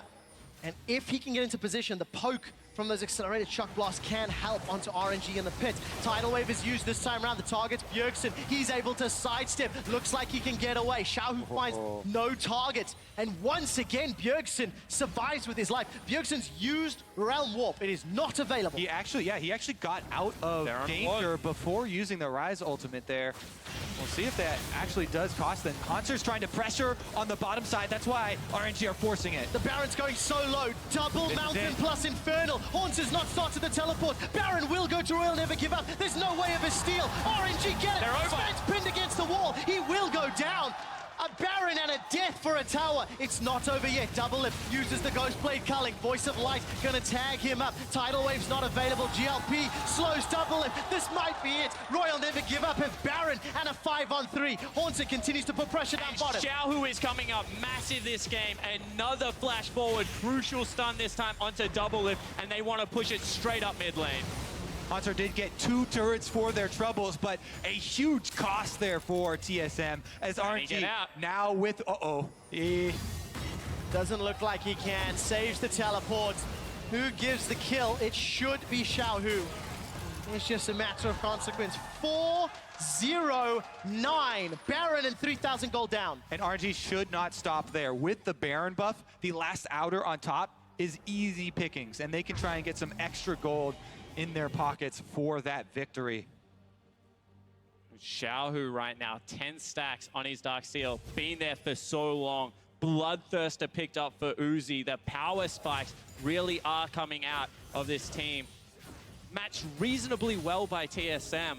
However, it's just the fact that they've been picked off before these fights really have begun.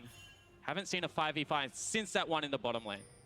The hope for TSM now is the rise. Bjergsen up so much CS with the 4 kills. All of the money, all of the hopes of TSM and North America channeled into the star mid laner. But he's in the bottom lane.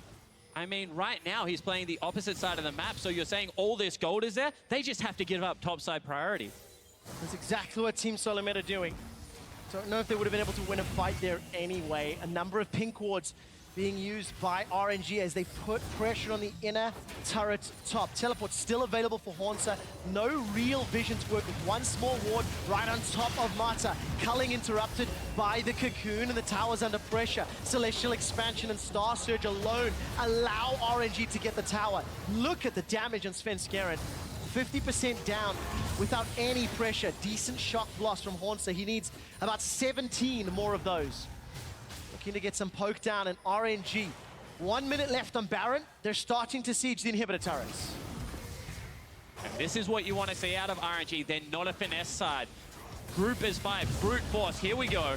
There we go, Keeper's Verdict is thrown out. I think Bjergsen was able to sidestep it.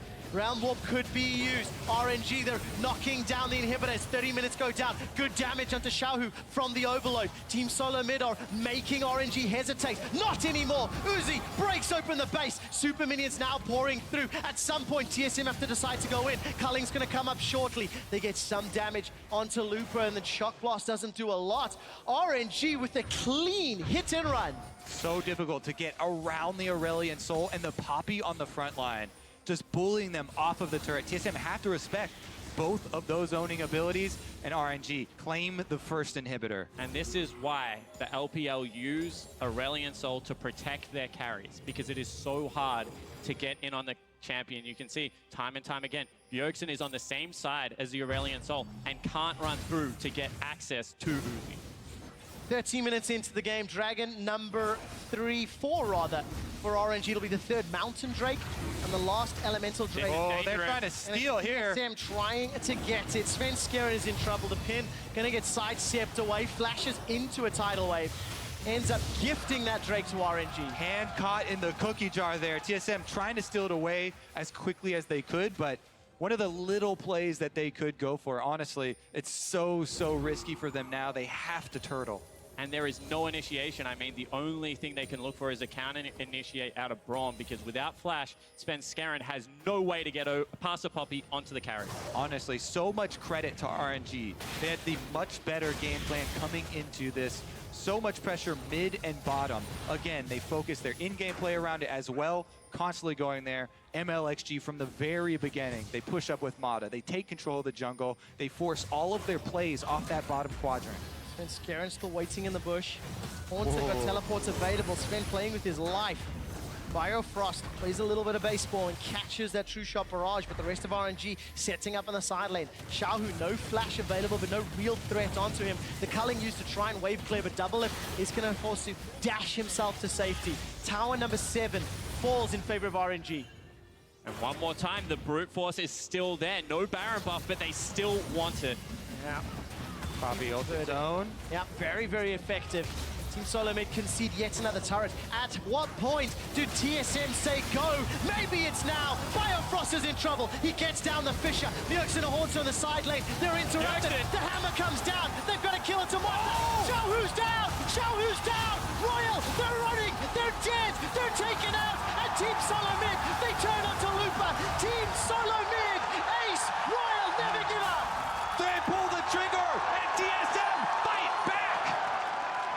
Bjergsen comes up huge in that team fight, able to get on the backline for the first time, and he torches Uzi. Look at this, it's RNG pulling the trigger before the inhibitor's down. Svenskeren flanks around right into the middle. Then you see all the DPS, Haunter and Double Lift, go melee range in there to destroy RNG. They still did lose 2 members, but they barely defended their second inhibitor. That second inhibitor falling means so much for RNG, and TSM still have life in them yet. They absolutely do. This buys enough time. This should get their top inhibitor to respawn. Baron is up in 45 seconds, and Team Solo Mid have around a minute on that inhib left. They are still very far behind and cannot afford any mistakes. They have bought themselves more time to look for an opportunity to punish a mistake from RNG. And around Baron, those have come from this team. If TSM are patient and they try and get the vision, there is a chance, but RNG still in control. They've got 4 Drakes, Baron up in 15 seconds. Let the dance begin. Comments of legend. Xiaohu's looking for Bjergsen. GLP comes out in the jungle. MLXG's a little bit of the target. Bubble onto Biofrost. Glacial Fissure may get needed. Sven still running for his life. Sven may go down. Eats the chair. Sven will die. Keeper's Verdict knocks him out along with the rest of TSM. Double if he's dead. Bjergsen and Hornsa running for their lives. Biofrost is trying to catch as many as he can. Uses stand behind me to jump to Bjergsen. It's a 1-for-2. Bio's still in trouble. Running away. Mystic shot after Mystic shot. Gonna fall short. RNG win another team fight. That should be the Baron for them, unless there's some miraculous play from TSM. And RNG with the Baron buff will come marching for that second inhibitor. Bjergsen is still alive. There's 5-0-5. Shock blast. There's a ward inside for TSM. They know this. They already know that they're trying to bait. TSM have a ward inside Baron pit. So TSM by process of elimination. No. And now Svenskeren has ultimate, is going to be able to get... Oh, there's no tunnels, actually. They're going to start it up. They are indeed starting it up. Royal never give up on the objective. Hornsa, you need to hit those shock blasts. Sends it flying. 2,000 HP. Biofrost looks for the steal, but it's Royal that secure it. Bjergsen and Hornsa looking for something on the way out. Teleport not available for Lupa, but a gigantic minion wave down bottom. And just after, faith and hope is given to TSM. Royal never give up. Squash it. They have control. TSM should grab that Scuttle Crab. What you want to do is delay the Scuttle Crab take as long as possible so that the extra vision lasts long, but you want to be able to get it before ING obviously arrive. And it is huge out of Lupa. I mean, watch Lupa here. Flashes, stops the tunnel, and gets the pin. Beautiful there, interrupt from Looper. They also get the extra kill off it, and even though he sacrificed his life, that sacrifice so worth it as it opens up the Baron and the game. And Lupa isn't a flashy top laner, but he does the team thing. He's down 70 CS, but time and time again with this full tank Poppy is able to get the crucial stun. Exactly. That's the role you take when you take the Poppy into Jace matchup. Yes, he's down a whole bunch of CS, but he just builds full tank. You go as the playmaker, and you shine later. The damage onto Sven once again. Uzi, Mercurial Scimitar added to the collection. And he's pretty much 6 items. I mean, he's going to upgrade the Last Whisper, but right now 2 full items nearly above double it. This is it. Last stand of TSM. Poppy ultimate here for the zoning, and they push him off the turret again. It is fine. Nobody's knocked away, but it's not needed. It's just a zoning verdict. The tower falls. Round wolf in from behind. Nobody takes the ride except for Svenskeren, but he might be left out to dry. Forced to flash instantly. Cocoon onto Hornsa, blocks off any more damage. Sven's running for his life. That's Hornsa down. He was caught on the flank. This might be the last fight. Biofrost is down. RNG looking for more. That's a triple kill. Bjergsen's running out. Uzi's looking for the quadra. Uzi gets himself. No, that's a shutdown as MLXG picks it up. It's a 5-on-1. Baron buff is available. The inhibitor's being dropped. Once that goes down, Royal never give up. Look to set their sights on the Nexus. Uzi gets himself the 4th. The Nexus is going down, and Team Solo Mid, their hopes, their dreams, they're done. Royal advance to Chicago.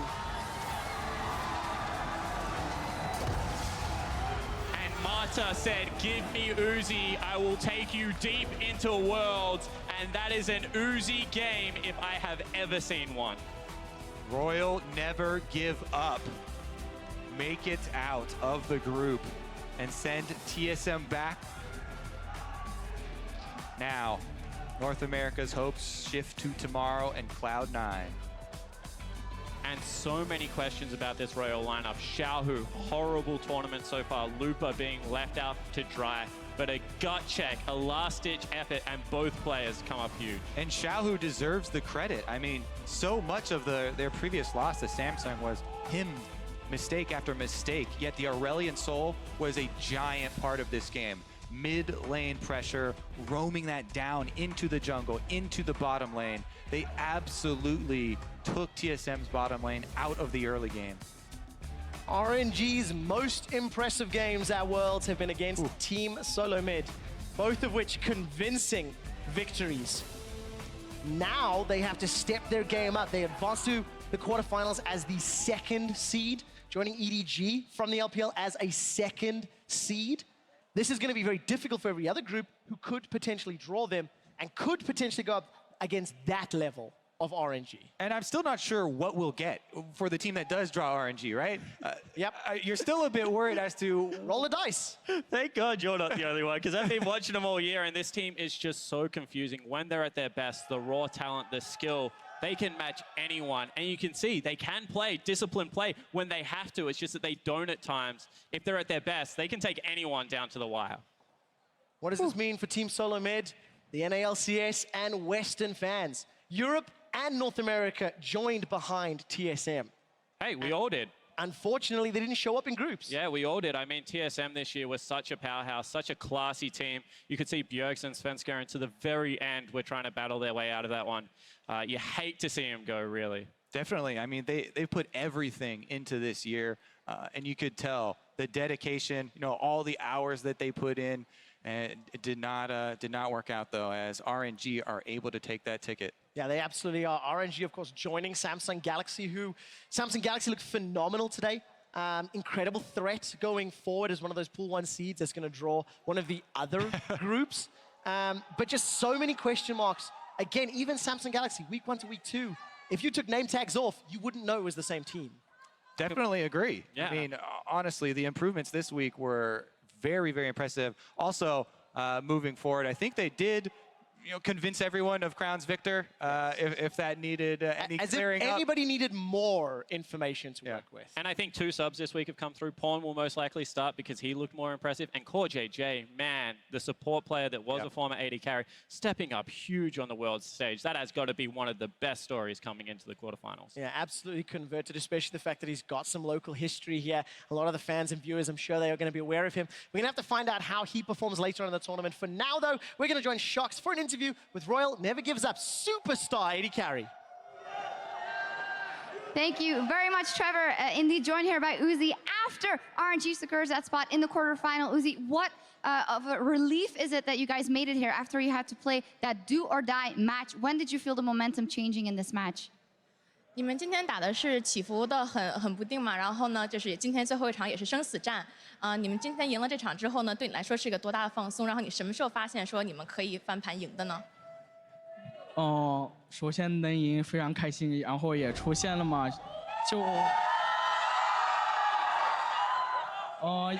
因为今天我们的状态说实话不是特别好，在前面2场比赛也是，就是给人的感觉就是已经被淘汰了吧，就最后一场能够找回状态，非常的开心。So we're really happy that we actually made it out of group stage today, because our team wasn't really in the best condition to play today. And after our first 2 games, everyone saw that we're probably already heading home, but we won. We won. Well, you mentioned it there. It was do or die. Why do you think the group stage was so up and down for your team? Sorry? Why do you think the group stage was so up and down for their team? 他刚刚也说，你之前也提到说你们今天这场是生死战吗？你觉得你们在小组中为什么打得这么艰辛呢？就首先可能就我们小组的其他队伍也非常的强，然后我们的状态也没有就是保持到很好吧，就可能中途出现了点失误什么，就会导致我们后面就打得没有往常那么好。So first of all, I think all the teams in my group, they're really strong teams. And personally for our team, we just weren't at a very consistent performing stage. We weren't really in this right mental state. So we made a lot of mistakes in game, and that's why we had Yusa. Yes. Well, RNG now has time to recoup and go into the quarterfinals. Uzi, you have a huge legacy already at Worlds, 2-time semi-finalists. How big is the hunger and the pressure on you personally to go far here at Worlds? 你本身你亲自已经来过了，就是世界总决赛2场，完都打到了总决赛嘛。然后今年对你来说的话，你想要走多远呢？非常能够就是继续进总决赛，因为如果就是再进总决赛的话，就是连续3次，也就是非常好的一个就是成绩吧，就非常的开心会。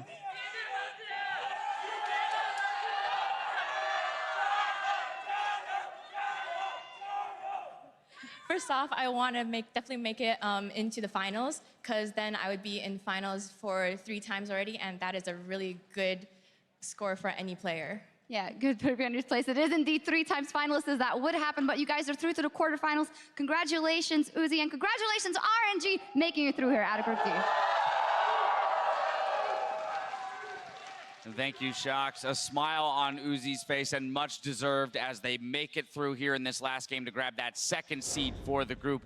But gentlemen, I mean, what a game, because surprisingly back and forth based on the way it started. But we have to start in Champ Select, where it really looked like that Aurelion Sol pick threw TSM off. Yeah, and I personally have been attacking RNG almost all day for some of the pick and ban phases, lack of flexibility and so on. I didn't believe in Xiaohu going into this game, but him getting Aurelion Sol and actually having saved that. This was the first time he's ever played that champion in a professional match, so he's clearly saved it for a very, very important moment. He's using it right now, and if you have a struggling mid laner, give him a pick like Aurelion Sol so he can impact other lanes, and he did. He played such a good game on this Aurelion Sol. They had a great game plan. Start on the top side, go to the bottom with the pushing lane. 2 pushing lanes, as we were talking about before.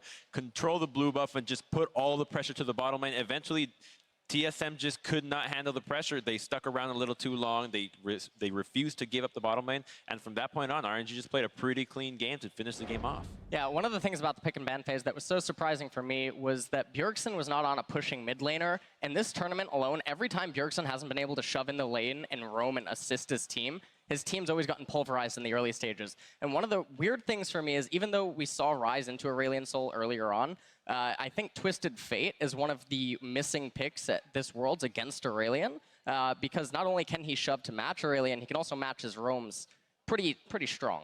Yeah, and I was going to say, we saw that lack of ability to follow in the very first replay, which only comes 7 minutes into the game. Triple kill for Uzi in the bot lane, but based on the fact that Xiaohu was able to continually push that mid lane.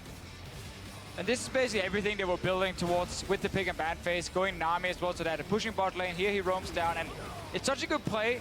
First kill comes in, and then here, Svenskeren doesn't see the cocoon over the wall, so he doesn't flash it, and that means he has to flash after, and he's now too low to really do anything. And even the last auto attack gets double lift, so really well played by RNG. And a few key moments there for TSM where each player probably will look back at that one replay and be like, if I just risked it, if I saw the cocoon, I would have flashed it. That one auto attack as well on double lift. Super, super close, but honestly, super well played. Yeah, after that moment, you just got to pour one out for TSM.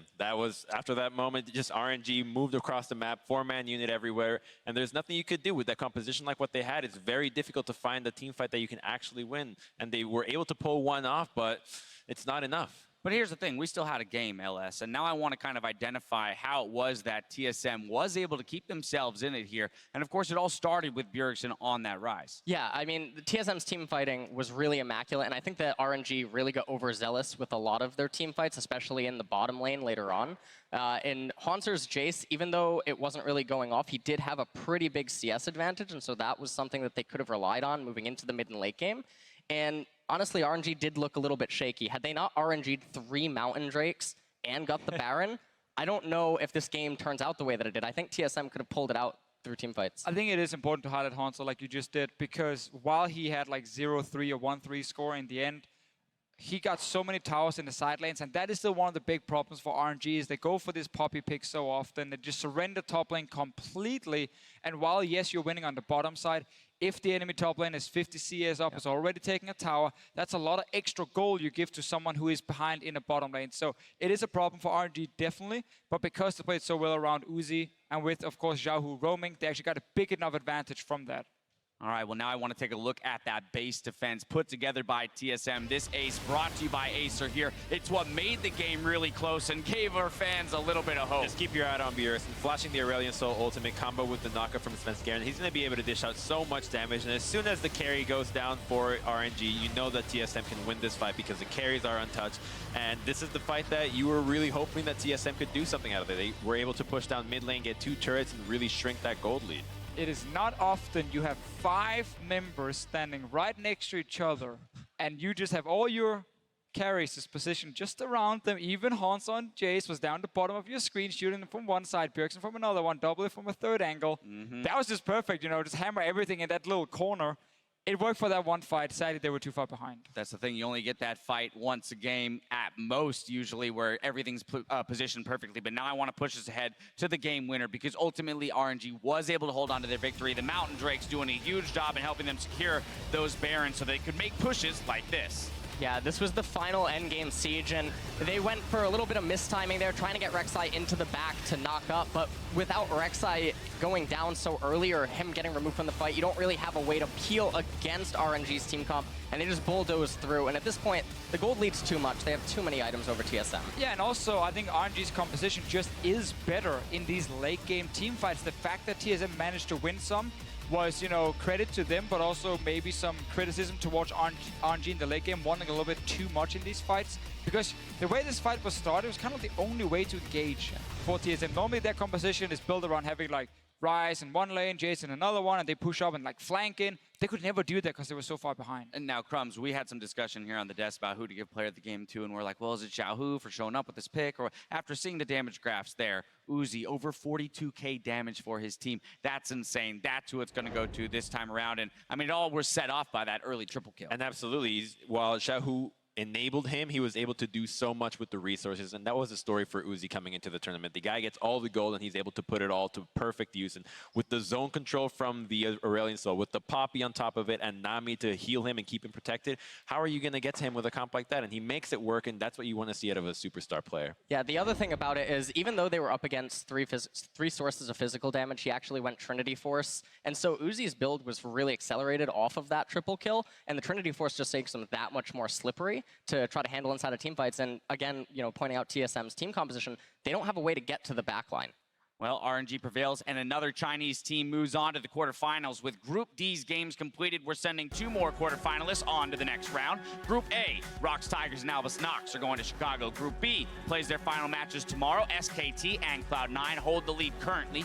H2K and Edward Gaming are the winners of Group C. Samsung Galaxy and Royal Never Give Up will move on from Group D and head to that knockout stage.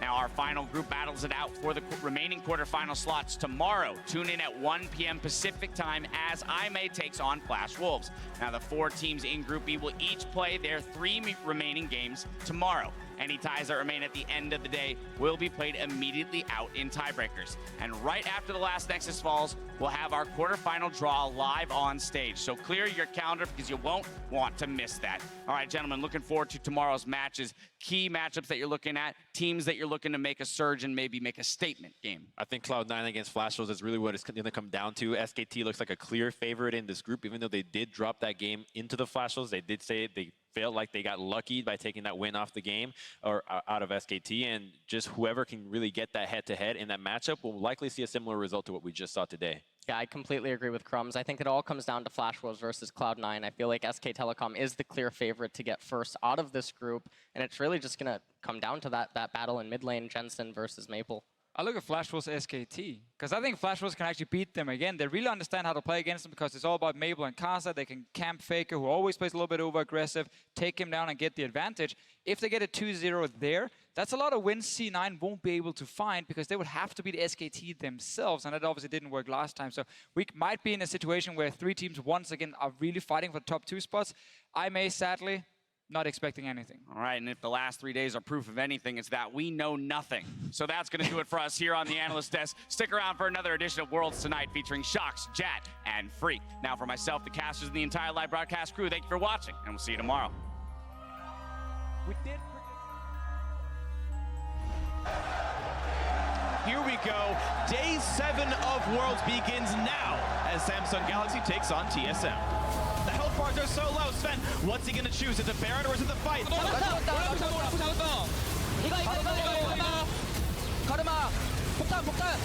오케이 나이스. Buys him some time. The undertow lands and he falls. And Wonder gets away. They get the suppression. He's going to burn down. A slow and a Uzi. A root. That's going to be a dead Caitlyn. A double kill for Kami. And down the mid lane they go. Wonder looking for the play into Bjergsen, but now a chase over Hanser. But he's going to try to pick up the mid lane. Can't even do it. The damage is too high. I'm recalling. Sweat this. Okay, release. 44 still. Village flash. Res me. Duel gonna go, dodges one Q, looks to dodge the next. One more shot will kill him, the flash! Okay. All right, guys. If any of you get solo killed in your lane, please remember to do the TSM icon when you're dead. Yeah, while you're dead. Okay, I want to do it every time I die.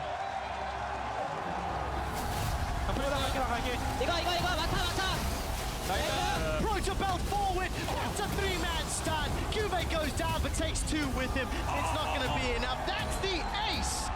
And Samsung Galaxy top Group D at Worlds 2016. We have come to our final match for Group D. Royal Never Give Up versus TSM. Now the winner continues their pursuit of the Summoners Cup in Chicago, and the loser is out of the tournament. Biofrost puts up the unbreakable, sidesteps the stun. Voice of Light doesn't kill him because Uzi does. First blood secured for Royal. Never give up. Svenskeren follows. Lordsley not going to go down yet. That's a double kill for Uzi. Double F's in trouble. Triple kill. Team Solo mid. Their hopes, their dreams, they're done. Royal advance to Chicago.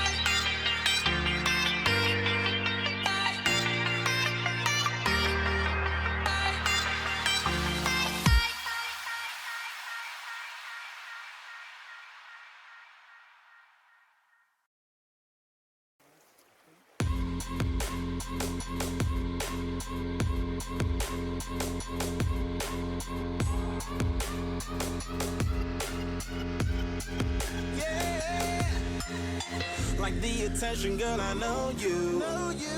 But you're everything I want in life. We're fighting danger like Kung Fu. The love I feel is deep inside. The others don't matter. It's honestly us against the world. We're the perfect team. You're my dream, and I just want it. Can't you see myself? Can't you see myself? Can't you see myself? See myself? Can't you see myself?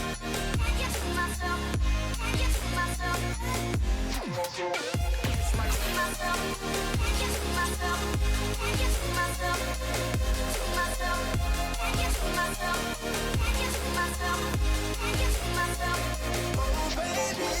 If you ever need a helper, you should know that I'll be there day and night. Nobody else can love you better.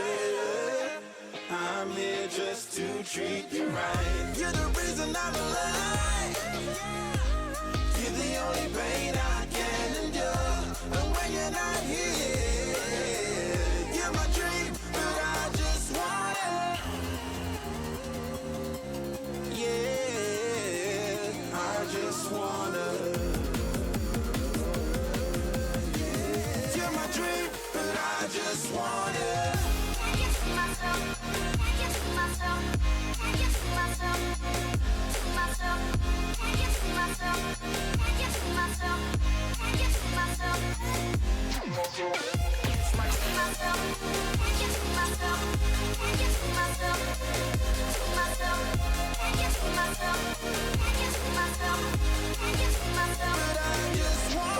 Deep inside I knew from the start you my bunny, I'm your Clark. From now to eternity I give you all my heart. We are meant to be, it's clear to see. And Samsung Galaxy win the fastest game of Worlds 2016. They've got to kill it to one.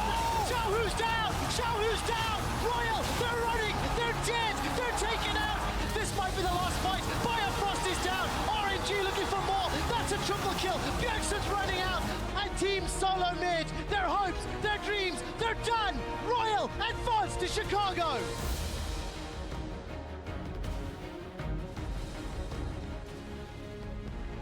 Good evening, everyone, and welcome to another edition of Worlds Tonight. I'm ePicSkillshot here with Joshua Jat Leisman and David Freak Turley, and we just closed the book on Group D here at the 2016 Worlds Group Stage, and unfortunately also as, on TSM rather, which has kind of created a lot of silence in the arena, notably so. Yeah, definitely deflating for the crowd that was here. But the nice part is we can talk as much crap on TSM as we want because the true TSM fans probably turned off their stream in frustration when they lost that game to RNG. Yeah, well, we will see. The day in any case started with TSM Royal Never Give Up and Samsung Galaxy tied at 2-1, while Splice was still looking for their first win. And they did eventually get on the board, but that is all they have to show from their Worlds run. But it was a nice victory at that. Samsung Galaxy, however, had a perfect day, starting with their win over North America's TSM, and they never stopped going today. Yeah, Samsung Galaxy looked really amazing. They lost one game the entire group stage. That was last week at TSM, but this one started beautifully, killing off Svenskeren like this one. Yeah, and this was probably the closest game we had all day, right at the very start. Crown had a critical outplay on Bjergsen there, dodging the double bomb. Bjergsen was getting too aggressive, not respecting him, and then it stretched and stretched and stretched, and it ended up getting pretty close, but it was Samsung time and time again coming out superior in these fights. Yeah, even that Baron steal was a quarter of a second away from Sven himself being in range of the steal, but didn't happen. And then finally, this Baron attempt, we kept waiting for Hanzo to actually go for the flank on Kennen, but he was waiting for his ultimate to come off cooldown, which just meant it took too long, and Samsung got the steal, got the team fight. Yeah, Samsung got a ton of momentum off that, but as said, Splice also got on the board because they faced off against RNG, and they earned the win. They dialed up the pressure on the entire group, and especially on RNG. Yeah, honestly, there was a huge amount of excellent gameplay from Wonder. He dodged a lot of games, and we did see him die recently, but these top lane dives because he was already winning his lane started working out, and you just had Splice playing as the better team. And I'm really happy that Splice won this game in this fashion. They really showed their strengths as a team, and this is kind of what they wanted to come to Worlds for. They weren't expecting to get out of groups, but they wanted to have a good showing, and this was a good showing. They did in this game indeed, but for RNG, things only got worse as they went up against Samsung Galaxy, who put their foot down and secured a spot in the quarterfinals. They had to win this one to do that. And what was it? What turned around here for Samsung today? This was Samsung playing as securely as they did against Royal last week. Like, most of Samsung's games actually ultimately looked this good. They are a strong team, but most importantly here in the group stages, they actually had good early games, finally had great games from Ambition and winning lanes. Yeah, Samsung and H2K, the two most dominant days we've seen so far at Worlds. And the thing that was so good about this day for me for Samsung is not only did they have their pocket picks, or their comfort picks like Crown's Victor, they also brought out the new stuff like this Zyra that just seemed to catch Uzi and Mata completely off guard. Yeah, definitely, and they secured #1 in the group. With that, then that means that it all came down to the final match of the day between Royal Never Give Up and North America's TSM to decide that last spot in the quarterfinals. And if there's one thing you would never want to do is to give Uzi a triple kill at 7 minutes. When that happened, you knew TSM was in for a rough one. And even still, Bjergsen himself had some very good plays. You're seeing the aftermath of a couple fights here where Bjergsen puts down what damage he can. Many of these fights became very close. You're seeing the overload chain going through there. He gets eventual a couple of kills. But the problem is Uzi just could not be stopped. His damage numbers were off the charts. Couldn't be killed. Double lifesteal. Trinity Force Ezreal killed a lot of people. And even with that, it's not like this game didn't deliver drama. There's a 14 kill advantage here for RNG when they're in the base. And TSM end up acing them because Bjergsen gets a flank. So at multiple points, you thought maybe TSM would be able to turn it around. But Uzi and the rest of RNG were too strong. Yeah, and unfortunately for TSM, it doesn't work out. They also gave Aurelion Sol over. Of course, that Poppy was strong, and RNG was too strong. And with that, the end of Group D, let's take a look at how it all ends up. Samsung Galaxy gets the first seed. Royal Never Give Up rather gets the second seed. And unfortunately, TSM and Splice are out, and they're staying in San Francisco or rather going home. And just to quickly clarify, though, TSM and Royal are both 3-3. Royal 2-0 TSM over the group stage. They own the head-to-head. No tiebreaker to play. 2-0 means they advance. Yes, unfortunately for the TSM fans. Well, we'll fill the last two spots in the quarterfinals tomorrow when Group C plays their last 6 games. The action starts with the LPL's IMA versus the LMS's Flash Wolves, followed by C9 versus the reigning world champions SK Telecom T1. Is that the trauma from last year? Is it coming up? Did I say Listen. Last year, NA went 0-10 in Week 2. This year, we already have 2 wins. 2 and 4. It's an improvement, progress. That's all we're looking for. Yeah, well, we'll see what happens with C9 tomorrow. Immediately following tomorrow's games, the knockout stage bracket will be drawn live on stage here at the Bill Graham Civic Auditorium. And now we are going to take a closer look at our newest quarterfinalists and tomorrow's matchups in just a moment. So if you're watching in client, check out youtube.com/LoL Esports for the full version of Worlds Tonight. Well, that gives us a little bit more time to talk about today, which started off being incredibly crazy. I think that Samsung just coming out of the gate swinging was a surprise at that, and then continuing it with a 3-0. Not a lot of people had them as number 1s in the seed in their pick'ems. Yeah, very few. Some did. People who were watching Korea very closely or a bit of Korean homers maybe had them as the number 1 here. Some had them getting out of the groups, but I want to touch on what LS said earlier on in the broadcast. He said, we're not even seeing the Samsung that we were seeing in Korea. They're winning early game, they're winning lanes, they're winning mid game. Normally, they're waiting for late, and that's where their true strengths are. So they're winning without using what their traditional strengths were, which was these 45-minute team fights. They're starting, sure. So they're starting Victor, the champions are there, but the way in which they are winning is atypical for them. They look better than they have all year, and this is now a very scary Samsung. Exactly, they won fast. And it is a little bit of a peculiar group stage for them when you look at it in the big picture. They're 5-1. With their 1 loss being one of the most devastating losses we saw at Worlds. But that's in the past. They're looking forward, and today was completely dominant. They're kind of crushing any naysayers who were saying they were the weak team coming at Korea, or that they shouldn't be respected like other Korean teams. They should be. They're the best team in that group by far. Yeah, and we have to mention 3 games of Core JJ as well. Right, and I think that should stay. We kind of saw coming in that their performance tended to be better with him. They won the games compared to the ones that they would lose. And if I kind of do some conjecture here, they look the best of the teams we have seen so far in groups, with, weirdly enough, the exception of maybe H2K, who looks so dominant themselves. So, weirdly enough, give them some praise. Super dark horses, H2K and Samsung, are the most convincing teams out of groups to me. Yeah, and I mean, I think that's because we're just thinking of who went undefeated most recently. And both of those teams won every single game they had, whereas Rox dropped a game to Albus Nox Luna. That's not super convincing as far as them being a powerhouse. No, and if you think of most convincing teams coming out of the group stage that secured their spot, RNG still look wobbly, very up and down. Uzi said it themselves in the interview. They still have some issues to fix. And this is the problem. They have these games where they lose to Splice, these games where they smash TSM. You're seeing the Splice one here where Uzi could not dodge a skill shot to save his life. He got hit by several deadly flourishes with Flash still up, and yet you've got things like this where Uzi does 40,000 damage in a 37-minute game, and it's ridiculous. Yeah, Uzi and Mata still seem to be the only way these guys win games. When they're not getting triple kills at 7 minutes, they weren't doing very well today. They lost pretty handily to Splice, and they got dominated by Samsung. So, I mean, coming into that TSM game, if you were just looking at the 2 games they played prior, you thought TSM was going to be able to win. RNG definitely deserved that win. They're moving on because they beat TSM twice, but they look shaky in all other matchups. And a bit of a shout out to Xiaohu as well, who brought out the Aurelion Sol. looked like he knew the champion very well, which is good because the MSI, he said he never played the champion before. So in that sort of 5-month span, he got what looks like pretty good at it. And that's good if Xiaohu can get some champions that make him look a bit better. He looked great at MSI, hasn't looked good in the summer split. Maybe he gets some of these good performances again. We'll see what RNG can do in the quarterfinal, but we have to spend some time on TSM. Of course, fantastic high hopes on their shoulders, and rightfully so, coming off a fantastic season in North America. What was it in the end that didn't come together for them, Jet? Should we make excuses or should we be real? The thing is, they had the best season they ever had from a regular season perspective, but they had a really bad Worlds. And individual performances from game to game were wildly inconsistent. One game, Bjergsen was the one with 5 kills. Everyone else was a bunch of deaths. Feeding. Doublelift had 7 or 8 kills early game on Lucian. The other 2 solo lanes were feeding. They were never able to actually find a cohesive game on a consistent basis. They had a couple of great games. You saw their peak, that one game against Samsung, but you saw a lot of valleys. And it's weird for a team that looked so consistent in North America to come in here and be so inconsistent on an individual basis. One bad game, next game they were great. And to me, that speaks to them kind of buckling under the pressure.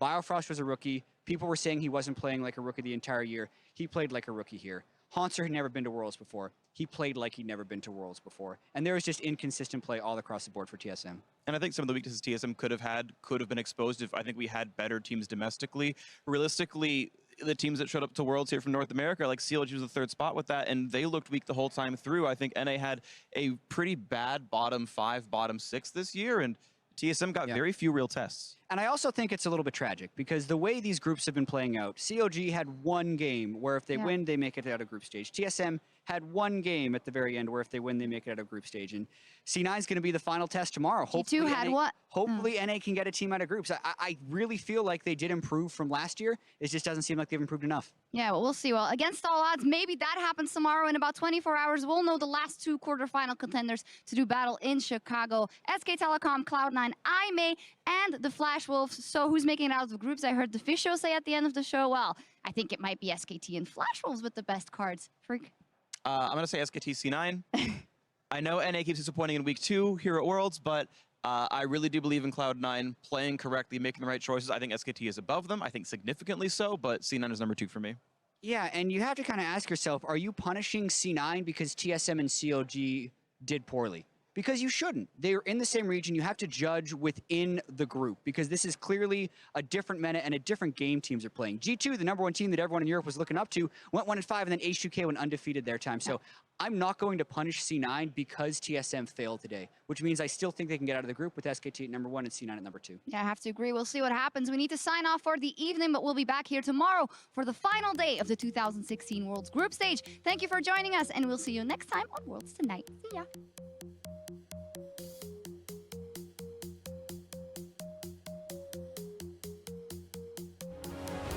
And Samsung Galaxy win the fastest game of Worlds 2016. They've got to kill it tomorrow. Xiaohu's down! Xiaohu's down! Royal, they're running! They're dead! They're taken out! This might be the last fight. Biofrost is down. RNG looking for more. That's a triple kill. Bjergsen's running out. And Team Solo Mid, their hopes, their dreams, they're done! Royal advance to Chicago!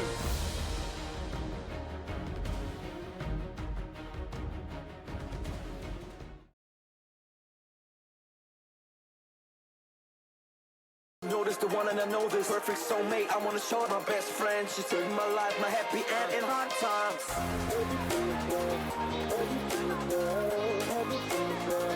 Oh baby, hug it to myself, hug it to myself, hug it to myself. I just want it.